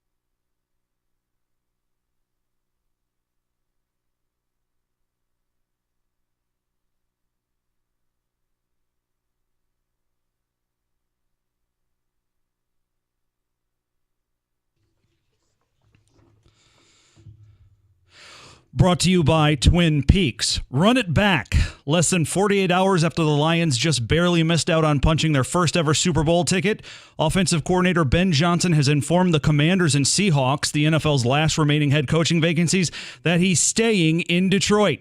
The 37-year-old has coordinated the fourth and third total offenses in the league in his 2 seasons as Lions play caller. He reportedly passed on Washington and Seattle because of the opportunity to win a Super Bowl in Detroit next season. However, there are reports that Johnson's salary demands turned some teams off. Last month, CBS Sports' Josina Anderson reported Johnson wanted at least $15 million per year, and that's top 3 money. The Lions are expected to give Johnson a significant raise to make him among the league's top-paid assistants. For reference, the highest-paid coordinator this season was Vic Fangio, Dolphins coordinator at the time, D coordinator that is, at about $5 million. Johnson could be holding out for a better job with a better quarterback. The Commanders starter, ostensibly Sam Howell, no relation. Seahawks, Geno Smith. And those 2 teams will draft at 2 and 16 respectively. That probably keeps them out of the Caleb Williams sweepstakes this April. Jobs that could be open this time next year, the Cowboys, maybe the Eagles, maybe even the Chiefs. Johnson's return to Detroit could make Lions DC Aaron Glenn's departure more likely. Glenn reportedly had his second interview with Washington today. And Michigan and Michigan State lock horns on the hardwood in East Lansing tonight. You can hear that on WWJ starting at 8:30. At the Corewell Health Update Desk, I'm Beanie Howell. For more, go to 97.1 The Ticket or Odyssey.com.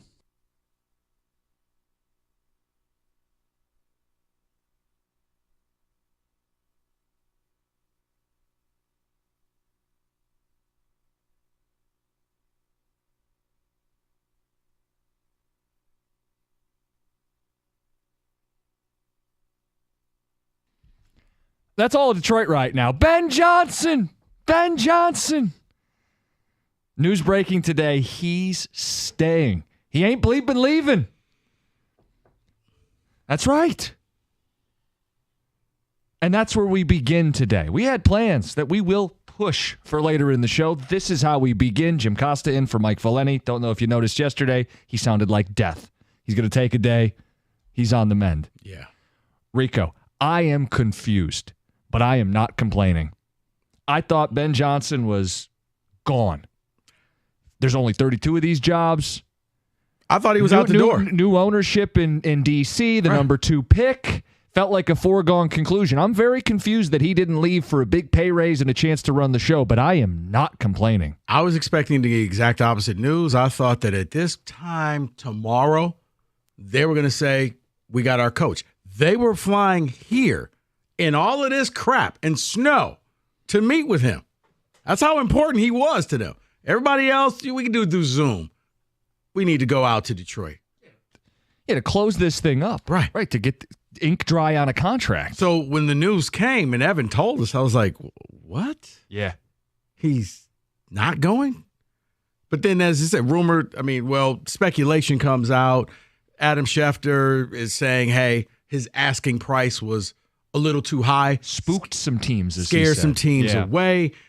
Josina Anderson came out earlier, and I remember when it was the $15 million thing, and his agent, no, I don't know where she got her information from. Now it leads me to wonder, we all made fun of Josina, but maybe she was onto something at the time.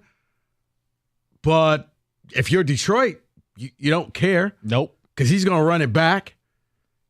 You don't care because this means, okay, further an example that Goff is your guy because everybody was wondering, what are you going to do with Goff when he leaves? Well, what he's not leaving. What happens to the offense? Well, exactly. He's not leaving. So you're going to bring him back. Detroit, this has to be something that makes you feel better. Yeah, this has to be a cure for the hangover. This is like, your mom giving you some Robitussin when you're sick, okay? Doesn't take away the sickness right away, but you start feeling a little better. Well, yeah, I don't know that I'll ever be over what happened on Sunday. But you feel better than you did. You feel better than you did 2 hours ago. This softens the blow. Absolutely it does. So that's what I want to ask. Because now you're dreaming. We can do this. We can run this back. Pick up the pieces and get this thing back on the tracks. 248-539-9797. Does this soften the blow? Ben Johnson. Ben Johnson, as Dan Miller says. Who, Dan?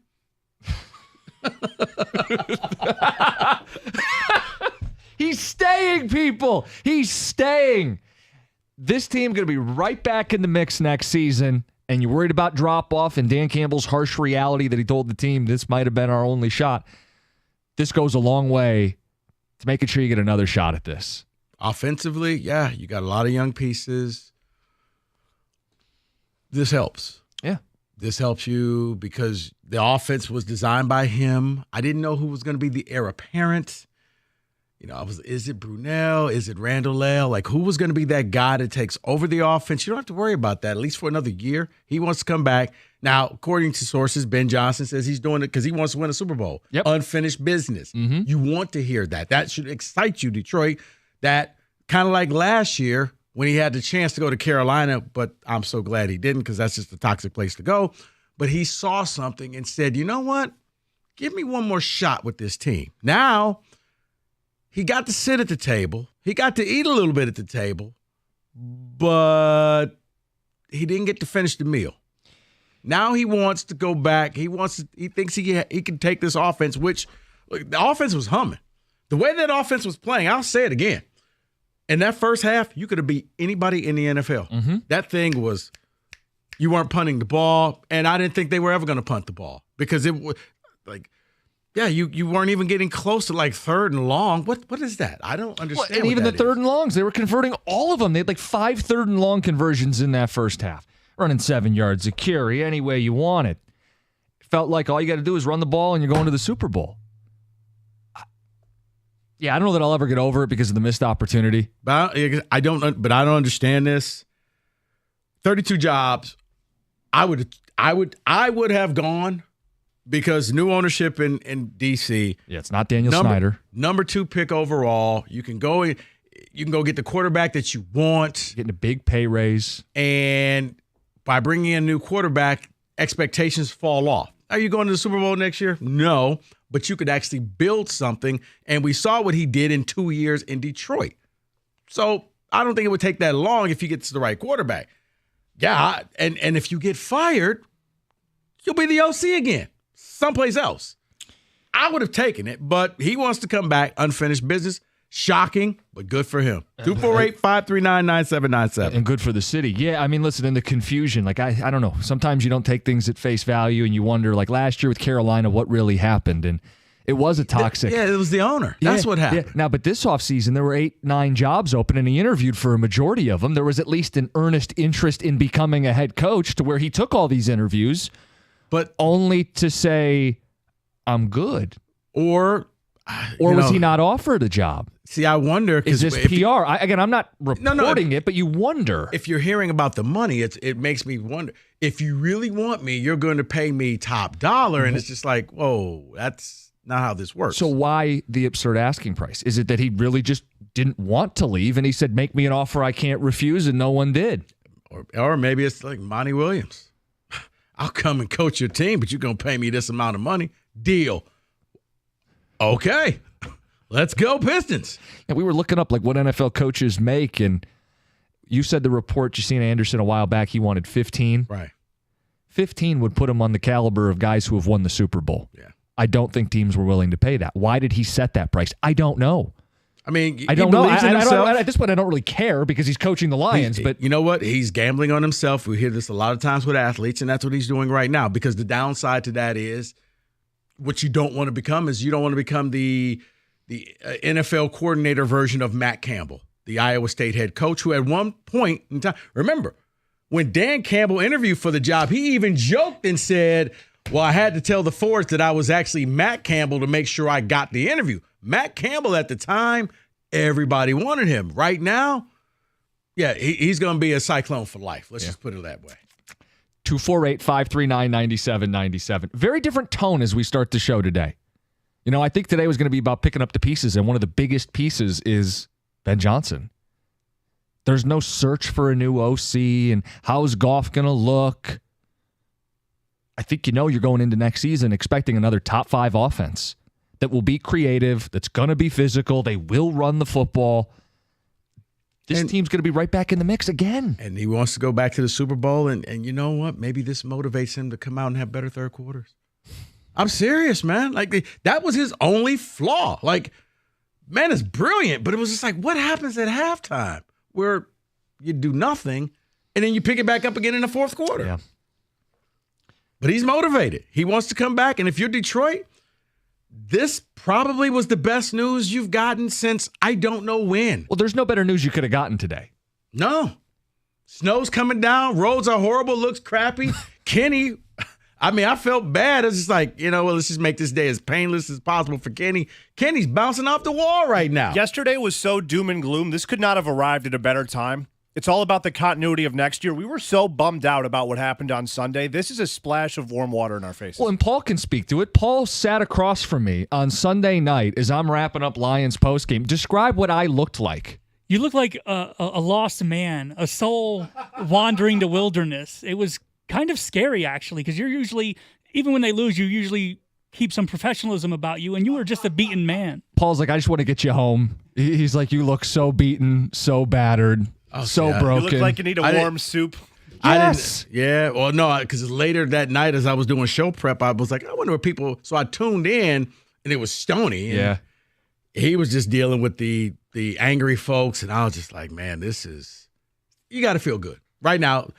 Saying all of that, if you're a Detroiter, I don't even know what the best news you've heard since. I guess you probably feel this the first time when the Lions won that first playoff game. Yeah. This is how you're feeling right now, knowing your guy, he chose you. He chose to stay in Detroit. He chose you over money, over a head coaching job. He said, no, I want to be with the Lions. We got something here. We keep saying, a new culture. This is a step. Yeah. You've turned down NFL jobs for 2 years in a row. That's why I'm not getting into this, folks, so don't call about this. This is 15 seconds. Argument I have with Jeff Rieger because he was bringing up same old Lions. I'm like, Jeff, you can't do this. We've moved past that. This is another step that tells me this Lions team is new. I don't ever recall somebody turning down not one job, but 2 years in a row to come back and continue being an assistant coach with the Detroit Lions team. Yeah, think about it. There is real risk here. There's risk of what you talked about is you're no longer the fad of the flavor of the month. There's the risk that you never get that payday that was on the table this offseason, and you might not win a Super Bowl. But he thinks so highly of this group, this team, this organization, and their possibility of running it back, not just to the NFC title, but to winning the whole thing, that he is willing to forego all of that money, opportunity that may never come again. And he's 37, it probably will, but he's willing to risk it because of what's in front of him in Detroit. Yeah, because the reports are very interesting because you're reading various people in the know saying that he told the Commanders this before they even got here, which I'm like, okay, that's a little bit of a Richard move right there. Well, he's trying to make sure they come out and interview his and I was buddy about Aaron to say, Glenn. yeah, because I got a feeling if they said, well, you know what, Aaron, do you want? Yes. Aaron, we haven't officially offered. Yes.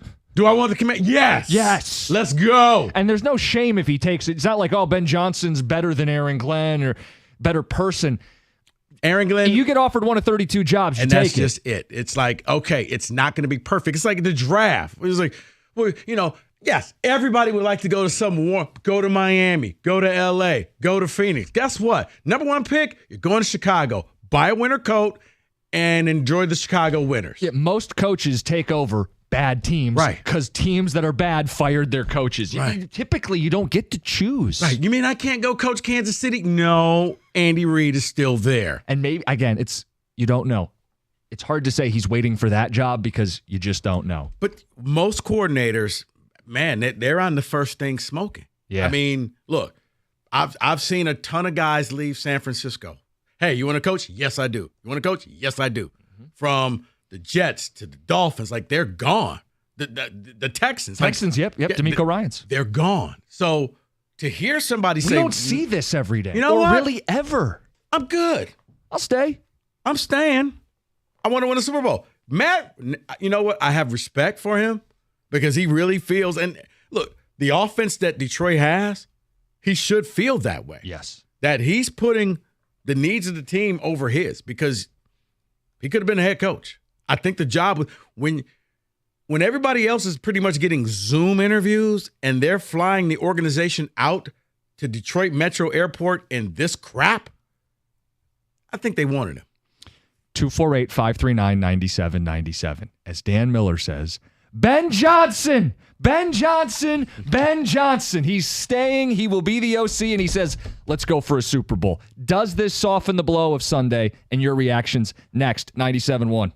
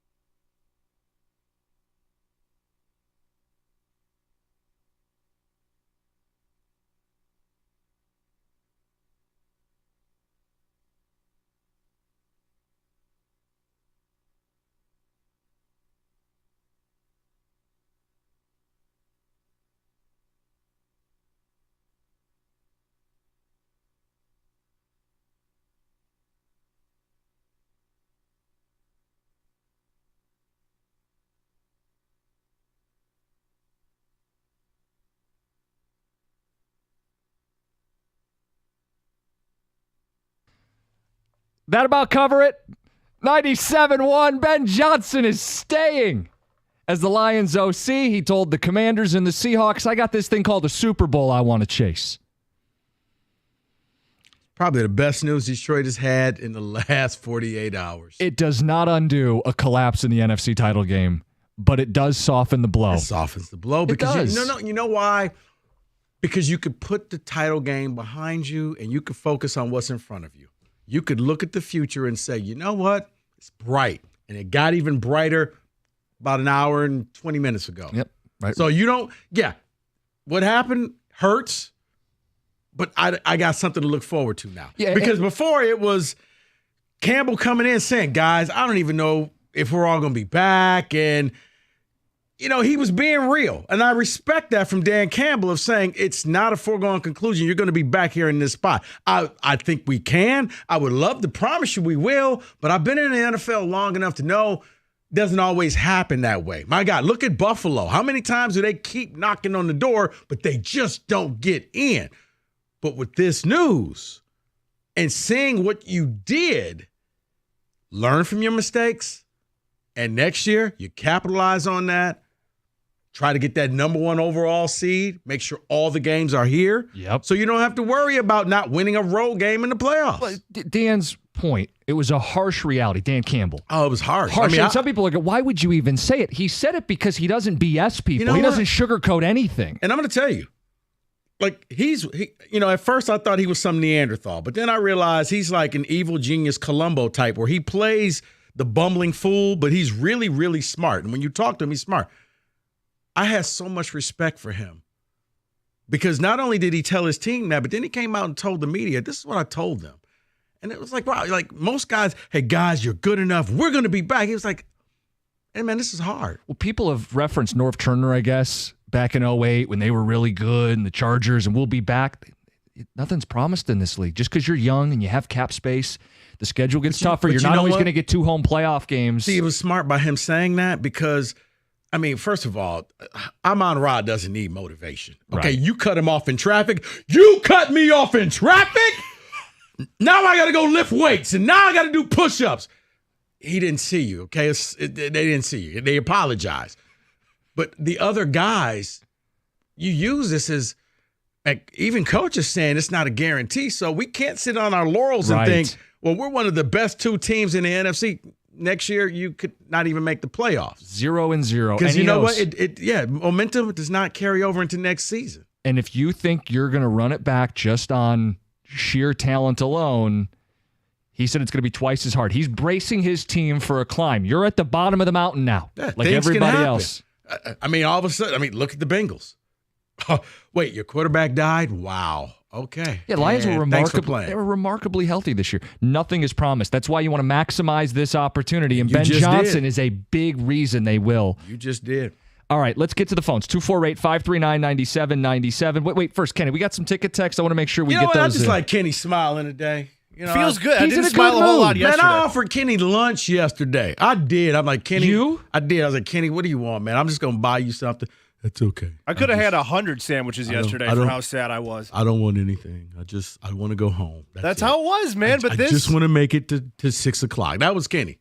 I think I actually said that to you. I just want to make it to 6 o'clock and then go home. I just want to make it to 6 o'clock. And at that point, I'm like, Kenny turned down food. Kenny's not in the mood today. So I didn't pick with him at all. I didn't say anything. I left him alone. Go ahead, Kenny. I'm sorry. Ben staying after another year of interviews speaks to volumes of the state of the organization versus previous ones. This is huge. Yeah, I actually heard NFL teams were offering him 75% of his asking price because his history with third quarters. Okay. All right. Boom. Yep. The Lions have That's actually kind of funny. It is a little funny. The Lions have the potential to be the best offense since the 07 Patriots, and Ben Johnson knows it, and he's betting on himself. Yeah, a lot of people have speculated why And I don't know that there's any one obvious answer. I mean, he says he wants to come back and chase the Super Bowl. Some people think he priced himself out of a head coaching job. Did he do it because he never wanted one to begin with? I don't know. No, I think some people speculate. Well, some people wonder, did he even get an offer? If they were flying all the way here, they wanted him to be their head coach. Let's stop that. I think he was their number one option. The Commanders have been dragging their feet through the entire process because they were waiting on him. They all flew out here to see him. He was their option. Now, maybe he's saying, I want to run it back with the Lions. But if you offer me this, I'll leave, knowing I'm going to set it high. You're going to make this worth my while. You went full Monty Williams. I need this in order to come out and leave where I'm at in this situation I'm at because I like where I'm at. Knowing that Sheila's going to give him a little, she's going to take care of him. Of course. She's going to give him a little bump. He got a bump last year. He was able to put cheese on the Whopper. He could put bacon on the Whopper after this season. What about the caramelized onions? That's next year. Okay. But if you're Ben coming back, yeah, the Commanders wanted you. It does speak about, I think, of the Lions culture, and that he knows what he has. And I think for the Lions, on offense, maybe your biggest concern is the offensive line.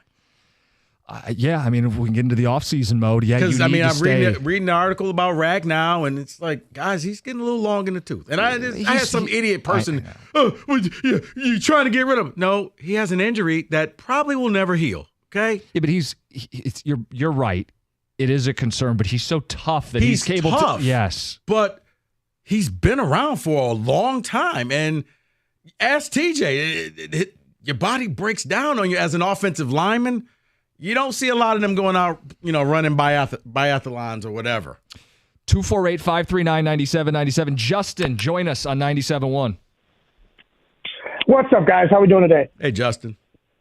Hey, we weren't asked this question, but I wanted to bring something up as far as, losing AG as compared to losing Ben Johnson. And I really think that AG is more valuable to this team. I have a lot of feelings on Ben Johnson. Obviously, he's incredibly smart, but as you watched him throughout the season, I just thought he continuously was just outsmarting himself as he was being figured out by defenses throughout the season. Justin, you do realize you're in the minority, right?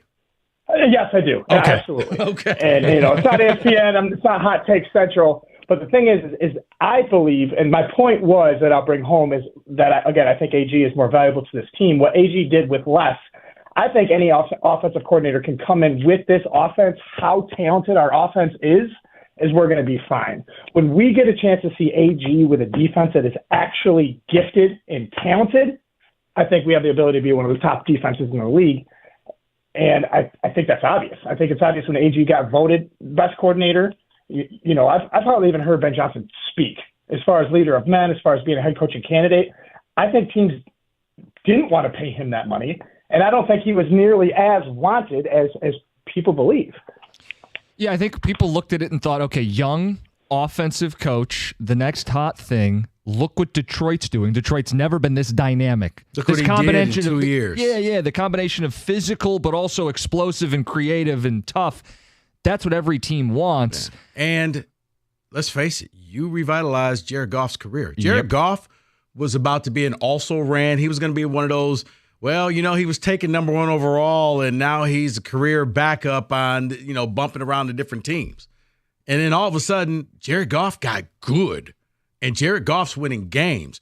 And Jared Goff's having his name chanted in grocery stores that he's not even in. Guys, he's not picking up the produce. Right. He's not even in the building. So sitting there picking up like pears and everyone's no, he's not there. That's a feather in his cap. Yes. Yeah, you took a quarterback that everybody pretty much tossed aside. The Rams did not want. Rams said, not only do we not want him, we'll offer you first-round picks if you take him.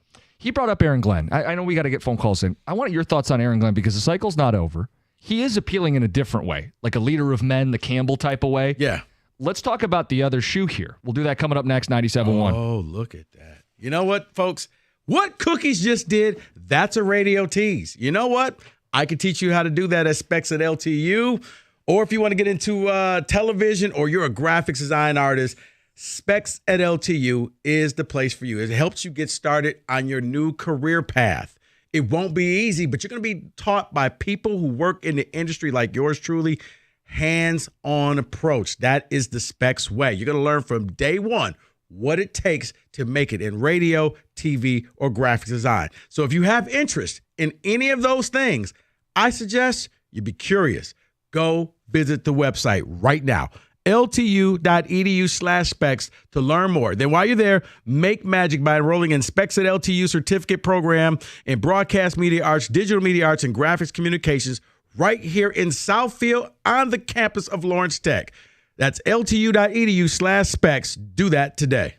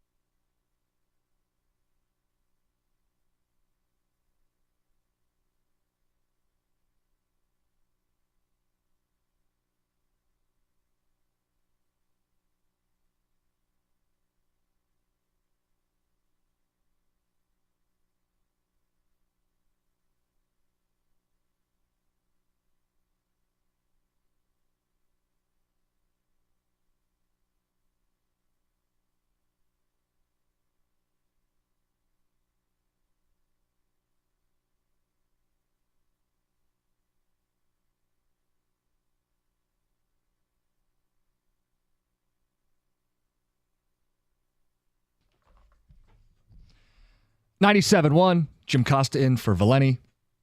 Sick as all get out. Sounded like death today, so he's taking the day. Yeah, I knew when I got that text early this morning. Like, I don't even need to read it.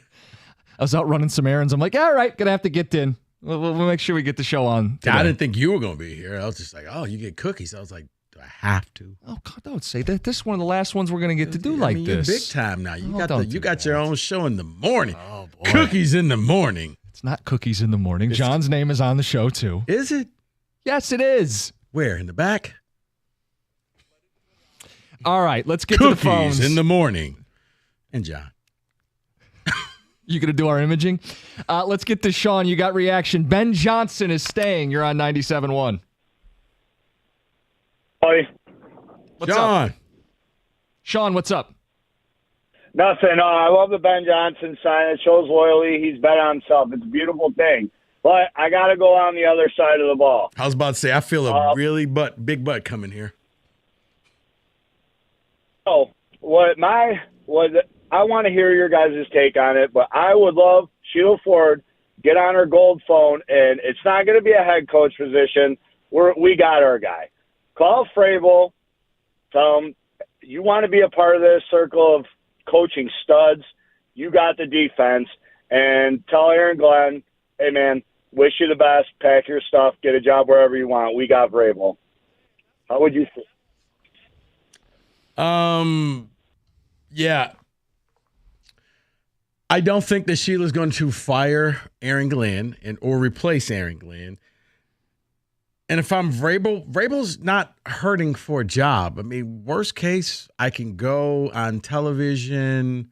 I can just kind of sit out this year and see what options are open for me next year. He's young enough. Like, Belichick, I think, is done. I don't think Pete Carroll, Belichick, yeah, I'm sorry, guys. You're up there in age. But Vrabel, I can wait a year.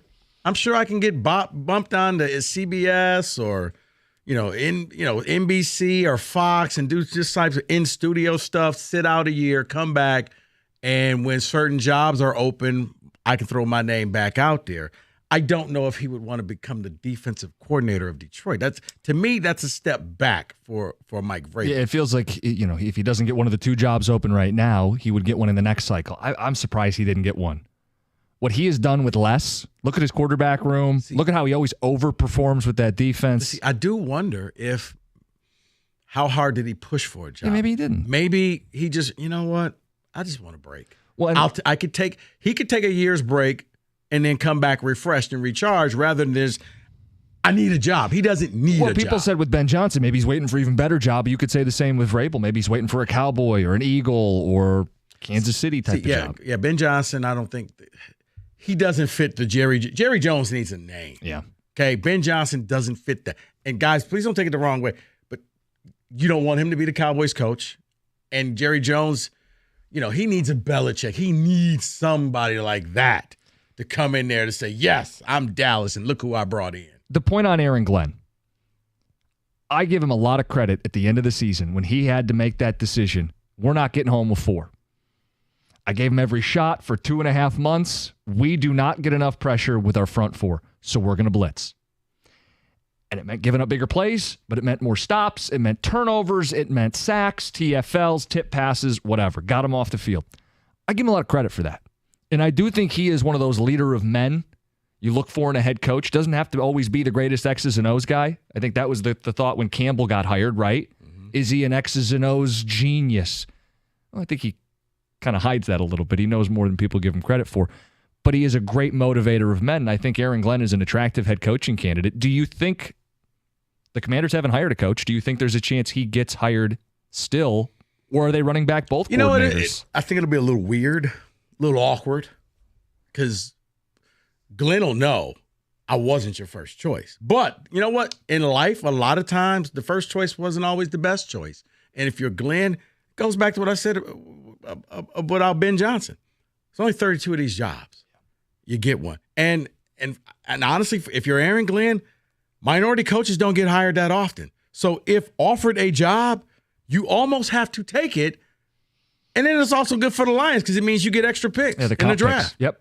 So, yeah, if the Commanders really are looking at him and bringing him in to be that rah-rah type of guy and get us going, and you go out and you can draft Drake May, and if you're him, you got to go out and find the best OC, and you run the defense, find somebody to run your offense, and see what you have. But, yes, if you're Aaron Glenn, you're going to take the Commander's job if offered. I don't think that he will do the same as Ben Johnson.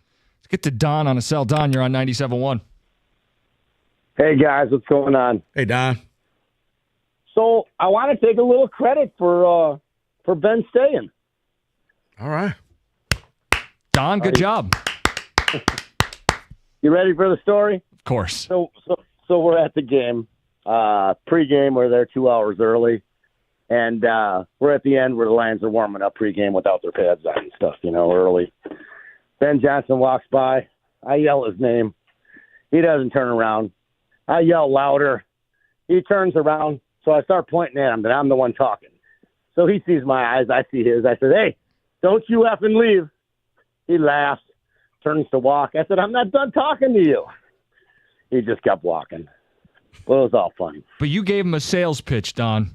You're part of I this did, movement. Right? I'm proud of you, Don. Hey, great atmosphere, great fans. Had a great time. You want to win, I guess you got to catch the ball and not have turnovers. Yeah, there you go. Opening up that wound again. And just as it's starting to scab over. Just as it was starting to feel better. Kenny, we normally do this to you. Paul, that's one. What do you mean, Don's calling in to pat himself on the back? Well, he did bring him back here. I don't think you can give him one for that. He's partially responsible. Yeah. Okay. All right, we'll try again. Let's get to Dre in Southfield. Dre, you're on 97.1. What's up, y'all? How y'all doing? Good. Hey, Dre. Yeah, I mean, it definitely was a pleasant surprise to see that Ben, is coming back. In terms of it softening the blow for me, I mean, I actually have had like a different type of feel. I saw the initial emotion during the game. I mean, it's really hard not to be damaged by that. That's gut wrenching. But I guess outside the average person who watches football, I mean, I respect how hard it is to get to where they got.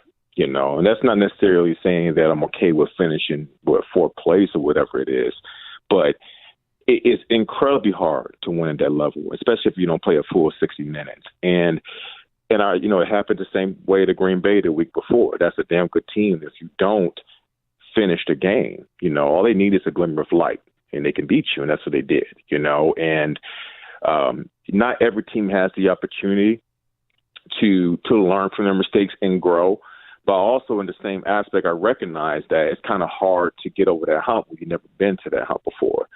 And so that's where I think they deserve, one, some credit for what they've done, also some grace that, Brad Holmes in year 3 and Dan Campbell in year 3 have done a damn good job of getting us in a good place. And they have earned the right to have the trust that they're going to create a little small runway here, because it doesn't last longer in the NFL, that they should be in contention for this thing for the next 2 or 3 years. Yeah. Now, for me, guys, my feelings will be a lot different at the end of next year if we fall short of winning the Super Bowl. Make no mistake about it. This is a huge offseason for Brad Holmes.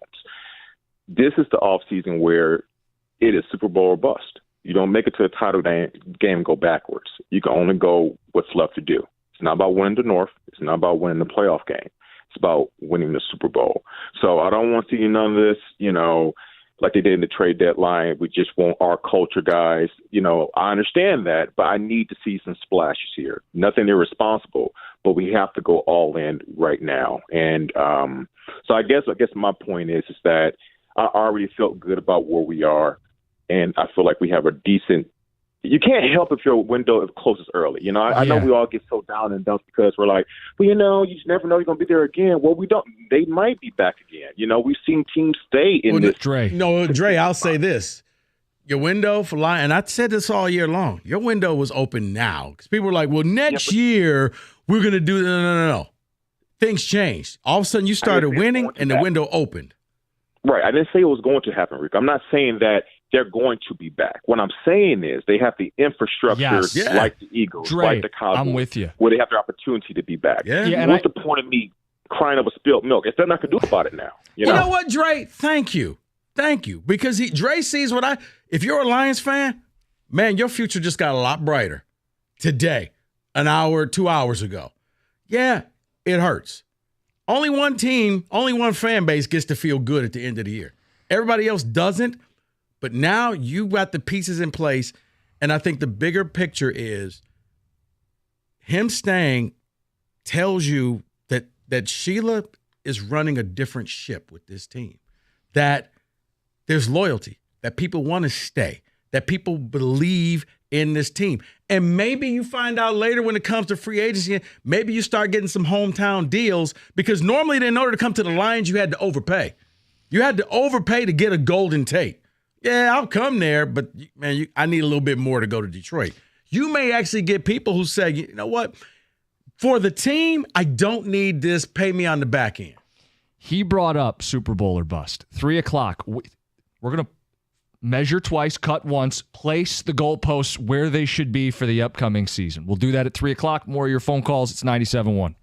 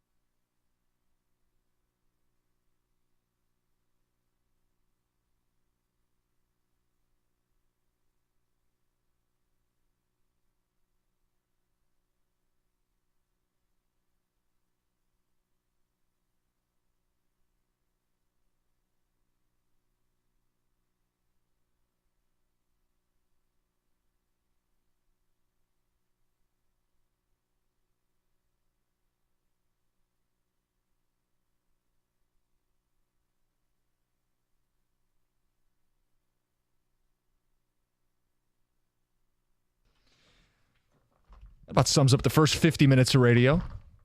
He's staying. He is staying. Everybody thought foregone conclusion. Washington Commanders. They were getting set to fly out to Detroit today. He informed them, I'm good. I'm going to chase the Super Bowl. I'm going to double down. I believe in Detroit. What a statement that is about this franchise, because head coach money is no joke. The chance to run one of 32 NFL teams, That's no just it. joke. Yeah, it's only 32 of these teams, and he turned down a job for the second year in a row. Now, the last time, you go, oh, maybe it's Carolina. They're a different level, a special level of toxicity. Rico, there were 8-9 jobs open this cycle. That's damn near a third of the league, quarter of the league. He interviewed with a handful of them. And the conclusion was, I'm good. I have unfinished business. Do you remember last year? He said it was a Garth Brooks concert he went to at Ford Field. He goes, I can't wait to see this place for a playoff game. And he stayed, and he saw it for a playoff game, 2 playoff games. Now he's staying for a Super Bowl. Can he go 2 for 2? 3 o'clock, we'll get into where the goalposts should be set for the upcoming season. 248-539-9797. Jordan, you're next up. You're on 97.1. Hey, how you guys doing? Hey, Jordan. I'm feeling a lot better. These last 2 days were dark, but now that we got Ben Johnson, things have definitely improved. But I just want to talk about the other side of the ball. Aaron Glenn, his game plan in big games, it's just been lacking. I mean, the 3 games we played in the postseason, we allowed 425 to LA, 408 to Tampa, and 413 to San Francisco. And no one seems to be talking about it. And yes, I'm excited for next year, but I'm looking at the schedule. And we've got, Fields twice, Love twice. We've got Rams, Cardinals with Kyler who can move. We've got Jacksonville, Houston with Stroud, Colts with Richardson, at San Fran, and at Dallas for like the 10th time in a row. Of course. And then we've got the Bills. I'm a little bit worried about kind of running it back next year, though I am excited about Ben. But no one's really talking about defense. And KC is number 2 in the NFL, and San Francisco is number 8, and they're both in the big game. So what is your take on Glenn? Do we need him? I know he's a leader of men, but he's a leader of men who can't get off the field. Well, I'll say this, and I'll leave it to Cookies because apparently, I'm a guy who just wants to always draft defensive players. But Jordan, I don't know if he has he doesn't personnel, He doesn't have the same toys that we've given the offense. So yeah, if you're Ben Johnson, it looks great because you look all around. And you went out and got Laporta to add to St. Brown. You got Sewell. You got Gibbs. You went out and you got Montgomery. You got everything that you need. On defense, you don't have that. You kind of went to the bargain bin. Well, some of this is they did use a first on Jack Campbell and a second on Brian Branch. Branch worked out. They also wanted to prioritize a couple guys in the secondary. Emmanuel Mosley got hurt. Yeah. Chauncey Gardner-Johnson missed most of the season, got hurt. If they had better personnel, does this defense check in as better than average? Okay. And Rico, I'm not telling you. Can I say something without you getting angry? Sure, I'll scoot back. Go ahead. Guys, I'm away from the mic. I can't possibly interrupt. Go ahead. This is where I get upset that they wasted that pick on Hendon Hooker, who could not help them this year. That you could have taken a defensive player, and that defensive player could have been a starter. You look, I forgot the dude from Tampa. Like, you could get guys in the 3rd round who would have contributed to this team and helped you win the game. But you chose to bank more offensive stuff instead of just addressing the defense. The Hendon Hooker pick was insurance. Nobody wants to pay car insurance or home insurance, but they weren't sure about Jared Goff. Right. So they paid for insurance. You don't ever want to have to claim the insurance, and you're very happy that you haven't filed a claim, that you feel like you have a franchise quarterback. But because of that, Rico, you're right, that ends up being a wasted pick. No, he couldn't do anything because he was injured the entire year where I could go out and I could get a linebacker. I could get another corner in the 3rd round who could have been a starter. You could have moved Cam Sutton over to the number 2 starter because God knows he's not a number 1. He's not. He gets toasted. He should just walk out there with little butter packets because he gets burnt that much. Like the ones you get the little diners. Yes. 248-539-9797. Here you go, Justin. Here's a little butter packet. Just don't toast me too badly. He does. You could have. So I hear people bashing on Glenn. Glenn didn't have the same personnel. I agree with you. On defense. I agree with you. he did the best of what he had. Guys, we can't do what San Francisco did and just rush 4. We got to rush 5. We got to rush 6. We got to confuse them. We got to blitz. We got to stunts. We got to bring corners. We got to bring safeties. But it started working. He used what he had to get the Lions to that point. And they forced 2 turnovers in that second playoff game, including the game-clinching interception. They got 2. Well, they had 1, and they should have had 2 turnovers in this game. Yeah. I mean, you got hit in the face mask. I'm never going to be over it. 51 yards off a face mask. So is this going to be the Rasheed Wallace leaving Robert Horry open, where it just bothers you? Except it's multiple plays. It's fumbling. It's dropping the ball on 4th down. It's like if he left Robert Horry open 3 straight times. And I know you'll say, well, the Pistons had already won a championship by that point. Still didn't take the sting out of it. The Pistons, when they won back-to-back in the 80s, doesn't change Kareem's phantom foul. There are people that still complain about that. That's not the one. It was Isaiah throwing the ball to Bird. Yeah. That was, The Wings, they beat the Penguins, but the very next year losing Game 7. I mean, that stings even if you win a championship. So I know, hey, they go out and win the Super Bowl this year. I'm still going to look at a wasted opportunity up 17 points in the NFC Championship, and I've waited. We've all waited. I'm not going to make this about me. We've all waited so long for this team to be in the Super Bowl. No, here's funny, because at least you'll watch the game, unlike some people host on this show. I mean, and at this station. Are you befuddled? Because if the Chiefs win, you already beaten the Chiefs. And if the Niners win, you had them down at halftime. Like, yeah, there's really no. Who do you want to win that would take away the sting? Yeah, unlike Doug, I am going to watch the Super Bowl, but like it's not going to. Which team wins that you're like, okay, that I feel a little better. Neither. Okay, it's going to feel bad either way. Okay. Anyway, let's talk about where we want to set the goalposts for next season. I think Ben Johnson coming back helps us place them right where they need to be. We'll do that coming up next. It's 97.1.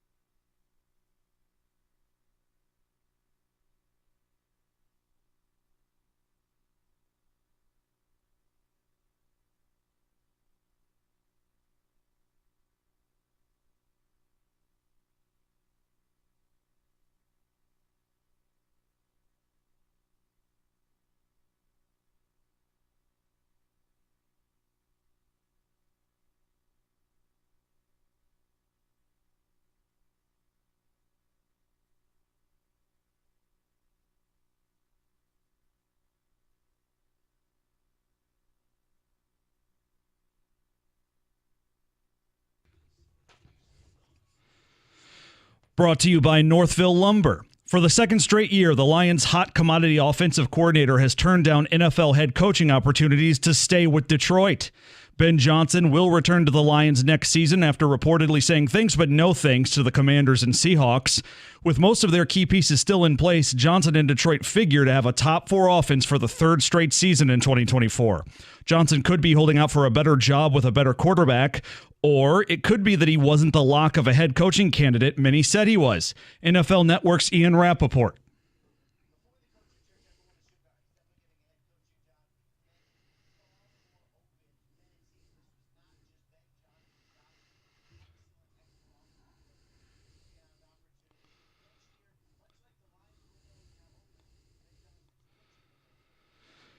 And you helped the NFL grow its already gargantuan NFL numbers. TV stats are in from Sunday, and the NFC title game drew over 56 million viewers. That's up 3 million from last year's evening window on championship weekend. Lions at 49ers was the most watched TV program aside from a Super Bowl since the 2012 NFC Championship between the Giants and Niners. That game drew about 57.5 million. And Michigan State renew their basketball rivalry from Breslin Center in East Lansing tonight. Michigan and MSU, the Spartans coming off a humbling loss at Wisconsin Friday night that dropped them to an underwhelming 4-5 in Big Ten play. Wolverines absolutely reeling, losers of 7 of 8. Hear the game on WWJ News Radio 950. Which is why the game's not on TV. Coverage starting at 8:30. You'd think it would be with selling their soul for all the sponsorship dollars with TV. But at the Coral Health Update Desk, I'm Beanie Howell. For more, go to 97.1 The Ticket or Odyssey.com.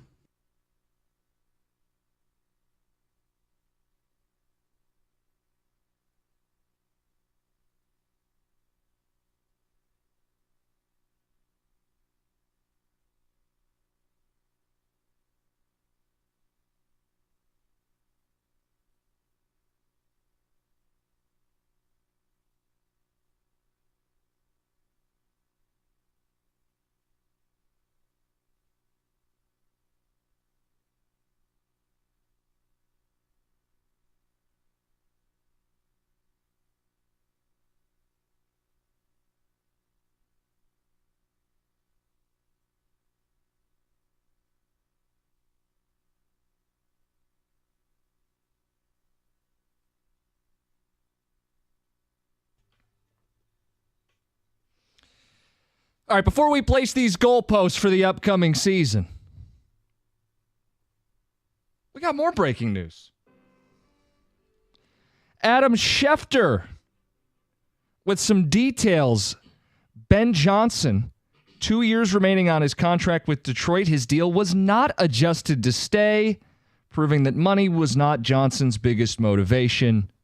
The Lions could still opt to adjust the contract down the line, but it is not the reason he returned to Detroit. Johnson is loyal. End tweet. I mean, clearly it wasn't about money. A head coaching job pays more than a coordinator job at every team. Yeah, I don't think it was about money, but I do think that Ford family history says they reward loyalty. So Sheila will take care of him somehow, some way. Wasn't he taken care of a year ago? And they probably will give him a little something extra. Yeah. But he's staying. If you guys heard it in the update, if you've been listening all day, I mean, the news broke right about 1 o'clock. Ben Johnson is staying to be the Lions offensive coordinator. And Rico, I think that helps us have this conversation. Expectation setting. Mm-hmm. Alex Anzalone said that this is Super Bowl or bust. Ben Johnson returning only solidifies that the goalpost for next season should be set in New Orleans for the Super Bowl. Is that where it's at next year? Yes. Nice. Oh, I've already looked. Bourbon Street. That's right. So what I would say is this. Last year, we set the expectations for this team. And I'll give Mike full credit. He was like, you're going to win the division. You're going to get a home playoff game. Mm-hmm. He did this early. And I was like, bruh, just be happy to make the playoffs. But you set the goal. And then when he tried to change it, I was like, no. You can't change the goal. Okay? Now, they exceeded it, and you can expect more. But we set that goal. So right here, right now, where is the goalpost going to be set? Is it just win the division again and make the playoffs and get a home playoff game? No. Because for me, my goal for the Lions, the division is nice, but I know it's all about getting hot in the playoffs, okay? Your goalpost next year is next year's NFC Championship game. They were already there. You didn't win it. That's your goal. Well, the goal would be to win it then and go to the Super Bowl, right? Not just to get to the same place. No, to get back. To get back because it's a difficult thing to do. What that doesn't make a hill of beans different. I've already seen them play in an NFC title and lose now go it. back and win it. Yeah, win it. Be in the Super Bowl. But because here's the thing. It's hard getting to the Super Bowl. I didn't say it was going to be easy. That's the Buffalo Bills. Because here's the thing. If you set your goal, hey, it's Super Bowl or bust, more than likely it's going to be bust a lot of time. Correct. There's nothing wrong with lofty goals. This team's earned lofty goals. I'm looking at the steps, and it's a process. And the process to me is, okay, get back there, do better, and now you can exceed expectations again. They're right there. They were 30 minutes away. Next season, you have to go further. You have to get closer. You only get so many cracks at the Super Bowl. I know you say the window's just opening, and I see that. But it's not a 10-year window. This is not for long. The NFL, it's a little shorter than people give it credit for. It's a couple years, and you're going to have to churn the roster. You got a couple years, your coordinator's back. Next year, go win the Super Bowl, or it's a disappointment. This team has set us up to have that expectation because they're that good. Because they should be every bit as good as they were this year and better. They've got cap space, and it's not going to go to Goff immediately. His extension wouldn't kick in for another year. St. Brown wouldn't kick in for another year. Go get one or two studs. The reason why I say get closer than you got this year. The reason, and 248-539-9797, where's your goalpost going to be at for next season? Reason why I say that, because it's difficult. Look at the Eagles. Eagles made the Super Bowl, couldn't get out the first round of the playoffs. To win one or two playoff games, as you saw here, it's not an easy thing to do. Correct. So therefore, if you could get back to the champion, now you're in the Final Four, anything can happen. And we saw anything happen. We saw weird stuff happening. Yeah, but okay. But get back there. But your school, I'll bring this to your doorstep. Michigan State, getting to the Final Four is no longer the goal. You got to win the thing, right? No. Getting there is not enough. You can hang as many Final Four banners as you want, but at some point you say, got to get the whole thing. It would be nice, but I think that's different because college basketball is the only sport that celebrates the Final Four. Yes. It's not the road to the national title. It's the road to the Final Four. But when you said Final Four, it made me think your program, college hoops, and the benchmark has been all these Final Fours, and eventually you say, not good enough. But when I look at this, I know, and it's difficult to get there. To me, that's a realistic goal. Now, lofty goal. Yeah, you want every team goes in saying, I want to win the title. But it's not realistic for every team. It is here in Detroit. I would say get back to the NFC title. You make that game, and now you make your own luck. You do what you need to do to get that next level. It was like winning the division and getting into the playoffs. That was the goal at the beginning of the year. Get into the playoffs, and now you create your own luck. You do what you need to do, but you need to have a seat at that table. And I'm saying get back to that NFC Championship table. That should be the goal. Now, once you exceed that, now we add on and say, okay, now it's Super Bowl. For Kansas City, yes, their seasons are Super Bowl or bust because they've been there before. You haven't.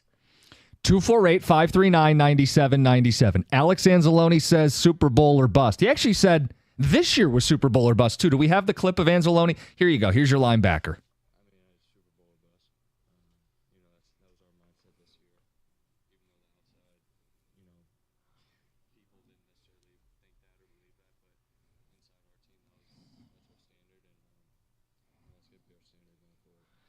Super Bowl or bust going forward. You get a taste, right? You're 30 minutes away.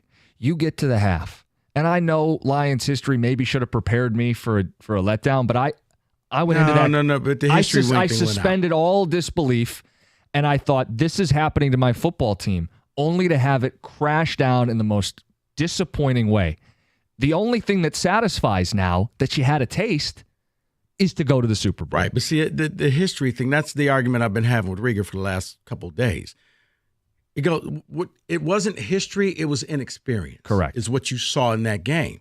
One team had been there and they knew how to handle it. The other team didn't know how to close the game out. That's why I'm saying your goal is to get back there. And really, if you want the real goal, your goal, number one seed, and you play that game here. We did get a ticket text that said that very same thing. The goal is to host next year's NFC title game. Yeah, so maybe the goal is to get the number 1 seed, because just to say, I got to go Super Bowl or bust, it sounds great on radio. It's a difficult thing to do. Rico, if they're hosting the NFC title game, they sure as you know what better be playing for the Super Bowl. If that game's at Ford Baltimore Field, how that worked out. I'm not telling you it's a promise. I'm telling you if you get it, you should win. Baltimore should have won that game. There's no excuses for that. You set the goalpost. We do the whole measure twice, cut once. You guys have talked about moving of goalposts as they started to win more. They got as close as they've ever been in the entirety of the Super Bowl era. They exceeded where the goalposts were originally at. Correct. And that's why I'm saying, like, for me, next year, you want to either be a 1 seed or you want to get to the NFC title game. That is the new goalpost. That's the expectation I will have for this Detroit Lions team next season. Jeremy, you're on 97.1. Hey, how are you guys doing? Hey, Jeremy. I just want to say, Josh Reynolds really killed me. Ben Johnson coming back is really a good boost. But, I mean, was there anything more devastating than Josh Reynolds dropping 2 balls right in his face? Or one was on his chest and one was on his face. But, like, was there anything wrong? Like, killed me. Jeremy, the first one, the 4th and 2 that he doesn't get, you go, ooh. But that in and of itself, that's frustrating, but you still at the time had a 2-touchdown lead. When he dropped the second one on the 3rd down and he's running before he catches the ball, I'm like, oh my God, is this Pop Catch the ball? You know what? I think what happened at that point. He is so dependable. And Rico, everything you're saying is correct. I saw Josh Reynolds. I'm like, oh my gosh. My whole soul just went out of my body when that happened. And Jeremy, I think what happened, and I can't speak for him, but he knew he dropped that 4th and 2, and I think he started thinking too much. And with athletes, when you start thinking is when you screw things up. It's like the jump shooter. When you hesitate, you miss the shot. You catch it in rhythm, it's Splash Brothers. And for receivers, when you start like, okay, I got to catch this ball, I got to do this, and you see it all the time. Heck, you saw it in the national title game. The most sure-handed guy Michigan put back there for catching punts, and fumbled on the one. Now, it worked out. But they put him back there because he doesn't do that, but he overthink it. Well, it shows you how fragile sports are. All year, Reynolds wasn't a high yardage producer, but he was so dependable. He moved the chains. Most of his catches were first downs or touchdowns, including in the playoffs. Yeah. But on that day, he was a liability. They couldn't rely on him in 2 pivotal crunch time spots. He became his own worst enemy. His skills didn't fall away, people. The moment, I hate to say it, the moment got too big for him. And then he just started overthinking and overplaying, and he stopped being that person that got him there. But the goalpost, I still say, either you're the number 1 seed or you are in the NFC title game again. That's the goalpost. And it's not to say, please don't call here. Your team could go to the Super Bowl, but I'm saying your goalpost, the reasonable goalpost, is to make it back. Because getting to the Super Bowl, unless you're the Kansas City Chiefs, very difficult to do. And listen, you can say I'm being emotional, I'm overreacting. They were 30 minutes away. They're bringing back the same nucleus. They'll have the ability to upgrade this roster. If they do not get to the Super Bowl, if they're not playing in New Orleans next season, it's a disappointment. And if you're upset about that, guys, it's a badge of honor. You have upgraded this organization to that level of expectation, where anything less, to me, is a disappointment. Now, we want to know where you're at on this. 248-539-9797. Ben Johnson's back. Expectations are back. It's 97.1.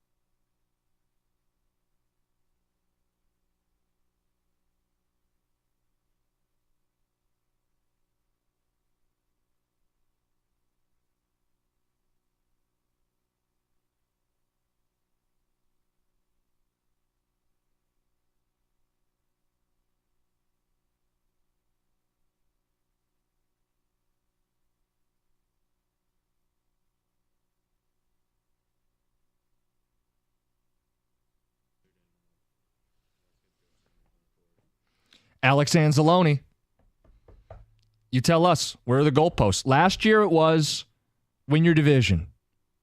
Win that home playoff game for some. Mission accomplished. Next season, though, the bar is higher. It is. And with Ben Johnson coming back, with this being a young football team, nothing's promised, nothing's guaranteed, but the expectation to me is that you go further, that you were in New Orleans. The goalposts are going to be set in the end zone inside that dome in New Orleans. See, I have the goalpost set to getting back to the NFC Championship game because another reason that I'm looking at this is it then tells me consistency. It tells me that you're not a one-year wonder. It means you have the staying power that you can get back, and now you're in the upper tier, that you're always going to be considered as a Super Bowl contender. Get back to the NFC title game. Now, after next season, I will agree with you and say, if you make it back there, it's Super Bowl or bust. But show me that you can follow up this year, next year. And it's not to take away from their accomplishments this year. I'm not accusing you of that. No. Listen, some people will take it Cookies, however they want to take it. that's not for you. That's for the people out there that are trying to angrily text the show right now. It's not saying I'm taking away from anything. Making it back to the NFC title game is consistency because it's hard to do. Ask the Eagles. Okay? They went to Super Bowl. Thought they were going to win the thing. They were this close, and they didn't make it out the first round of the playoffs. Right, but for as much runway as we think the Lions have, and I think there's quite a bit of runway. They're a young team. They have the cap space to keep their own and keep upgrading. Brad Holmes, keep finding dudes. They're going to win a lot of games moving forward. But however long you think the runway is, I'm going to tell you it's not as long as you think it is. Because your offensive line, how much longer are they going to be elite? How much longer is Ben Johnson going to be here? How long until you have to... In the second half, it's why I say, you know what? One of the things you may want to go after, figure out what you're going to do with Jackson. Is, he gets hurt a lot. Ragnow.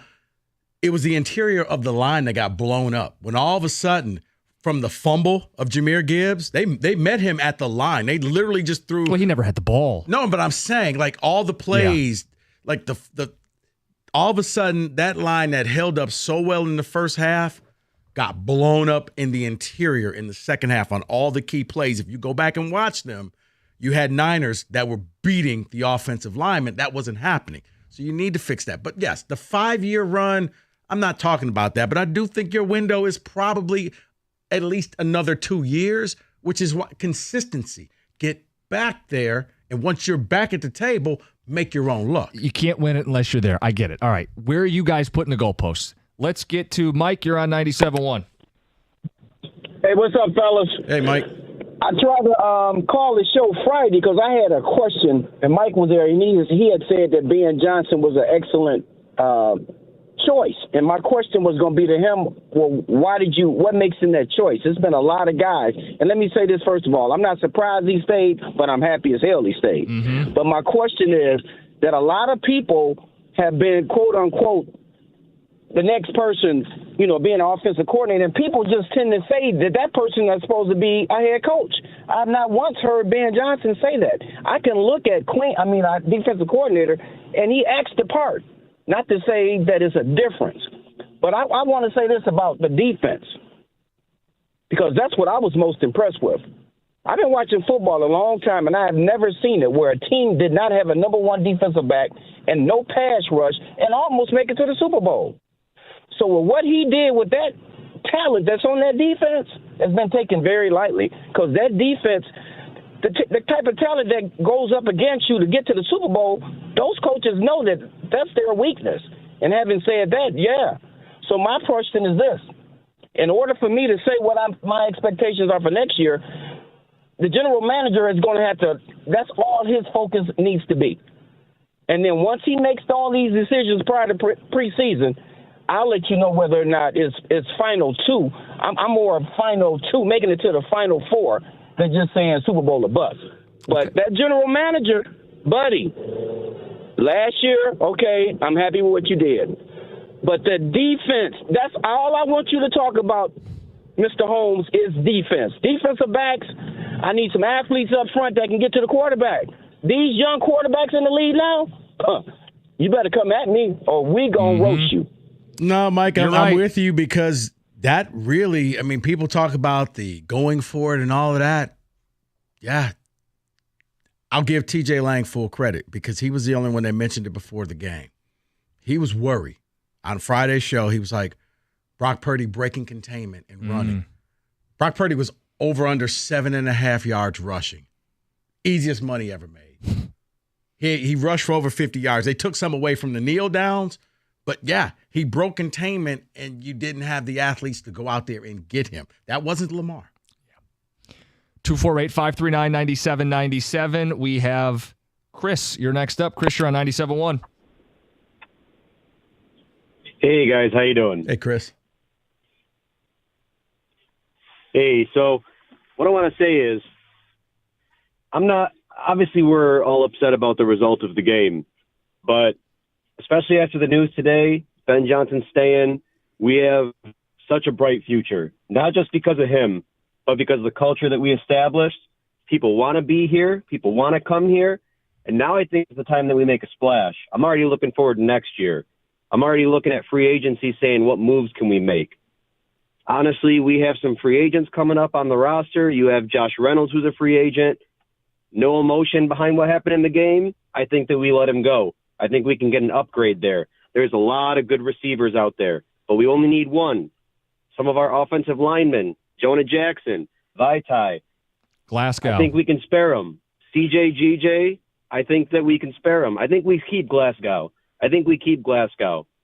But our positions of strength, our safeties, and our O-line, I think that's where we can shed a little bit of salary, where we don't need to keep everybody. Yeah, I don't see C.J. Gardner-Johnson you coming get back. one big receiver, and then the rest spend on defense. Rico, was your point? Yeah, I don't see C.J. Gardner-Johnson coming back. I mean, what he did in that game showed me he's the opposite of what Ben Johnson just did. Ben Johnson just put the team above his own thing. You put your own personal beef with Debo. Like, yeah, you still scored a touchdown. But when Rodriguez gets the interception, and then you blindside Debo because what? You're angry at him for some reason? That was just dumb. What are you doing? Well, and did you see Dan Campbell before the game acknowledge that there was, some beef?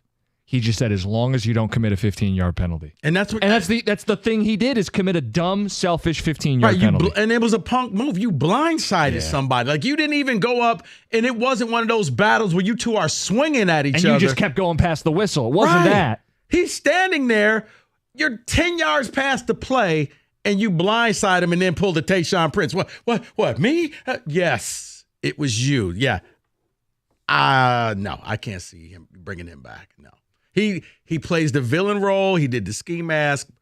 I think it's time to move on and upgrade that position.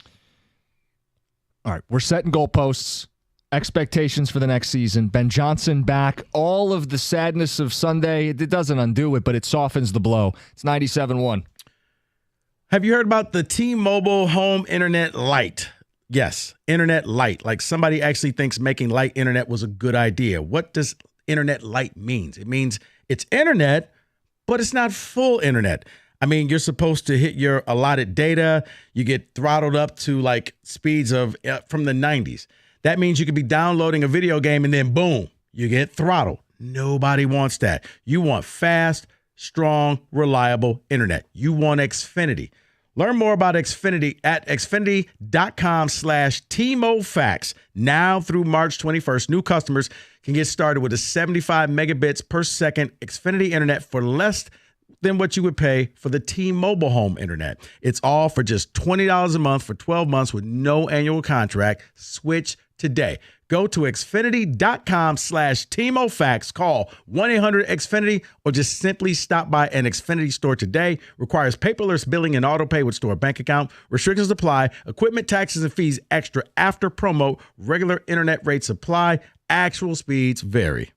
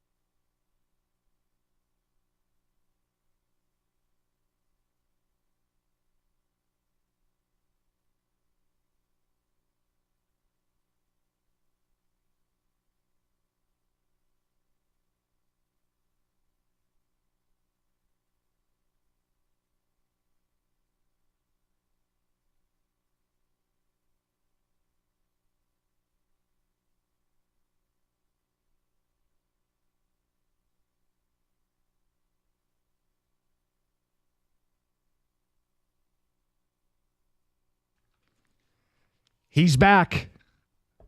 Turning down NFL overtures to be a head coach. Ben Johnson staying as the Lions OC.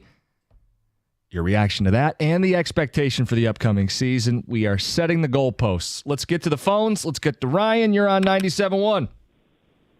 How's it going, fellas? What's up? Hey, Ryan. Rico, I think you nailed it. Our goal next year has to be the number 1 seed. I don't think you can ever really make goals for the postseason because, as we just witnessed, the playoffs are crazy. Anything can happen at any time. But your goal from now on for at least the next 2-3 years is to put yourself in the best position to get to that Super Bowl. If you get there at that point and you're the number 1 seed, then it's Super Bowl or bust. But until you can get that home field advantage that Detroit offers, I want to see consistency. But that number 1 seed has to be the goal. We have to get that home field because that advantage is huge. See, I'm with Ryan because when you look at Lions history, I'll use this history. You don't win on the road in the playoffs. Now, that's not a slight, but that's 66 years. It's historical. So, yes, we saw what the crowds look like at Ford Field, the decimal levels. Everybody's fired up, the light show, everything. Oh, it's a real advantage. 1 seed, let's go. Now you put yourself in the best spot to get to the Super Bowl. Here's the thing. The schedule's going to be harder next year. You play a first-place schedule. Don't care. You could be as good and lose an extra game here or an extra game there. You might not get multiple home playoff games. That's kind of Dan Campbell's point about the harsh reality of the NFL.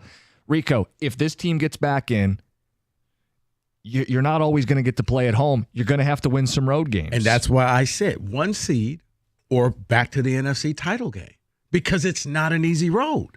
Saying Super Bowl sounds great.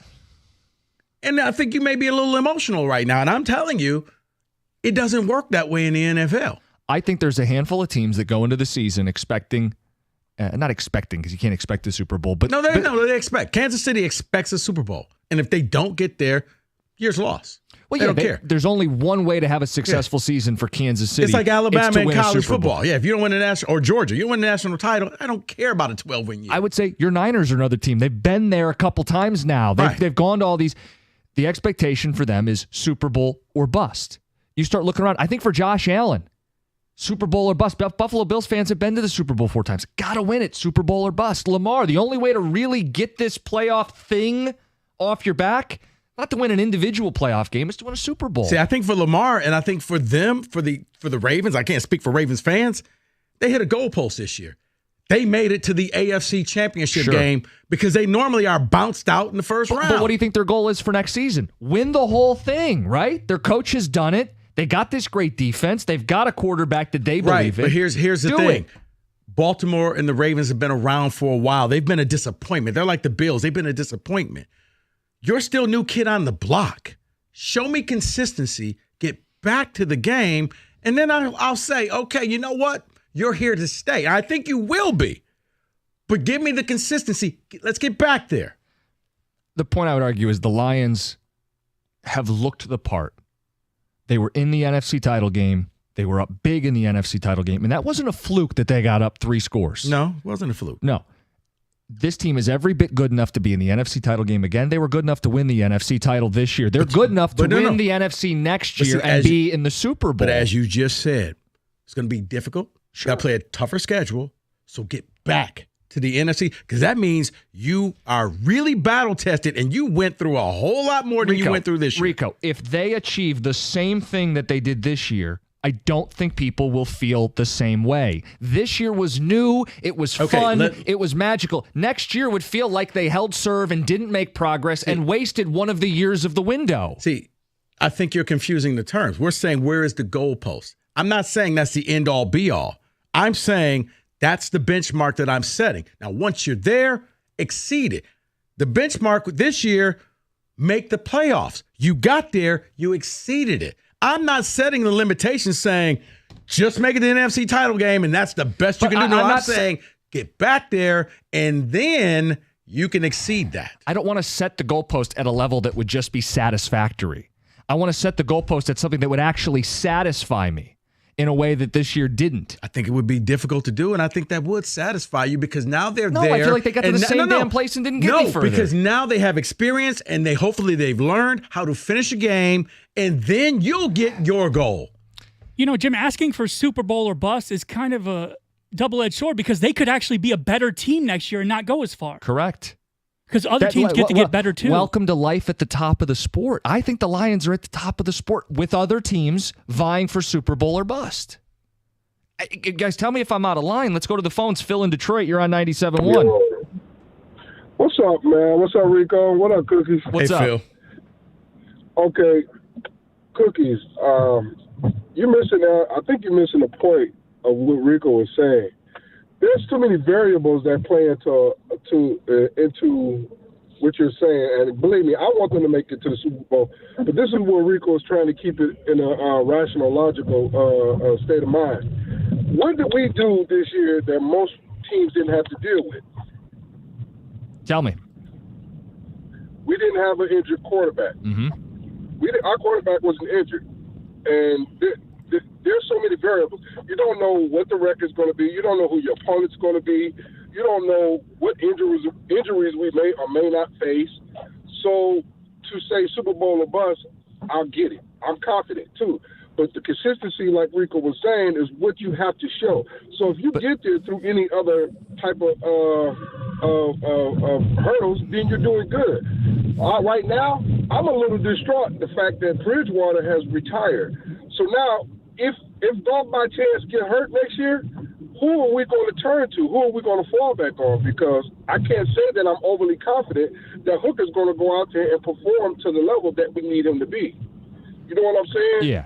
So there's some things that you're not considering. There's some things that you're not putting in front of you to say, okay. Well, all I would say, we're at the top of the food chain. Yes. I get it. Yeah, that's what I'm trying. No, Phil, that's what I'm trying to say is that they're the top of the food chain. And you talk about, we could do the backup quarterback conversation if you want. I mean, Cincinnati doesn't have a viable backup. Kansas City doesn't have a viable backup. Most teams don't have a viable backup. I don't want that to really enter into this conversation at all. He said, get back and keep getting back. I don't want to be consistently just short of winning a Super Bowl. I don't want to consistently get to the NFC title game and then watch somebody else celebrate 2 weeks of build up and lead up and win the Super Bowl. That's not enough. Once you get a taste, you got to get further. You do have to get further. Jim, what I'm saying is if you can make it there, then you're one of the elite teams. And now you go out there and hopefully you catch the breaks and you get to that next. I'm not saying stop right there. I'm saying to consistently, like looking at what the Chiefs have done, phenomenal. They're always in the AFC Championship game. They give themselves a chance to get to the Super Bowl. You look at what the Niners have done. They've made a bunch, but you know what? They've lost a bunch of those games too. Consistency is where I'm going with this team. Yes, you're a great team. Do it again and do it again. That's what you want to see out of the NFL, not just, oh, you're this, you're like the Jags one year where you're the hot team, or like if the Texans all of a sudden fall off and we're thinking, oh, they're going to be around for a while. Well, actually, no, they weren't. Or the Falcons, hey, they made it to the Super Bowl and they never went back again. That's what you don't want. You want to be a part of the teams that are always there, that you can pencil and say, you know what? They always have four. They're like in the top 5 of Super Bowl odds. That's what you want to be. No, I don't want to be in the group of teams that are close. I want to be the team that finishes. And this year they didn't. And this was still a success because of Bro, you may need to move to Kansas City. Because that's about the only team that I feel that strongly about. Well, the guy that was sitting in the seat here yesterday said if they played Kansas City, they would have won the game. And I don't think there was a lot of people that disagreed with it. So the idea that Kansas City is the only one allowed to have those expectations, I reject that. They beat Kansas City, yes, but that was a different Kansas City team. That was a different Lions team. I think it would be a very entertaining Super Bowl if they played. I think Kansas City, if I saw the future odds, Kansas City, I think, was favored by 4.5 points in that game. You want consistency. NFC title. Super Bowl or bust, NFC title or bust. You tell us. 97.1.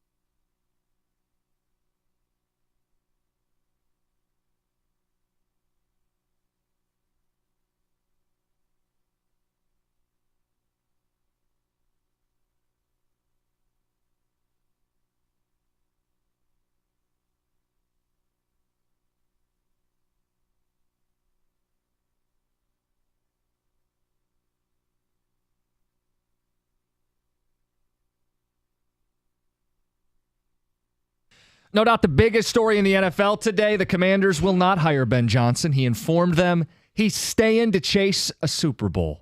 What else is going on, Kenny?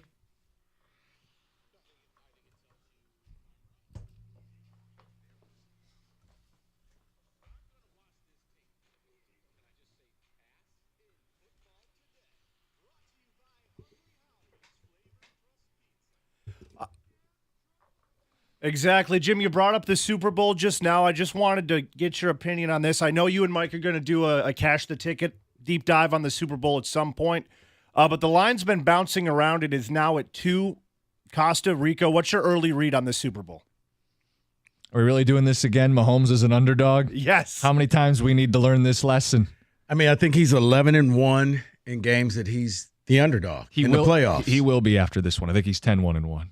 Okay. Then, yeah, I mean, this is one where, yeah, it's hard to bet against him. I know everybody's probably thinking, oh, yeah, the Niners. Yeah, that I would have felt better in a rematch against the Ravens because there were a lot of tip passes for interceptions early in that game, and then they got away from them.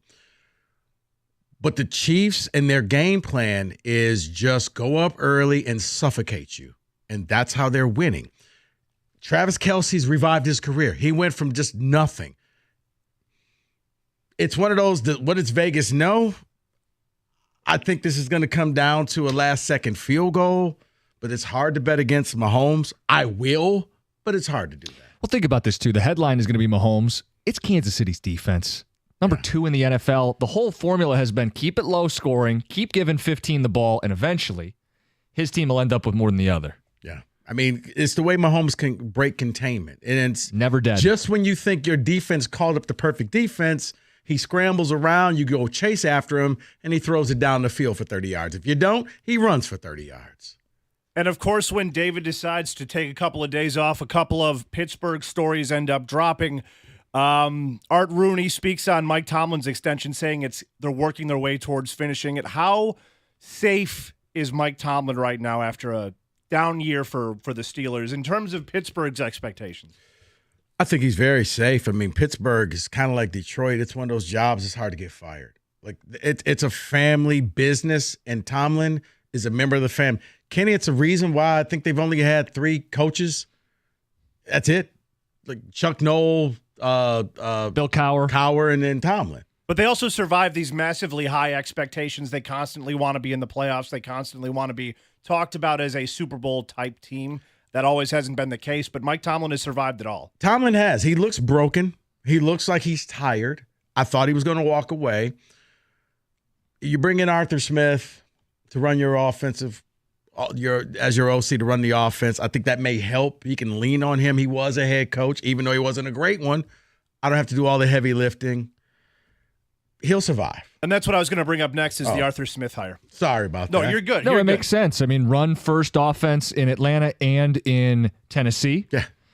Dear Najee, suit up. Well, and a healthy diet of both Najee and, why can't I think of his name? The other running back that they really leaned on this season, too, splitting the carries. They're going to run the ball so they don't have to lean on Kenny Pickett. Okay. Jalen Warren. How about this?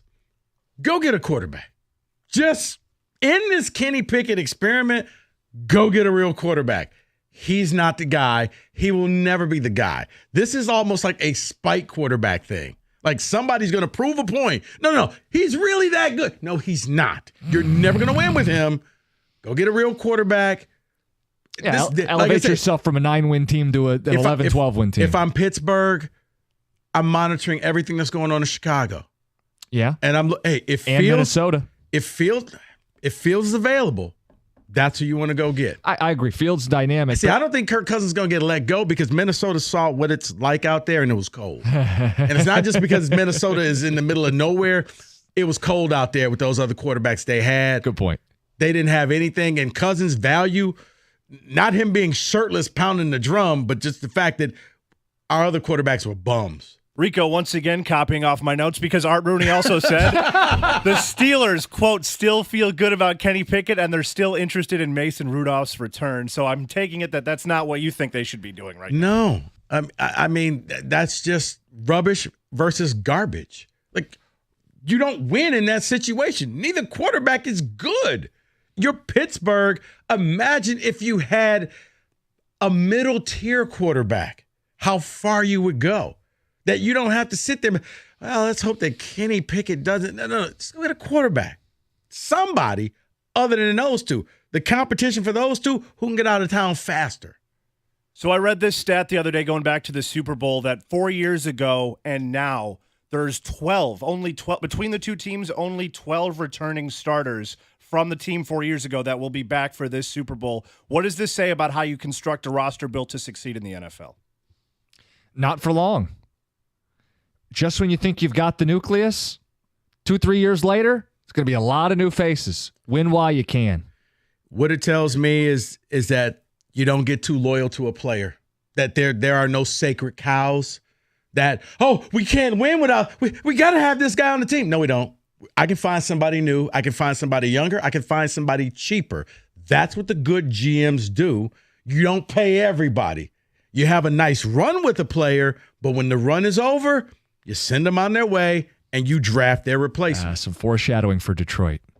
Yes. I mean, because if not, you end up buying all your players and you keep the band together, and now you become the Saints. So this is per Fox. It was the fourth most watched non-Super Bowl, the NFC title game, fourth non-watched NFL game on Fox, and it was the most viewed NFC championship game since 2012. What do you think accounts for this? Is it simply the Lions were America's team? Yeah, I mean, did you see those maps? Everybody and their mother was rooting for the Lions across the country. Think about it. Wasn't it the round before the highest TV ratings for the divisional round, and the week before the highest ratings for the wild card round? The common theme, the Detroit Lions. And you know what? As a Lions fan, here's what you want. You want to be so consistent, because right now it was the novelty. You were new.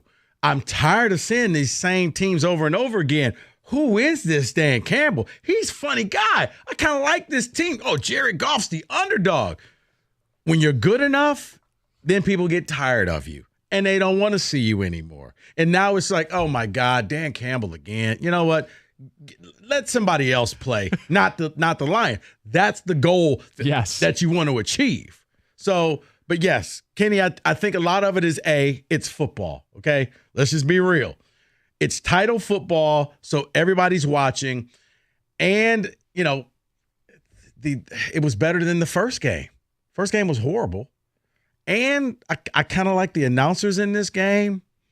There was a lot of things that went on, but and the Lions, the novelty factor, they wanted to see who's going to play the Chiefs. Rico making an even hat trick. That game happens to be the last for Greg Olsen in the booth. You were just talking about the announcers. How does he do this? It's likely that Tom Brady takes over. That's the speculation. It seems like that's where we're going here. What do you think of that? I actually kind of like Greg Olsen in the booth. I think it's a travesty because you're handing it over to Brady.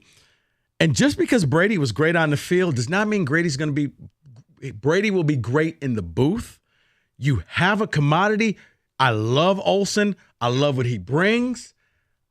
I would not take him away from this. I would let Brady kind of earn his way to the top instead of just handing him the crown and say, well, you're going to be the GOAT in the broadcasting. Yeah, didn't work out too great for Romo. Okay? We all grew tired of him. Very quickly. And I don't know if Brady's in this for the longevity, but Olsen, he's built for this. Rico, you're 100% right. But unfortunately, because of what they're paying Tom Brady, he's not going to be on the B team or the C team. But they're going to feel, because of the money, they're going to feel obligated to put him on the A team. And you're right. It's not fair to Greg Olsen because he might be the best analyst in the NFL right now. How many stories is Brady going to want to share? He's a private person. Yeah. So in a crap game, he's not going to sit there and give you some dirt on, hey, let me tell you about Belichick. One time we were doing this. I just have a strict diet of this, and I do this, and I hang out in privacy. Hey, Tom, what about this? I don't want to talk about that. Tom, you actually get paid to talk now. Nah, I don't. I'm not comfortable talking about that right now. And that is your In Football Today.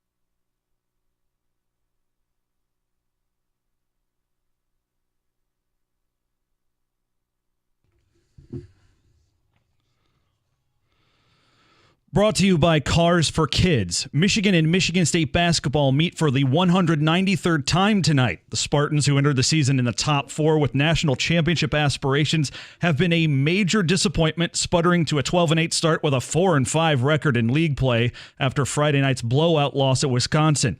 U of M season is in free fall. The Wolverines have lost 7 of 8 to drop to 7-13 and dead last in the Big Ten at 2-7. Despite the lack of glamour in this matchup, and even with the erosion of tradition in college sports lately, Tom Izzo says this in-state rivalry, which dates back to 1909 in hoops, remains significant.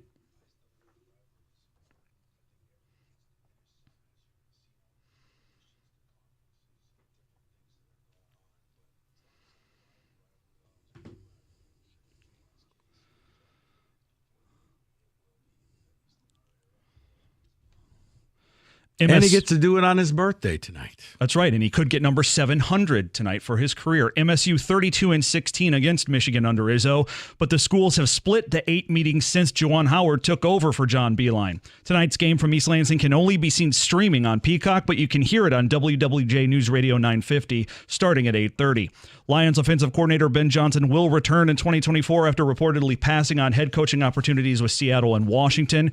Reports say Johnson wants to win a Super Bowl with the Lions next season, and that looks to be true at least so far, as the Lions reportedly haven't enriched his contract, although the team expected to make Johnson among the top paid assistants in the NFL next season. And breaking news in college football, the NCAA is investigating Tennessee for alleged violations relating to the school's official NIL collective. The Volunteers run the risk of harsher discipline since they were already on probation following NCAA sanctions last summer for, you guessed it, illegal recruiting practices. At the Corewell Health Update Desk, I'm Beanie Howell. For more, go to 97.1 The Ticket or Odyssey.com.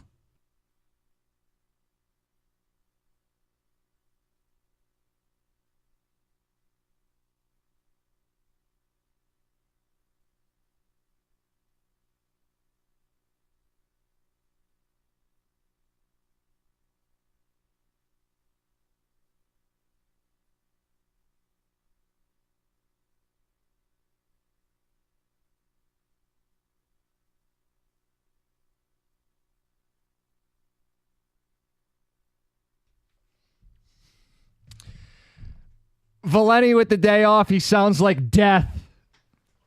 So, sitting in today. Hi, guys. We're talking about Ben Johnson. We're talking about the Lions. We're talking about softening the blow that was Sunday night. I'm a little confused that Ben Johnson didn't take a head coaching job, but I'm not complaining. You would have thought, and it felt like a foregone conclusion, that he was going to get a job. He interviewed with 4, 5, felt like 5 or 6 different teams, and Washington seemed to be waiting on him, only for him to say, that's good. I'm happy in Detroit. I got unfinished business. I'm chasing a Super Bowl. It's a lot of money to turn down. That's a career opportunity that he's turning down, and it says a lot about how he feels about the Lions organization, about their chances going into next season, and it's opened up our conversation about expectations. Super Bowl or bust. It's what Alex Anzalone said. I echoed it. Enrico said, you're being emotional, Jim. It's you're consistency. Is that the C word you were using? Consistency. Make it back to the NFC title game next year. Show me you could do it 2 years in a row. That's a difficult thing to do. Not a lot of teams can make just the championship game, NFC or AFC, but because you play in the NFC, can you make it back there 2 years in a row? You do that, and okay, you put yourself in a whole new stratosphere. But right now, follow this year up. Get back to the big boy table again. Because it's going to be a lot harder next year. It's not going to feel as good to get to the same spot. See, I think it will, because I think next year you're going to be more battle tested. Where this year, you benefited from a schedule that was advantageous to you. Next year, you're going to have to go and play some tough teams. You got to play some tough teams on the road.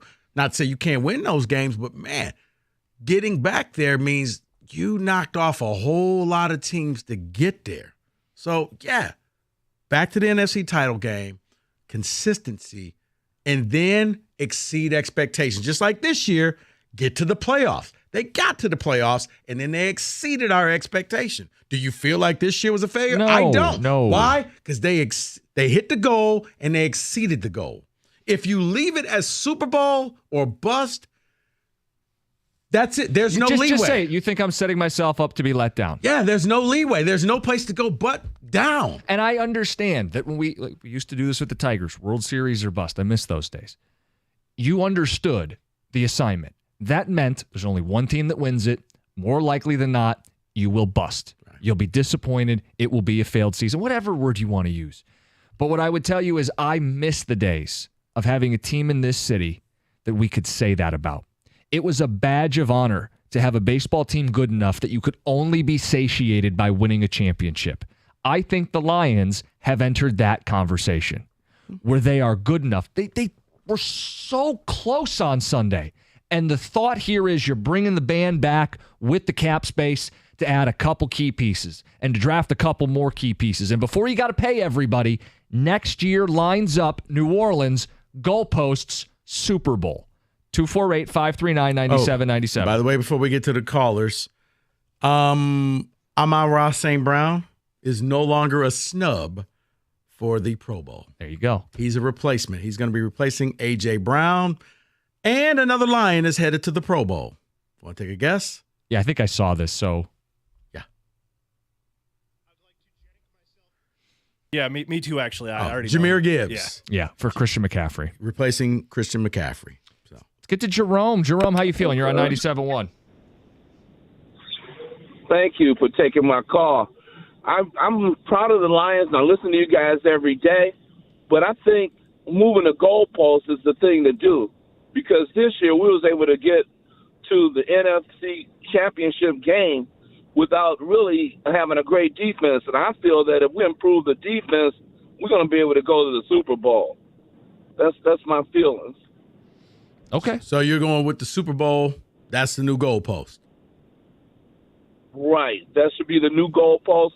And to achieve it, we need to, draft, trade, or whatever we need to do to upgrade the defense. Because I know that wasn't the only reason why they lost that game, but that was the main reason to me why they lost it. You look back at NFL history, the championships was won with defense. We got to improve that, and we do that. So, Jerome, they gave up 27 points in the second half. So I don't want to let the defense off the hook, but when Gibbs fumbles the ball in his own territory and gives him a short field, when a ball bounces off a face mask fortuitously into Ayuk's hands, sets him up for a gimme touchdown. It was a series of mistakes. I don't know that the defense played poorly in that game. That doesn't mean you sit and stand pat. I think you're right. They probably need to give Aiden a buddy. A real corner. They wanted Mosley this season. He just wasn't healthy. They wanted Johnson for most of the year. He wasn't healthy. You're probably going to need someone else in the defensive backfield, another guy up front on the defensive line. Keep the assembly line on your O-line going. Probably going to need to keep investing in that group. You can't sit tight because everybody else is getting better too. I was about to say, as Paul came in during the break yelling at us, everybody else gets better as well. So it's not like you're just the only team that's improving in the offseason. Everybody else is saying, we need to tweak this. We need to do this better. Same stuff they're saying in Baltimore, Miami, Dallas, Philly. They're trying to make changes to get back there. But my thing is get back to that table. Get back to the NFC title game, and then you take your chances from there and see what happens. Maybe next year you get all the fluke plays. Art and Monroe, you're on 97.1. Hey, guys, loving this show. And I got a couple thoughts. The players darn well better be saying Super Bowl or bust. I'd be kicked off if I heard different. But as a fan, I believe the goalpost has to be getting back to the championship game. And let me share with you why. At home, the Rams, Seattle, Jacksonville, Tennessee, Tampa, Buffalo. On the road, San Francisco, Dallas, Arizona, Houston, Indianapolis, plus the division games. I contend that if they get back to the championship, that would be a better accomplishment than what they did this year, given what they have to go through in the hopes of staying injury-free. And with that said, guys, they have to improve in some areas this year. I'm scared to death that we ain't going to be able to keep both Glasgow and Jackson. And then I'm hoping that Brad Holmes shows us that he's willing to take a risk on a high-priced player that might not be a all-American citizen, but a heck of a player that can blend in and help our defense because 31 points, Cookies. You guys, 31 points should have been enough to win a game. If you had been told before the season that you would put up 31 points in the NFC Championship game, we would have been real happy. So that, to me, tells me everything. Yeah, Art, I hear you. 31 should have been enough. They should have won that game. It'll eat at you forever. I know it's one I don't think I'll ever get over. That close. But it softens the blow a little bit knowing you're going to have Ben Johnson back in the fold and you're going to keep this offense top 5 in the sport. And if 31 wasn't enough, maybe next year you need 34. Well, and I think they are built to do that. They were built to score 100 in that game. I mean, they couldn't be stopped in the first half. Here's the other thing, that maybe next year, and see, I do think that this is, I think it's a culture thing. I think because of Dan Campbell and playing on the offensive line, it's a lot like when you talk to TJ. It's a lot like when you talk to John Jansen. They don't respect kickers. Go out and get a kicker. Go out and get somebody who you can line up and kick you a 50-yard or anything in the 50-yard line that you can say, you know what, that's money in the bank. He's going to make it. And you don't always have to go for it. It was obvious you didn't trust your guys. So go get a kicker. Quit being stubborn. You and Mike talked about Campbell and the decisions and the gambles yesterday. Did you guys see what Tom Brady said about those decisions? I did. Okay. I want to share that with people next. Not to derail the conversation, but I saw this might fit in here. We'll keep taking your phone calls on expectations and the Ben Johnson news. Tom Brady's words on Dan Campbell's decisions in the NFC title game. We'll get to that next. It's 97.1.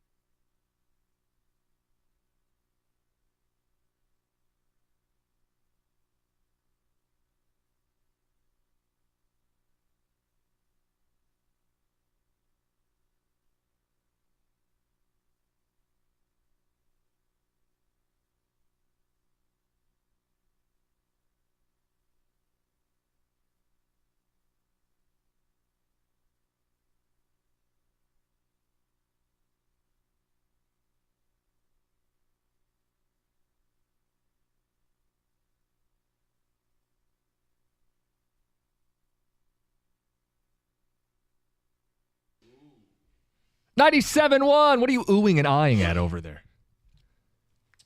Jerry Jones will not commit to Dak Prescott's contract extension. Got 1 year left. This is it. He's going to gamble. Make or break. Speaking of the gambles, news of the day is Ben Johnson, by the way. He's back. Told the Commanders, thanks, but no thanks. I'm happy in Detroit. They were going to fly today to meet with him and Aaron Glenn. He said, don't bother. I'm happy. There was also the report from Schefter that he had a high asking price that spooked some teams that had previously been, discussed. Why did he price himself out of the job? It's kind of confusing, but I'm not complaining. He's back, and the Lions' expectations are sky high going into next season. We've been trying to set that bar, 248-539-9797. The gamble thing. Tom Brady weighed in on Dan Campbell's decisions in the NFC Championship game. Quote, they were aggressive all year, and when you are, and it doesn't work, obviously it hurts you. It hurt them yesterday. I would have taken the points. I've been in those situations, and I think it was an opportunity to put pressure on the 49ers to make big plays, end quote. I agree. Rewatching the game, it goes against what Dan Campbell did, but I do think that as you get more knowledge on something, you can change your perspective. And I think that for Campbell, we got bogged down, man. We heard all the analytics of the win percentage and the win rate if you do this and you do that. And we lost out on the two main numbers, the score and the time of the game. And I can promise you, if you have more points when the clock hits 0, there's a 100% chance you're going to win. Kenny, can you double check that for us? Let me do some research. I'll check back with you. You had a 17-point lead. If you kick 3 field goals in the second half, you win the game. Or you at least have the ball with 3 minutes, with all things being equal, all the fluky stuff happens. But you just kick the field goals. You have the ball with 3 minutes to go, and a field goal wins you the game. A touchdown puts the game away. Okay. And we talked about it on the pregame show. You wanted the ball with that time. I also wanted Campbell to go for it. I talked about it on the pregame show. In a spot where you're going against a great offense on the road, I don't want to be kicking field goals. Now, the expectation wasn't that you'd have a 14-point lead or a 17-point lead that you're trying to nurse. So at this point, but Rico, you're playing keep away. No, you're playing to win. And as soon as you start playing keep away and you start turtling, you lose what got you there in the first place. See, that's the thing. The whole grit. You got to always be going for it. No. Be a smart coach, because Rico. I can't. Bill Belichick is going. That's why Brady said that, because they were just going to take the field goals. We got the 17-point lead. You got to come after us. We're not coming down to your level. Rico, but I think, Tom's not doing this, but there were a lot of people that went low-hanging fruit with Campbell's calls. They weren't 4th and 7 YOLOs. These were short yardage. Correct. 4th and 2, 4th and 3. Dan Campbell on the season, 4th and 3 or less in enemy territory, had converted 18 of 21. It was what they did. It's who they are. It gave them an edge all season, and they should have converted the first. It's a drop by Josh Reynolds. The second one ties the game. He's playing to win the game in the NFC title, not to tie and extend the game. He's playing to win the game and go to the Super Bowl. But here's the thing. You kick the field goals. You start off. You got a 17-point lead. If they score, they're going to run out of time, and they won't be able to catch you. Now, it's not turtling. There was a lot of time left. It's not turtling. It's playing smart. It's using the clock to your advantage because you're on the road with a gigantic lead. I don't have to take any chances. You do. There was a lot of time, both the first one in the third quarter and the second one in the fourth quarter. If there were 2 minutes left and you could go up 2 scores, you do it. But there's so much time left. Play to extend the drive, to get to the end zone to win the game. Here it is. They came down. They kicked the field goal. It was a 14-point game. You matched their field goal.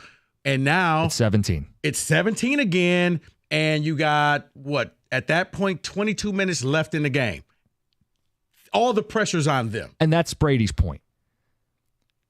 I will go back to just going down swinging the way you did it all season long. I don't think each of those decisions were detrimental. No, it's not detrimental, I think, Jim. And I think people have made this about the momentum shifting. Momentum really shifts over the series of plays. if Campbell and company don't get the 4th and 2, but they don't give up a 51-yard play to Ayuk, if Gibbs doesn't fumble the ball, like those plays were the most pivotal plays. Those are the ones that lost momentum. But, Jim, here's the thing. Just because that's what you always did, it's okay to evolve and change who you are as a person. They were good. You're not the same person that you were 3 years ago. I know. You evolved. But, Rico, they were good decisions in season.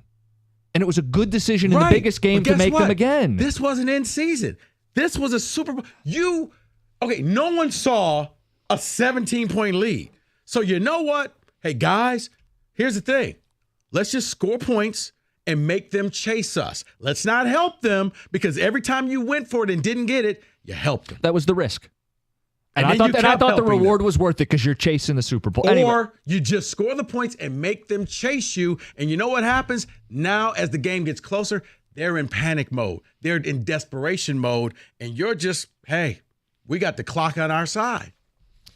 So there's Brady's perspective. Let's get back to the phones. We've got Mark on a cell. Mark, you're on 97.1. Hey, how you doing, fellas? Hey, Mark.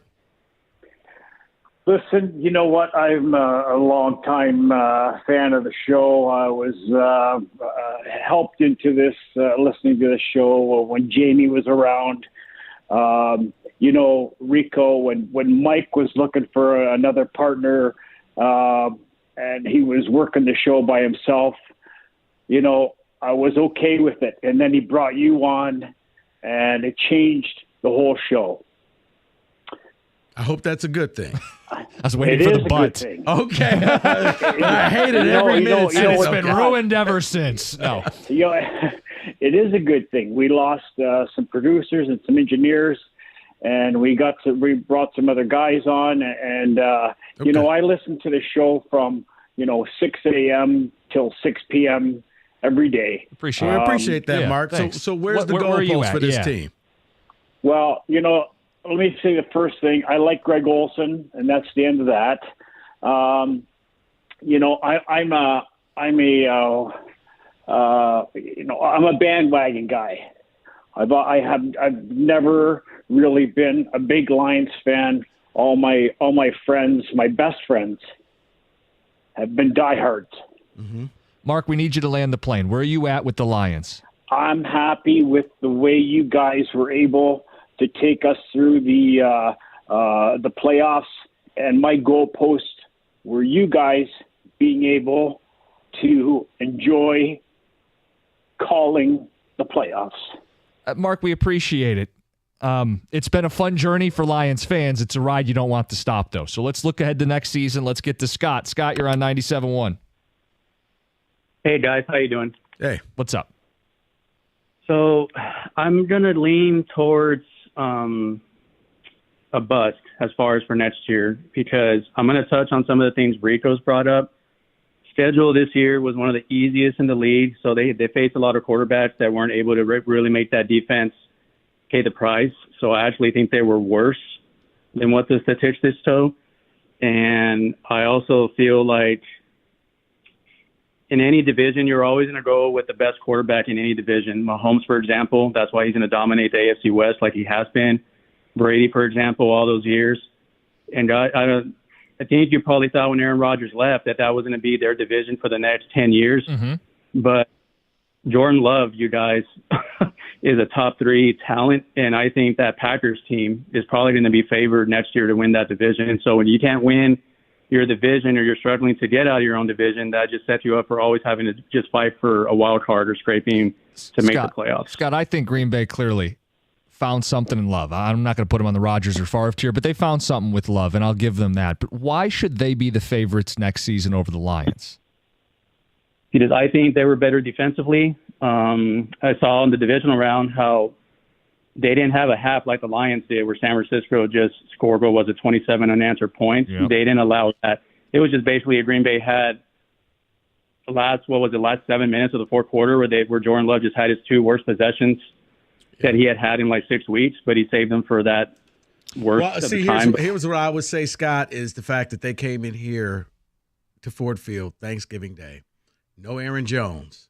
and beat you. Well, it goes both ways. Detroit went into Green Bay early in the year. They got better as the year went on. Oh, no, they did. This was a Detroit team that all of a sudden you had Jameer. You had all of a sudden Laporta was that top, and they walked in here and they beat you. It wasn't fluky. It wasn't a trick play. And there was no Aaron Jones. It was one of those like, whoa, did that just I gave out the BOGO that day. I thought you had this game. On the subject of the Packers, I think this is another example of where the Lions are at. In the past, if Green Bay had a quarterback looking really good, you would start to kind of shake in your boots. And I think it says a lot that Lions fans, I don't feel like are afraid of Green Bay. It speaks to when your team's really good, you don't fear somebody else being good too because you think you're going to beat them. But it does set up a much tougher division. Green Bay's on the rise. Chicago's got this war chest. If they get the quarterback situation right, they're going to be a problem moving forward. Nobody said it's going to be easy, but we're asking you where the expectations are. It's 97.1. Let's talk about the Chevy dealer in here. I give him theme music for this, Kenny. The Chevy dealer in the area that's leading the way, it's Hamilton Chevrolet and Warren. Andrew Pavlik and his sales staff, they want to be your Chevy dealer. How are they going to do this? What makes them different from everybody else? They're going to guarantee you the lowest payment on your next Chevy, period. They're going to find you every discount, rebate, and incentive to save your money. Get into Hamilton Chevrolet right now at 14 Mile and Mound. Look, the inventory of the new 2024 Chevrolets are at best right now, including the January Rico deal. You still got a few more days left. A new 2024 Chevy Blazer LT. $269 a month for 24 months. Yeah, I said that right. $269 a month for 24 months. You walk in with $995 down. You drive away with 10,000 miles a year. You know what I say. The best deals are found at 14 Mile and Mound. You stop in to see my guys at Hamilton Chevrolet.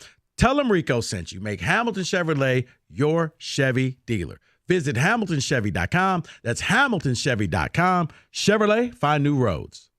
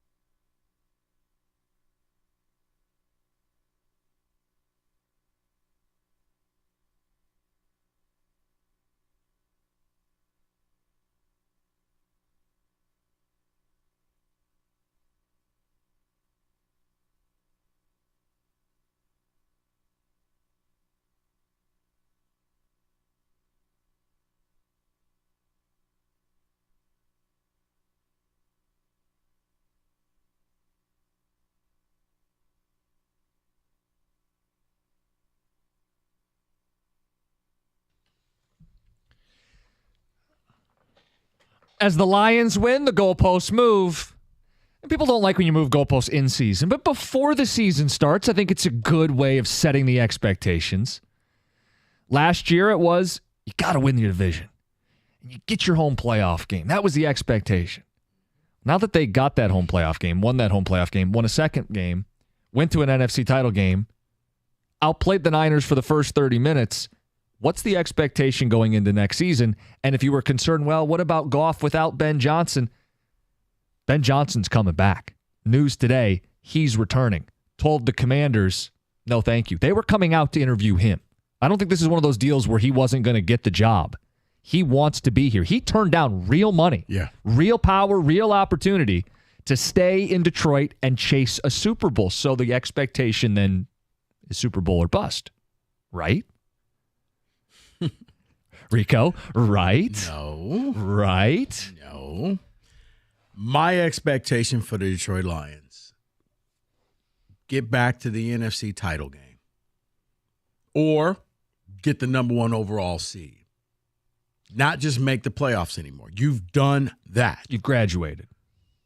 Get back to the title game. It shows consistency. It shows that you're not a flash in the pan. It shows that this is why Ben Johnson came back. It shows that you can duplicate what you did last season. There are a lot of teams that they're good for a year and then they fall down and you don't hear from them again for 5-6 years.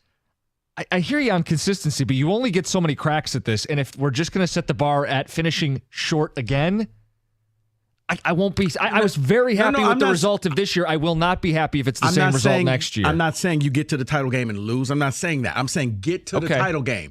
That's my expectations of you. Get to the title game. Let's see what happens. Let's see. Okay. Hopefully you catch the breaks. Hopefully you win the game and you make it to the Super Bowl. But make the title game. Because if you go out there and you lose in the first round or you lose in the divisional round, it's not going to feel the same. Not good enough anymore. You got to get back to where you left off. And then you pick it up from there. 248-539-9797. Mike is next up. Mike, you're on 97.1. Hey, thanks for taking my call, guys. I just want to kind of throw a little bit of reality here. And this is it's the first year that we've done well. And my objective next year is to not regress. We're on the beachhead now, so let's establish that we are a competitive team and that last year was not a fluke, or this year was not a fluke. We don't want to be like the Falcons who made the Super Bowl and regressed. So what does that look like? Like try to put what does that mean? Make the playoffs again? Win a playoff game again? I would say, the playoffs are a crapshoot. We all know that. You could be I would say win the division. If you win the division, you have proven to me that you have not regressed. Obviously, we might not win the division. We might scrape into the playoffs, and we might get to the Super Bowl. That's just the way the playoffs work. Mm-hmm. But I'm more focused on the regular season, and I want to make sure that there is no regression, and we have established that what happened this year is what's going to happen future years. So I would say win the division, and then best of luck in the playoffs. Appreciate the phone call, Mike.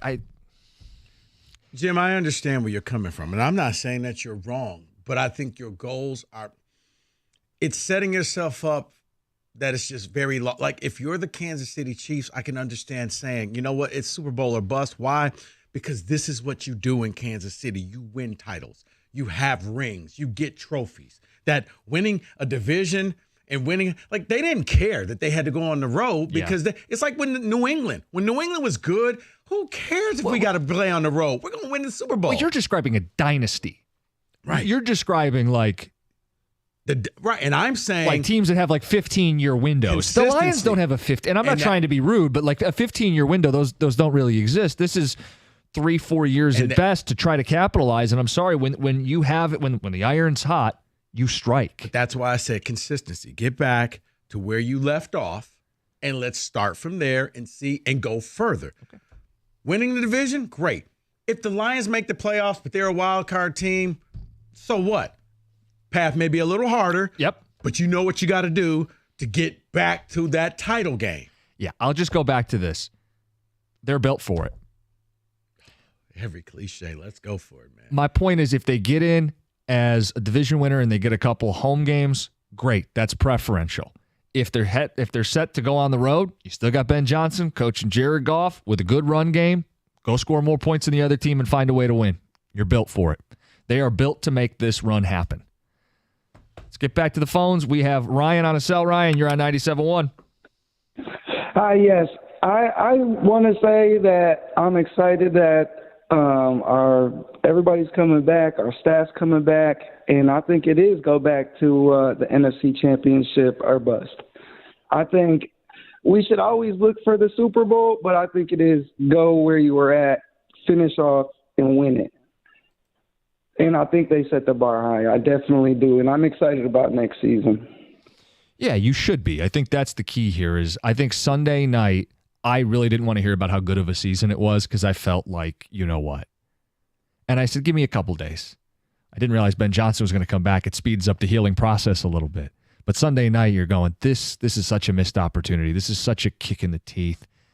They'll pick themselves back up, but there are no promises. Continuity helps. Ben Johnson coming back helps. And there's a lot to be excited about for next season, where you do get to raise the bar, where you do get to have expectations in a way that we have never had in this city, where you could say, hey, it's not about making the playoffs anymore. It's about more. So let's get to the next caller. We've got Leon on a cell. Leon, you're on 97.1. Hey, guys. How you doing? What's up? I appreciate you keeping me on hold that long because it just pissed me off even more. I've been pissed off since Sunday night. So I got a lot of vinegar to give you, though. The bar is getting back to the NFC title game at the very least. So this is my thoughts on it. So they pumped San Francisco. San Francisco was beat. Dan Campbell gave that game back. And his stupid decisions put him back in the category for me of being that same meathead dude that I thought he was when they hired him when he was doing the kneecap thing in the press conference, right? Not saying he's not a smart guy, but Dan Campbell choked in that football game. His press conference told me he choked. And the reason why I say his press conference told me he choked is because he said, well, they were going to bleed the clock. First of all, they can't bleed the clock because you're ahead. And if they bleed the clock, that's good for you. You're up 17. Then you were up 14. You panicked. And the reason, Jim, you talking about going with all these risks and you love it, and he was he was doing this during the regular season, but guess what? The reason why they worked in the playoffs is because you were going to your best players. Laporta caught the one to steal the Rams game. St. Brown caught the one to steal the Buccaneers game. You went to your fifth option with Josh Reynolds. So you got what you should have gotten.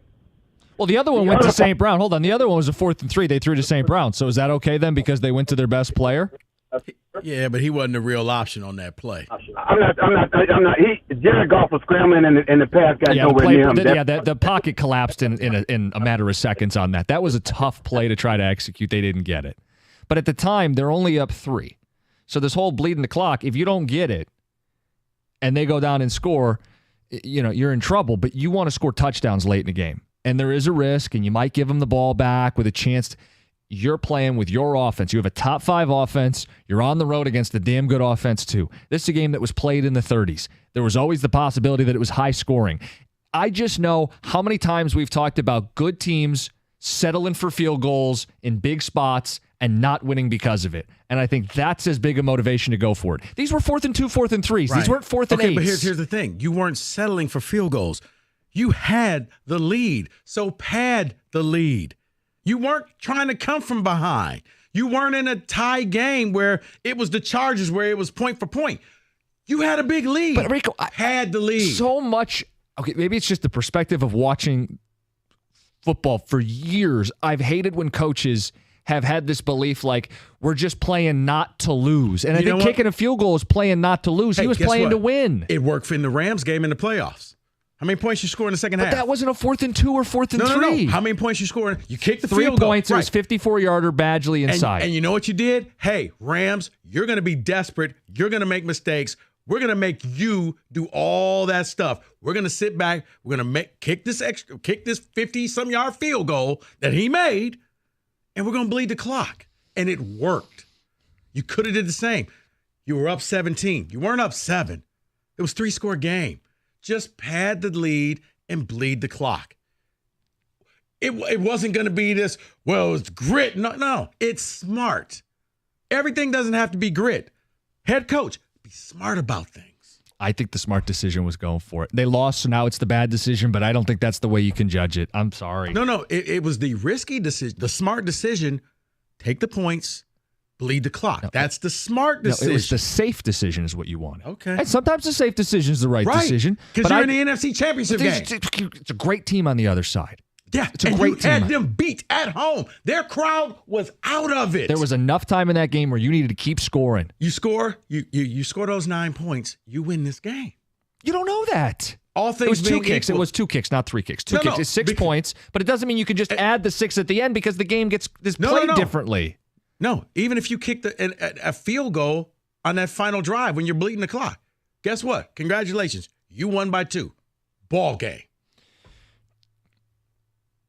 248-539-97. I see the clock. 97-1.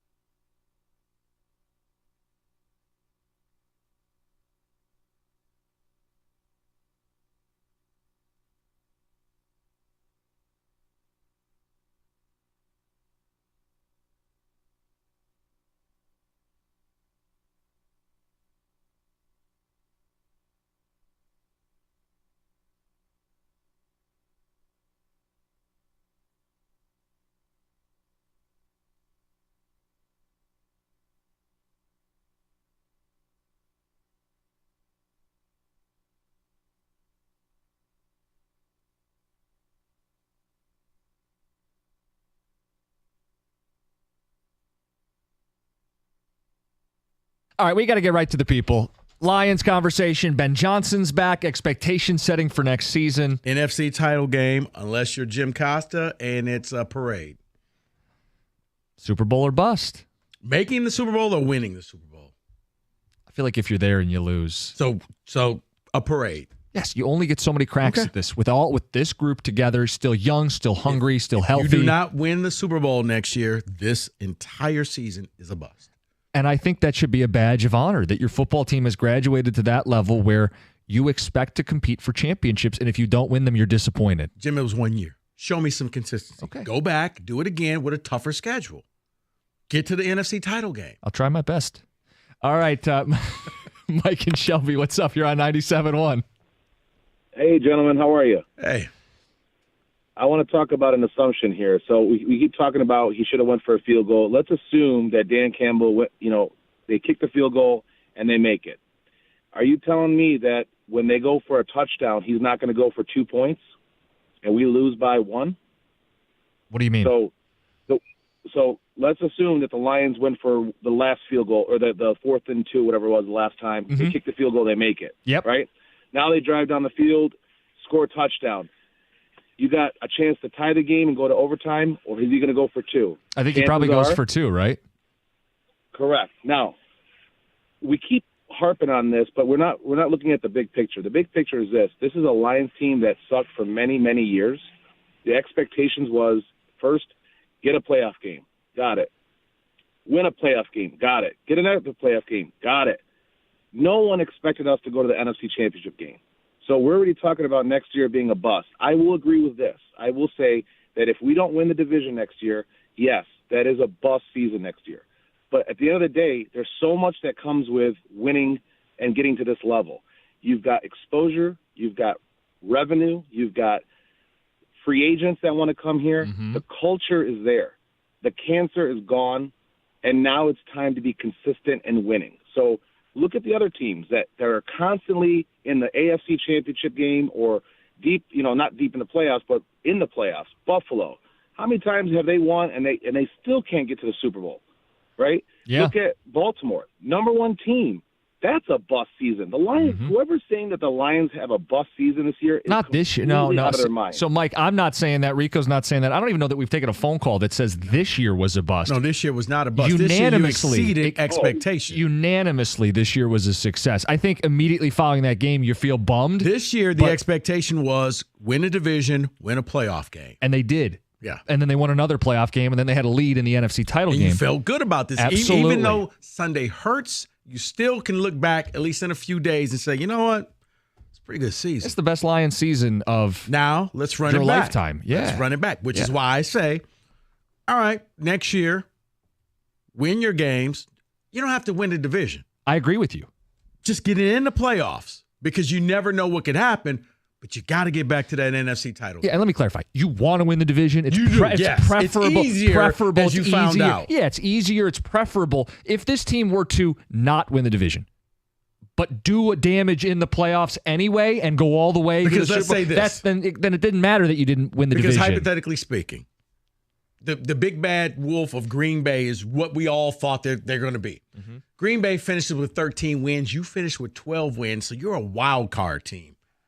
You're only a wild card team because the team ahead of you is probably the number 1 seed. So that's why winning the division is good, but it ain't necessary to win a division because a 12-win team should still get back to the title game. And you can make up for not winning the division because you're still in, right, and you can go beat those teams and make amends. Back to the phones we go. It's Jesse in Belleville. You're on 97.1. Good afternoon, gentlemen. Thank you for taking my call. Hey, Jess. I wanted to bring up the point, and it bothers me when Rico and other people say you should have taken the points, kicked the field goal. You guys know how many kicks Badgley's made outside longer than 40 yards in his Lions career? I can tell you, 0. Every time they've let him kick longer than 40 yards, he's missed. 37 is the longest he's hit. And whether or not Campbell was thinking about it, as soon as Moody missed outdoors. Hold on, Jess, I'm going to let you finish. Didn't he hit like a 50-some yarder against the Rams in the playoffs? Indoors. That was indoors. Oh, Outdoors. Okay. All right. Never mind. Now we're on the same page. Yeah. Let's go. Okay. So whether or not Campbell was thinking about it, granted, he hasn't had many chances. He hasn't played outdoors this year with the Lions. But as soon as Campbell saw Moody miss, outdoors, a guy who's been kicking outdoors all year. I think in his mind, he was thinking any coin flip, statistically or not, if it's go for it on fourth down and it's 50-50 with the field goal, I'm not taking that chance. I'm going to give my offense, who I trust, a shot, not the guy who I've seen miss from 40 yards, from 45 yards, from 50 yards outdoors. I mean, he's missed extra I'm points, not going too. to leave it in his hands. Yeah, Jesse, and he's missed extra points. I mean, they aren't gimmies. And if you want to argue, well, they need to have a kicker who you feel better about. Okay, Yeah, but please, that's not yeah. who they had that day. Yeah, please upgrade this. Make kicker a high priority this offseason. Because as you found out, you need one to get to the Super Bowl. You may say, oh, it's just some guy not really doing. You need kickers, okay? You need to have somebody that you could trust on the road, in the rain, in the snow, that from 45 yards and in, this guy can make this field goal. Every Lions playoff game was a one-possession game. 2 of them decided by a field goal or less. Yeah. It needs to be a higher priority than I think this regime placed on it this year. Hopefully, you learn from your mistakes. It's 97-1.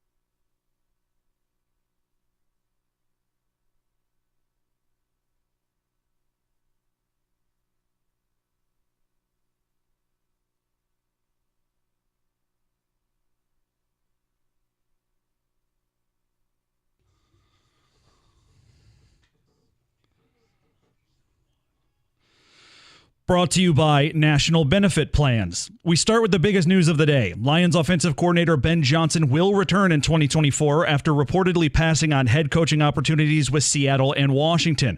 Reports say Johnson wants to win a Super Bowl with the Lions next season, and that looks to be true, at least so far, as the Lions reportedly have not enriched his contract, although the team is expected to make him among the top paid assistants in the league. Johnson has just made some comments about all of this. Stay tuned to Jim and Rico for more on that next. Tom Izzo turned 69 today and could get a great birthday present, his 700th career win. And what would make it even sweeter, it would come against MSU's arch rival, Michigan, at Breslin Center tonight. You can hear that game live on WWJ News Radio 950, coverage starting there at 8:30. But speaking at his weekly media availability, Izzo was less interested in talking about his age and more interested in defending Lions coach Dan Campbell for his aggressive in-game decisions.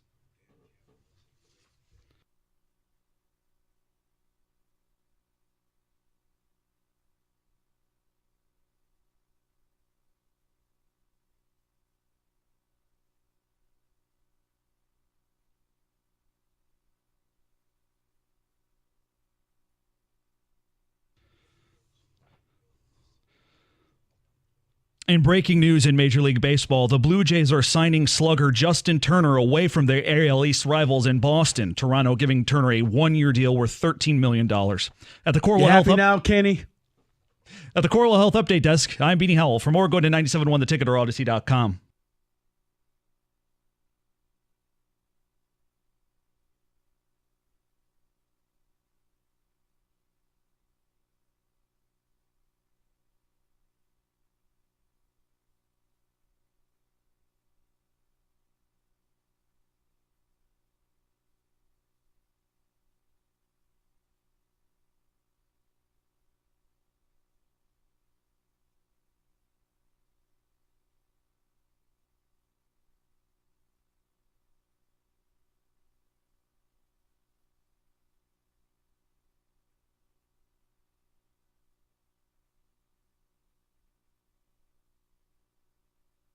That's the story today. We've got quotes from MLive. Ben Johnson explaining himself. Why didn't he want the Washington Commander job or the Seattle Seahawk job? Rico, I'm going to give these to you. And I want your reaction. I want people's reaction because I was confused. Not complaining, but I was confused that he's staying. It's great news. His explanation, quote, I talked to my wife about it. And we just came to a really good discussion of, hey, you know, we're happy with where we are. We love where we are. We love being in Detroit, love the people here, and decided to go ahead and just put the brakes on it right now. Just wasn't the time for us. I think some people, and I can just speak on a personal level, some people, they really want to climb as fast as they can. I know particularly young coaches want to do that.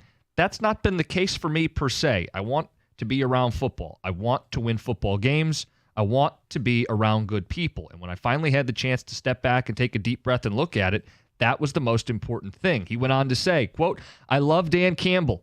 I've known him for a long time. I believe in him and the direction of the organization. And that was the biggest drawing point for me to come back, was what we have here and what we're building here. It's something I want to be a part of. I've been a part of a number of losing seasons in my 11 years in the NFL.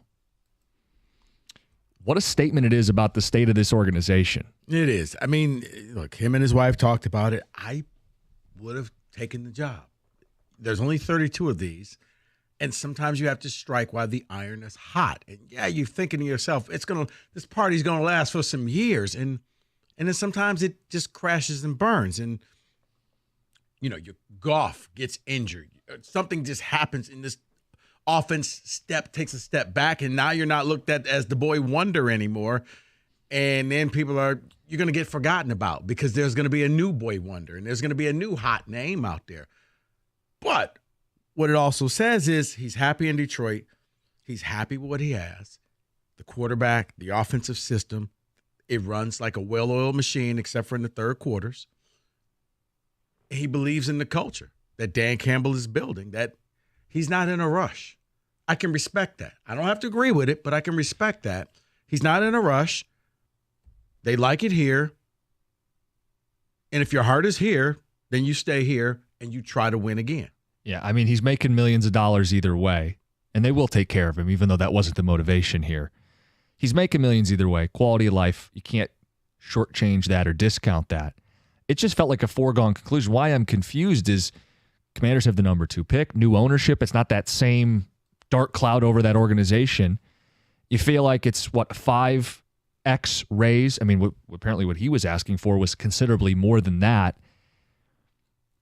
It's a lot of money. It's guaranteed. It's the chance to run an NFL team. I thought he was gone, and I wouldn't have blamed him. That's why I'm confused. I don't mean that in a bad way. I'm thrilled that he's back. I think everybody's thrilled that he's back because it gives them the continuity. There was this elephant in the room. Goff deserves to get paid. ... But what about without Ben Johnson? That's not a conversation for next season while you're chasing a Super Bowl. That's priceless. Yeah. The most important position, the thing that's led your team is your offense. And the way they've played, Rico, it's physical, but it's also creative and explosive. It's not like 3 yards in a cloud of dust. They'll run the ball, but they'll do it inside zone, outside zone. They'll use the screen game. They'll pull the tackle around. They'll get J-Mo going on an end around. They're creative, they're explosive, but tough, which is what Dan Campbell demands of his football team. That's the type of offense that can build a big lead in the NFC title game on the road. Yeah. And it's the type of offense that should have won the NFC title game on the road. I mean, you look at this next season now with eyes wide open, everything in front of you. This is the best news you could get, as despondent as Lions fans were on Sunday night. Just husks of people. Yeah. The hope should now be there again. Yes. You know what? It's not gloom and doom. Now, you know what? It used to be, if you were a Lions fan, you look forward to the draft. You look forward to training camp. You want September can't get here fast enough. You want to play next week. You want it's that age-old question, but I think right now, if Lions fans could, you'd hit the fast forward and skip summer to get back to Labor Day. What about going out on the boat? What about the lakes in the summer? No. What about barbecues? No, because you got to the NFC title game. If you could, if you were told, you know what, Labor Day is going to be in 3 weeks. Cool, let's go. Rico says summer's canceled. No cookouts. I think you want to, because you want to see what this team, especially now that Ben Johnson's coming back. I don't disagree with you. I just think it's because normally it's the draft is a Super Bowl, and then it's like, okay, well, we'll see. And can they go 8-8 or now 8-9 or 9-8? Can they just, not embarrass themselves? You don't feel that way anymore. Now you're at the big boy table. So everybody's got theories, and we'll take those phone calls, 248-539-9797. The theory that maybe he doesn't want to be a head coach or doesn't feel like he's ready to be a head coach, that he still has a lot to learn. He didn't play in this league. He's only been a coordinator for 2 years. Maybe that's part of that. That statement kind of told me he's not ready to be a head coach. And if you're not ready to be a head coach, then you can't do it halfway. You can't be halfway. Well, we always hear that coaches are supremely confident and they always think they're going to succeed. He's 37. Not necessarily. Yeah, he's 37, and he might think, like, I'm not trying to take a job to just get paid to not coach because I'm going to get fired. I want to take a job that I think I can win a lot of games. Or he may just be looking at Dan Campbell and saying, I don't know if I necessarily want to live that lifestyle right now. My lifestyle is pretty damn good as the OC. I only have to worry about the quarterbacks, the running backs, the wide receivers, and the O-line meetings and all of that. Yeah, head coaches double the workload. Triple. Special teams, too. Special teams. Can't forget special teams. And now you're also meeting with the GM and for the draft. Responsibilities. Right. There's a lot more getting added to the table. And he's like, you know what? I make good enough money. My life's pretty good. How about we just hit the pause button and ride this until the wheels fall off? Yeah, he said put the brakes on it. I mean, he might have really taken a deep breath at the end of Sunday and probably woke up Monday and evaluated his life and thought, well, if someone's going to pay me outrageous, maybe. If this was a great job, like if this was Kansas City, Andy Reid retires, maybe. But I don't have to leave a good thing. I don't even know if Kansas City. I mean, it's Mahomes, though. It's Mahomes. You can't turn that down. Right, but it is just Mahomes. And I think he and Reid have this symbiotic relationship where, yeah. I think the point is, unless it was an A-plus situation, both football and money, and if it wasn't, he is so happy to be here in Detroit that he's not going to. Hey, Kyle Shanahan stepped down. You want the Niner job? Sure. Yeah. But he wasn't going to crawl into a situation that wasn't going to be ideal for himself. Yeah, He wants to sprint into a great spot. D'Amico Ryan doesn't want to be the Texans head coach. You want the job? Sure. I do wonder how many cycles he will go before getting a job, because he was a candidate last year. See, I think it's the opposite of Harbaugh. I think he's got one more year, and if he doesn't take one next year, I think they stop asking. Well, it's interesting because if you take the interviews, at least part of you wants the job. I mean, you don't interview for a job you have zero interest in. You may be interviewing them as much as they're interviewing you, but you have at least a baseline interest in being a head coach. So this is 2 off seasons in a row. Last year, I think everybody kind of ran with the narrative, Carolina's a toxic job. It is. / did they even offer him? And it wasn't quite clear. How can he turn down a head coaching job? This is 2 off seasons in a row. Does he turn down a job next offseason? And I think if he turns I don't want it to get down- greedy, but I mean, I do wonder, like, is he waiting for 1 of 1 or 2 of 2, very few situations? See, I think what happened was the ending of the game kind of left a bad taste in his mouth. I think he was ready to leave. He was ready to move on, but now he's, man, this isn't how I wanted to go. Yeah. I want to go out on great terms, not kind of slinking out the back door saying, hey, guys, sorry. If they had won the Super Bowl, does he leave? Yes. Okay. If they win the Super Bowl next year, he definitely leaves. Yeah. Jim, I think that if they would have just lost a close game, but it wasn't this big lead that you squandered, I think he leaves. Interesting. But because of how you lost and your offense couldn't do anything really in the second half, man, it's unfinished business. And which is, I would have taken it. But yeah, after the third go round, I think you stop getting asked. And I think at that point, they start finding that next coach who's the boy wonder.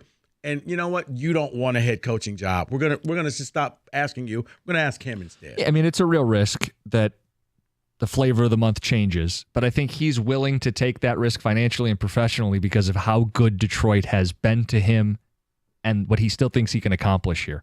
So we'll knock out the phone calls. Your reactions to this, because this was unexpected that Ben Johnson would come back and run the offense. It's 97.1. Hey, guys, you only got a couple of days left to sign up for Planet Fitness, home of the Chargers-free zone. But now and through until January 31st, 24 cents down, $10 a month to join Planet Fitness. I know. Sometimes we procrastinate. You wanted to get in better shape. You wanted to join the gym. You didn't do it. Guess what? Planet Fitness knows. We all slip up sometimes. Head on to your local Planet Fitness right now, and for just 24 cents down, less than a quarter, $10 a month, you too can join your Planet Fitness. Home of the judgment-free zone, and a lot of locations have new equipment, whether it's new cardio equipment, new strength training equipment. They're at the places. Go check them out. Go walk around. Take a look and see what they have. And once you do, you're going to be ready. Big Fitness Energy Sale ends on January 31st for just 24 cents down, $10 a month.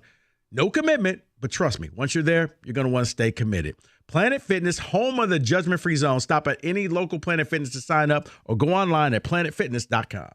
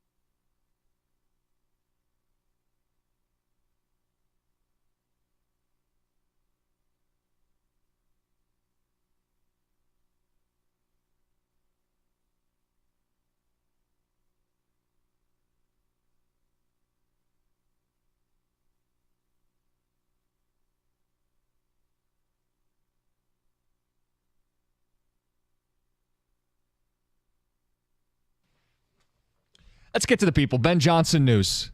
He's staying. This used to be a spot where coaching careers went to die. Now people don't want to leave because it's too good. Wow, that's a great point. Once you finish coaching here, you were done being a head coach forever. And now you got guys, at least one in Ben Johnson. It's like, I'm not in a hurry to leave. I'm having too much fun. Your reaction. Bob on a cell, you're on 97.1. Hey, how y'all doing today? What's up? Bob? You know what? Terrell Austin never got a job again. Never got another job offer. You only get one shot sometimes. Dan Quinn was a hot commodity until they lost that game. I think he made a big mistake. Y'all act like we won the AFC Championship, NFC Championship. We lost. People celebrate like we won. We lost. Bob, did you listen to the radio yesterday? Yeah, all day. And you thought people were I know celebrating. Mike, no. I listen. I'm talking about in general. They act like we won. We didn't win. Bob, I don't know how to say this. I will never get over Sunday. They lost. It's devastating. It's gut-wrenching. But I will say this. I agree with you. I do think he's making a mistake because you're only hot for so long, and then somebody else becomes hot. And you're yesterday's news. You're right. He made a big mistake. Yeah. Big mistake. Yeah, all of a sudden you're Trent Williams and you're yesterday's news. Ah, there you go. But is it a mistake? Bob knows. But is it a big mistake if this team is again a top 5 offense in the sport? Even if they don't win the Super Bowl, his stock is still going to be really high. It's a big mistake, not for the team, for him. Right, but his stock's going to be high next year as long as they continue to be a top 5 offense. But you're banking that everything is going to fall together because if the team doesn't make the playoffs, guess what? Your stock is not high anymore. Think about this. I mean, Sirianni was a genius last year. You're coaching the Eagles. A year later, we're wondering out loud, will he be the Eagles coach? He just was in the Super Bowl. Well, some of that is Philadelphia being Philadelphia, but I get your point. Things change in a hurry. He was on the hot seat. No, because things changed. But that city's maniacal. No, but I'm saying things in can most change. cities, he wouldn't have been on the hot seat. Things can change in a year. I agree with you on the broader point. Things year to year in this league change dramatically. He's taking that risk. He thinks better than not, they're going to be a top 5 offense. They're going to go on another prolonged run. He's here to win the Super Bowl. Do you remember what he said last year around this time when he eventually made the decision to come back and when there was a dispute? Did he get offered the job? Did he not want the Panther job? He said, I can't wait for Detroit to have a home playoff game. Yeah. He was at a Garth Brooks concert and he saw how loud it was and he thought, what would this be like for a playoff game? And they did it. Now he says, I want to come back to win a Super Bowl. Could he go 2 for 2? That's what we get to spend the next year looking forward to. We do. It's going to be difficult. And you want to cancel summer and just get right to it. I said, not me. But no s'mores, no bonfires, no fireworks, no 4th of July, no hot dogs or hamburgers. You know what? I'm old. Yeah, no fireworks. I mean, yes. Young me is kicking old me right now, but yeah, I'm done with fireworks. No days on the lake, can't go out on the boat. We got football to get back to. I just hang with Birchfield. He's always on the boat. That's right. He looks like he's always on a boat. Every time you see him, right now, if you see Will Birchfield, he looks like he just got off a boat. It's 7 inches of snow outside. Doesn't matter. What's that look where you like tie your sweatshirt around your neck? That preppy look. Yes. He always looks like he just got off a boat. Like his hair's blowing in the wind. Right, like he wears polo cologne. He does. He is boat or yacht adjacent at the very least, if not outright. Hair perfectly like everything is just always there. Polo shirt on, polo cologne. No, but I think a lot of Lions fans, because the easiest way to get over this hurt is to get the new season going. Oh, I mean, people are chomping. Let's get going. Dan on a cell. You're on 97.1. Hey, guys. How you doing? Hey, Dan. Hey, great comment on Will. You guys are right about the way you look sometimes. But, doesn't it? My theory, my theory on, he should be on the surfboard or something, it seems like. But my theory is Ben Johnson staying because he's still kind of he's trying to learn a little bit more about being a head coach, learning from Dan Campbell. And, I don't know what the cost is. He's probably passing on maybe $5 million. I'm just throwing a number out there. And, next year or the year after that, he'll recoup that when he does finally get a head coach job. So he might just be one of those guys that the money doesn't mean that much to him. Yeah, I mean, it's a lot of money, but you got to put yourself in his shoes. Most coordinators are making more than $1 million. He's been taken care of from last year, may get more money this year. If he's making a couple $1 million, yeah, he's passing on $5, $6, $7, $8 million a season. That's real money, but it's not like he's sitting there hard up for cash. Right. He can still go out to dinner with his family, pay his bills, take a couple vacations, and still be ahead of most people on the planet. To him, it sounds like in reading those quotes was about quality of life, work environment, and the chance to win a Super Bowl. Yeah, and I do think a lot of this was how it ended. It just didn't feel right to him. Like last year, they did everything right, but they did everything right too late, and they never got the opportunity to get to the playoffs. This year, they got there, and then it all fell apart. And he's probably thinking to himself, if we would have called this play instead of that play, if we would have did this instead of that, he didn't want that to happen. Ticket Texter says, no fireworks cookies. Don't tell J-Mo. Okay, we're not doing that. Let's go to Fred in Garden City. Fred, you're on 97.1. Guys, you hit the nail on the head with culture. I'm gonna name off Sparky Anderson, Chuck Daly, Scotty Bowman, and now Dan Campbell. All those guys created a culture that attracted not only the assistant coaches, but it attracted the players to come to Detroit. And, if Aaron Glenn leaves, it's not going to break my heart. We need a secondary coach. They get another one, not going to break my heart. I love the fact that Campbell's staying and we have a culture in our football again. Mm-hmm. And I really think that, all right, Dan Quinn didn't get a head coaching job, so where's he going to go? We should be one of the hot spots to get the new defensive coordinator that's the hot guy. And I don't know. What do you guys think? Well, they have a DC Players still. I mean, where's Aaron Glenn going, Fred? If he doesn't go to Washington, I don't know.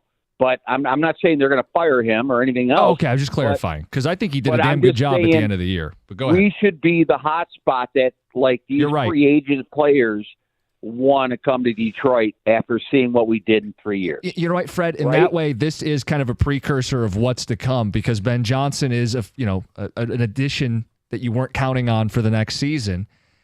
When we get to free agency, is it going to be more like this, Rico, where you end up being more competitive for some of the best players and the best coaches and the best this and the best that? Here's the thing. Because it feels like it. I don't know, because when it comes to free agency, we talk about the culture, but this is where maybe you lose the culture a little bit. Everybody doesn't have to be a Boy Scout, especially on defense. I mean, you don't have to go all the way C.J. Gardner-Johnson, where you want to be the WWE villain. He plays it well. But you can go out and get some guys that, you know what, maybe you don't want them, over to the barbecue and babysitting your kids. You don't want them around your family, but they're going to go out there and they're going to leave it all out on the field. They're one of those type of guys. It doesn't have to be this, he's a great guy and a great fit. No, you need some grimy guys. You need some dirty guys out there. Yeah, to be a question, how much do you compromise your culture to get over the hump? Right. How strict about it? Because it may be zero compromise, or it may be you got to give a little to get over the hump. Because what one of those guys would have done is while everybody's around, hey, everybody get around me, okay? What in the world are we doing out here, okay? We can win this thing and give that fire up, because when you hear from the coach, it doesn't mean as much as sometimes when you hear it from a player saying, no, we're going to win this thing. We got this. I believe in you. You need that type of player. I think they have a couple. I think Sewell's one of those guys. I think St. Brown can be. But on defense, what you're talking about on is defense, yes. and preferably somebody who's been through the wars before, right? Where they can say, we were in this spot and this happens. You got a lot of young guys. Branch can't deliver that speech because he's going to be talking about stuff in college. Good point. Hey, who gets the Washington job? We haven't really even talked about it because we're so caught up in him staying here in Detroit. He doesn't get the Commander's job, but they came here to meet with both him and Aaron Glenn. Is it Glenn? Is it Mike McDonald, Baltimore DC, who I know interviewed with the Commanders? Do you have any idea, guess who they are going to hire at this point? Because it felt like they were waiting to hire Ben Johnson. I don't know. And now what? They're back to the drawing board. Maybe they pivot to Dan Quinn. Like, there's a few names out there. Yeah.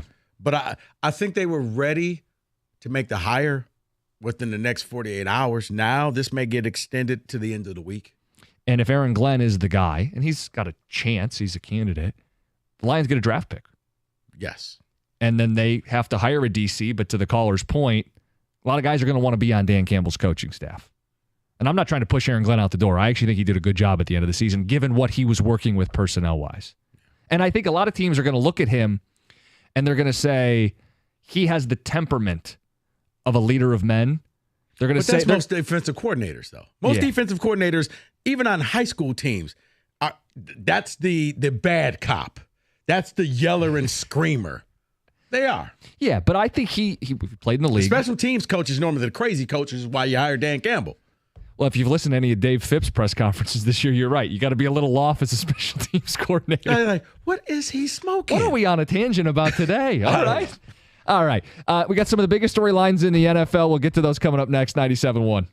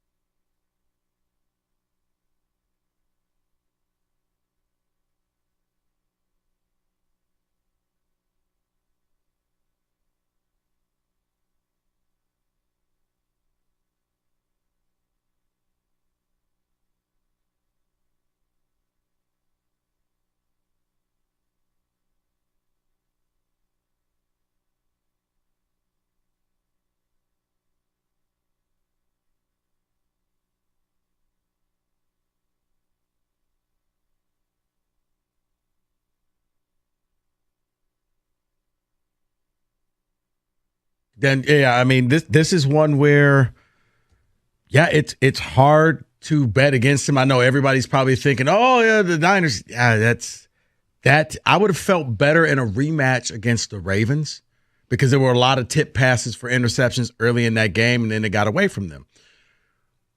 But the Chiefs and their game plan is just go up early and suffocate you. And that's how they're winning. Travis Kelce's revived his career. He went from just nothing. It's one of those that what does Vegas know? I think this is going to come down to a last-second field goal, but it's hard to bet against Mahomes. I will, but it's hard to do that. Well, think about this, too. The headline is going to be Mahomes. It's Kansas City's defense. Number 2 in the NFL. The whole formula has been keep it low scoring, keep giving 15 the ball, and eventually his team will end up with more than the other. Yeah. I mean, it's the way Mahomes can break containment. And it's never dead. Just when you think your defense called up the perfect defense, he scrambles around, you go chase after him, and he throws it down the field for 30 yards. If you don't, he runs for 30 yards. And, of course, when David decides to take a couple of days off, a couple of Pittsburgh stories end up dropping. Art Rooney speaks on Mike Tomlin's extension, saying they're working their way towards finishing it. How safe is Mike Tomlin right now after a down year for the Steelers in terms of Pittsburgh's expectations? I think he's very safe. I mean, Pittsburgh is kind of like Detroit. It's one of those jobs that's hard to get fired. Like it's a family business, and Tomlin is a member of the family. Kenny, it's a reason why I think they've only had 3 coaches. That's it. Like Chuck Noll, Bill Cowher, and then Tomlin. But they also survive these massively high expectations. They constantly want to be in the playoffs. They constantly want to be talked about as a Super Bowl type team. That always hasn't been the case, but Mike Tomlin has survived it all. Tomlin has. He looks broken. He looks like he's tired. I thought he was going to walk away. You bring in Arthur Smith to run your offensive, as your OC to run the offense. I think that may help. You can lean on him. He was a head coach, even though he wasn't a great one. I don't have to do all the heavy lifting. He'll survive. And that's what I was going to bring up next is the Arthur Smith hire. Sorry about that. No, you're good. No, it makes sense. I mean, run first offense in Atlanta and in Tennessee. Yeah. Dear Najee, suit up. Well, and a healthy diet of both Najee and, why can't I think of his name? The other running back that they really leaned on this season, too, splitting the carries. They're going to run the ball so they don't have to lean on Kenny Pickett. Okay. Jalen Warren. How about this? Go get a quarterback. Just in this Kenny Pickett experiment, go get a real quarterback. He's not the guy. He will never be the guy. This is almost like a spike quarterback thing. Like somebody's going to prove a point. No, he's really that good. No, he's not. You're never going to win with him. Go get a real quarterback. Yeah, elevate yourself from a 9-win team to an 11, 12-win team. If I'm Pittsburgh, I'm monitoring everything that's going on in Chicago. Yeah. And Minnesota. If Fields is available, that's who you want to go get. I agree. Fields dynamic. See, I don't think Kirk Cousins is going to get let go because Minnesota saw what it's like out there and it was cold. And it's not just because Minnesota is in the middle of nowhere. It was cold out there with those other quarterbacks they had. Good point. They didn't have anything. And Cousins' value, not him being shirtless pounding the drum, but just the fact that our other quarterbacks were bums. Rico, once again, copying off my notes because Art Rooney also said the Steelers, quote, still feel good about Kenny Pickett and they're still interested in Mason Rudolph's return. So I'm taking it that that's not what you think they should be doing right now. No. I mean, that's just rubbish versus garbage. Like, you don't win in that situation. Neither quarterback is good. You're Pittsburgh. Imagine if you had a middle-tier quarterback, how far you would go. That you don't have to sit there. Well, let's hope that Kenny Pickett doesn't. No. Just go get a quarterback. Somebody other than those two. The competition for those two, who can get out of town faster. So I read this stat the other day going back to the Super Bowl that 4 years ago and now there's only 12 between the two teams, only 12 returning starters from the team 4 years ago that will be back for this Super Bowl. What does this say about how you construct a roster built to succeed in the NFL? Not for long. Just when you think you've got the nucleus, 2-3 years later, it's going to be a lot of new faces. Win while you can. What it tells me is that you don't get too loyal to a player. That there are no sacred cows. That, we can't win without, we got to have this guy on the team. No, we don't. I can find somebody new. I can find somebody younger. I can find somebody cheaper. That's what the good GMs do. You don't pay everybody. You have a nice run with a player, but when the run is over, you send them on their way and you draft their replacement. Some foreshadowing for Detroit. Yes. I mean, because if not, you end up buying all your players and you keep the band together, and now you become the Saints. So this is per Fox. It was the fourth most watched non-Super Bowl, the NFC title game, fourth non-watched NFL game on Fox, and it was the most viewed NFC championship game since 2012. What do you think accounts for this? Is it simply the Lions were America's team? Yeah, I mean, did you see those maps? Everybody and their mother was rooting for the Lions across the country. Think about it. Wasn't it the round before the highest TV ratings for the divisional round, and the week before the highest ratings for the wild card round? The common theme, the Detroit Lions. And you know what? As a Lions fan, here's what you want. You want to be so consistent. Because right now, it was the novelty. You were new. I'm tired of seeing these same teams over and over again. Who is this Dan Campbell? He's a funny guy. I kind of like this team. Oh, Jared Goff's the underdog. When you're good enough, then people get tired of you. And they don't want to see you anymore. And now it's like, oh, my God, Dan Campbell again. You know what? Let somebody else play, not the Lion. That's the goal that you want to achieve. So, but yes, Kenny, I think a lot of it is it's football, okay? Let's just be real. It's title football, so everybody's watching. And, you know, it was better than the first game. First game was horrible. And I kind of like the announcers in this game.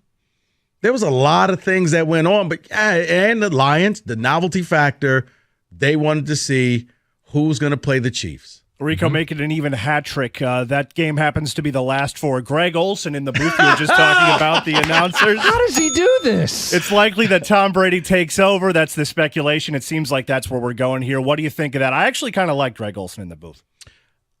I think it's a travesty because you're handing it over to Brady. And just because Brady was great on the field does not mean Brady will be great in the booth. You have a commodity. I love Olsen. I love what he brings. I would not take him away from this. I would let Brady kind of earn his way to the top instead of just handing him the crown and say, well, you're going to be the GOAT in the broadcasting. Yeah, didn't work out too great for Romo.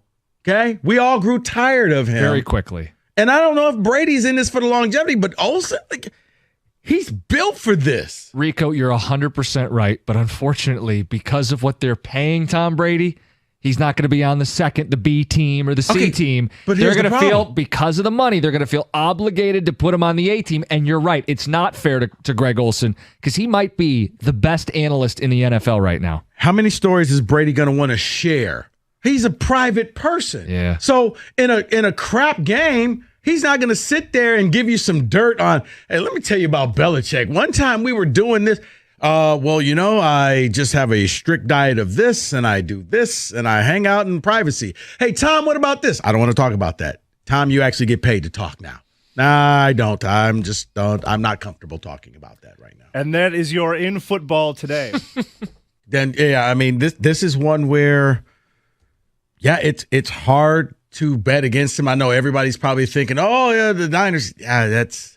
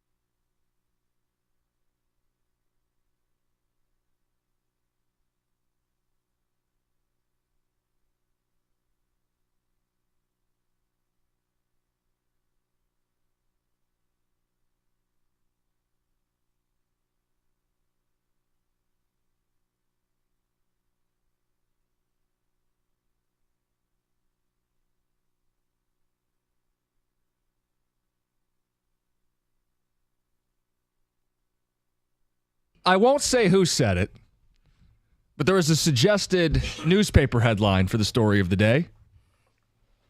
Lions hang on to their Johnson. I thought it was hold on to their Johnson. Yeah. That would have been a good headline. Yeah, still could make print. Who knows? You got what Lions review coming up at 6 o'clock. Let's talk to Lions fans. 248-539-9797. Dan, you're on 97.1. Hey, guys, I got to tell you, I think the goalpost is the Super Bowl, and the way to do that, instead of putting the pressure on them with, we got to have this, we got to have this kind of no. We don't have to win the division. We just have to play the spoiler, make the playoffs, then crush everybody in your path to get to the Super Bowl. And then I think with like a few days perspective, there's anybody that doesn't think this is a Super Bowl champion already. I mean, they massacred San Fran. I mean, that's what they're capable of. And they've already beaten KC, and you can say they didn't have Travis Kelce, but we got better through the season. And now we got Ertz. We'll pick up a few more. You did, Dan, but this Dan, is a Super Bowl champion team. The only problem with your theory is you haven't won a road playoff game since 57. So if you're going to go that route, they need to be the number one seed in the NFC and get all the games in Detroit. I just don't want to put any pressure on these guys because now, Dan, especially now Dan, I love you. You can't get to the Super Bowl without pressure. Well, and Dan, they put it on themselves. They have said, and Alex Anzalone has said it's Super Bowl or bust. It's their mentality. And as much as it's flattering, nothing that I say or that Rico says or that anybody on the station says is going to dictate whether or not the Lions go into a big environment and win the game or not. But don't you think that part of the surprise of this year is nobody expected anything out of them, and that's why they were able to do what they did, because there wasn't any pressure. It's just the same old Lions. They're going to choke. I mean, that gave them a lot of leeway. And so if you go in, there have been years when we've been the spoilers for Green Bay, and now we go back in there because everybody's talking about Jordan Love. We go back and we spoil them, and in the playoffs we take it back, and then we crush, and we go to the Super Bowl. Yeah, I don't think that they've said it. They weren't burdened by the 30 years of losing. This team got here because they were a good team, not because people didn't think they were going to be here. Dan tried to find the back door to the Super Bowl. Wow. No pressure, just, revenge tour. What if we just don't talk about them? Then they'll win all the games. If you're going to make it to the Super Bowl, there's pressure. Guess what? Lions aren't sneaking up on anybody next year. You may have snuck up on Kansas City, but once you beat the Chiefs, I think the league started noticing, wait, this Detroit thing, they're no longer just a cute little team. They're winning games. Next season, you're not that circle game where people just automatically count that, we're going to beat them. No, not anymore. They're going to focus on you. Hey, we better bring it because Detroit's going to bring it. Paul on a cell. You're on 97.1. Hello. Hey, Paul. Hey, Paul. Hey, great show. Thanks. Hey, I'm with you, Rico, on the goalpost. I think it's number one seed because I think we proved nobody wants to come to Detroit and play. That's for sure. The whole Ben Johnson thing, that's all great. I think it says a lot about what he thinks about Dan Campbell, that he wants to stay here. And, Dan Campbell maybe knows a little more in football than people give him credit for. But I just think he's setting the culture right. I think he went for the win. When he went for it on that fourth down, he bet on his guys. He bet on Reynolds, and Reynolds failed him. But he didn't bet on Gibbs fumbling that next drive, and I think that's what killed him. Yeah, it's a series of mistakes, right? You could survive one big momentum shift or two big momentum shifts. This team had rallied all year, but could you survive failing the fourth down, giving up the 51-yarder off a face mask, fumbling all of them in a row? It zapped them. It killed them. Yeah, when you look up and say, my God, wasn't we just up by 17.7 minutes ago? Rico. How in the world did this thing get tied? 6:58 on the clock in the third quarter. They're up 2 touchdowns facing a 4th and 2. By 3:08 or 3:0 something, it was tied. In a matter of, less than 4 minutes, they went up 2 touchdowns with the possibility of being up 3 to tie. Yeah, the Ayuk catch and then a fumble on the very next play. That's something out of a movie. I know. Not real life. But that's, as I told Dan, because we get Lions report coming, That's when I said we got ourselves a ball game. Like I fully thought Lions were winning this game and it wasn't going to be easy. But once he fumbled, I was like, oh boy, it's now tied up. Yeah, I think I had even sent a tweet like, "Oh, I'm not worried yet." After the Ayuk play, and like a minute later, yeah, I heard you were sending some mean and hurtful things. What? Mike was. Did Mike? Okay, we could do this. I sent Mike something because I thought it would have been mean to send to Rico. It was a courtesy. I had to make fun of Brock Purdy, and I sent the text to Mike, knowing it would have been mean and rude to send to Rico. And it got back to him anyway because Mike does apparently have. Mike can't just keep that between the two of us, apparently. Good to know. Good to know. Exactly. Everything I send to Mike is also being sent to Rico. Good to know. Just mean and hurtful. I didn't send it to you. No, he didn't tell me what it was. He was just like, I could show it to you. It was like Cookie sent me some stuff, and I was like, send it to him. Don't send it to me. Well, yeah, but now the joke's on me because my team blew it. Well, I wouldn't have read it anyway. So yeah, it was this one. It's the little Kyler Murray, Brock Purdy picture where he's a little guy because he's getting all the balls batted down in the first half. And the little guy got loose late in the game. You proud of yourself? What? Are these the ethics that you teach your cat? I don't have to worry about raising the next generation. Nobody's trusting me with kids. Mike may be back tomorrow. We'll find out if his voice will allow. I seriously if not, doubt it. I'll think be here he'll be with back you. tomorrow. All right. We got a lot of ground still to cover. This is a fun time for Lions fans. Dan Miller going to be in the studio with Wojo. That's coming Ben up Johnson next. is back. So Lions fans, you got a future to look forward to. That's right. Very exciting. It's 97.1.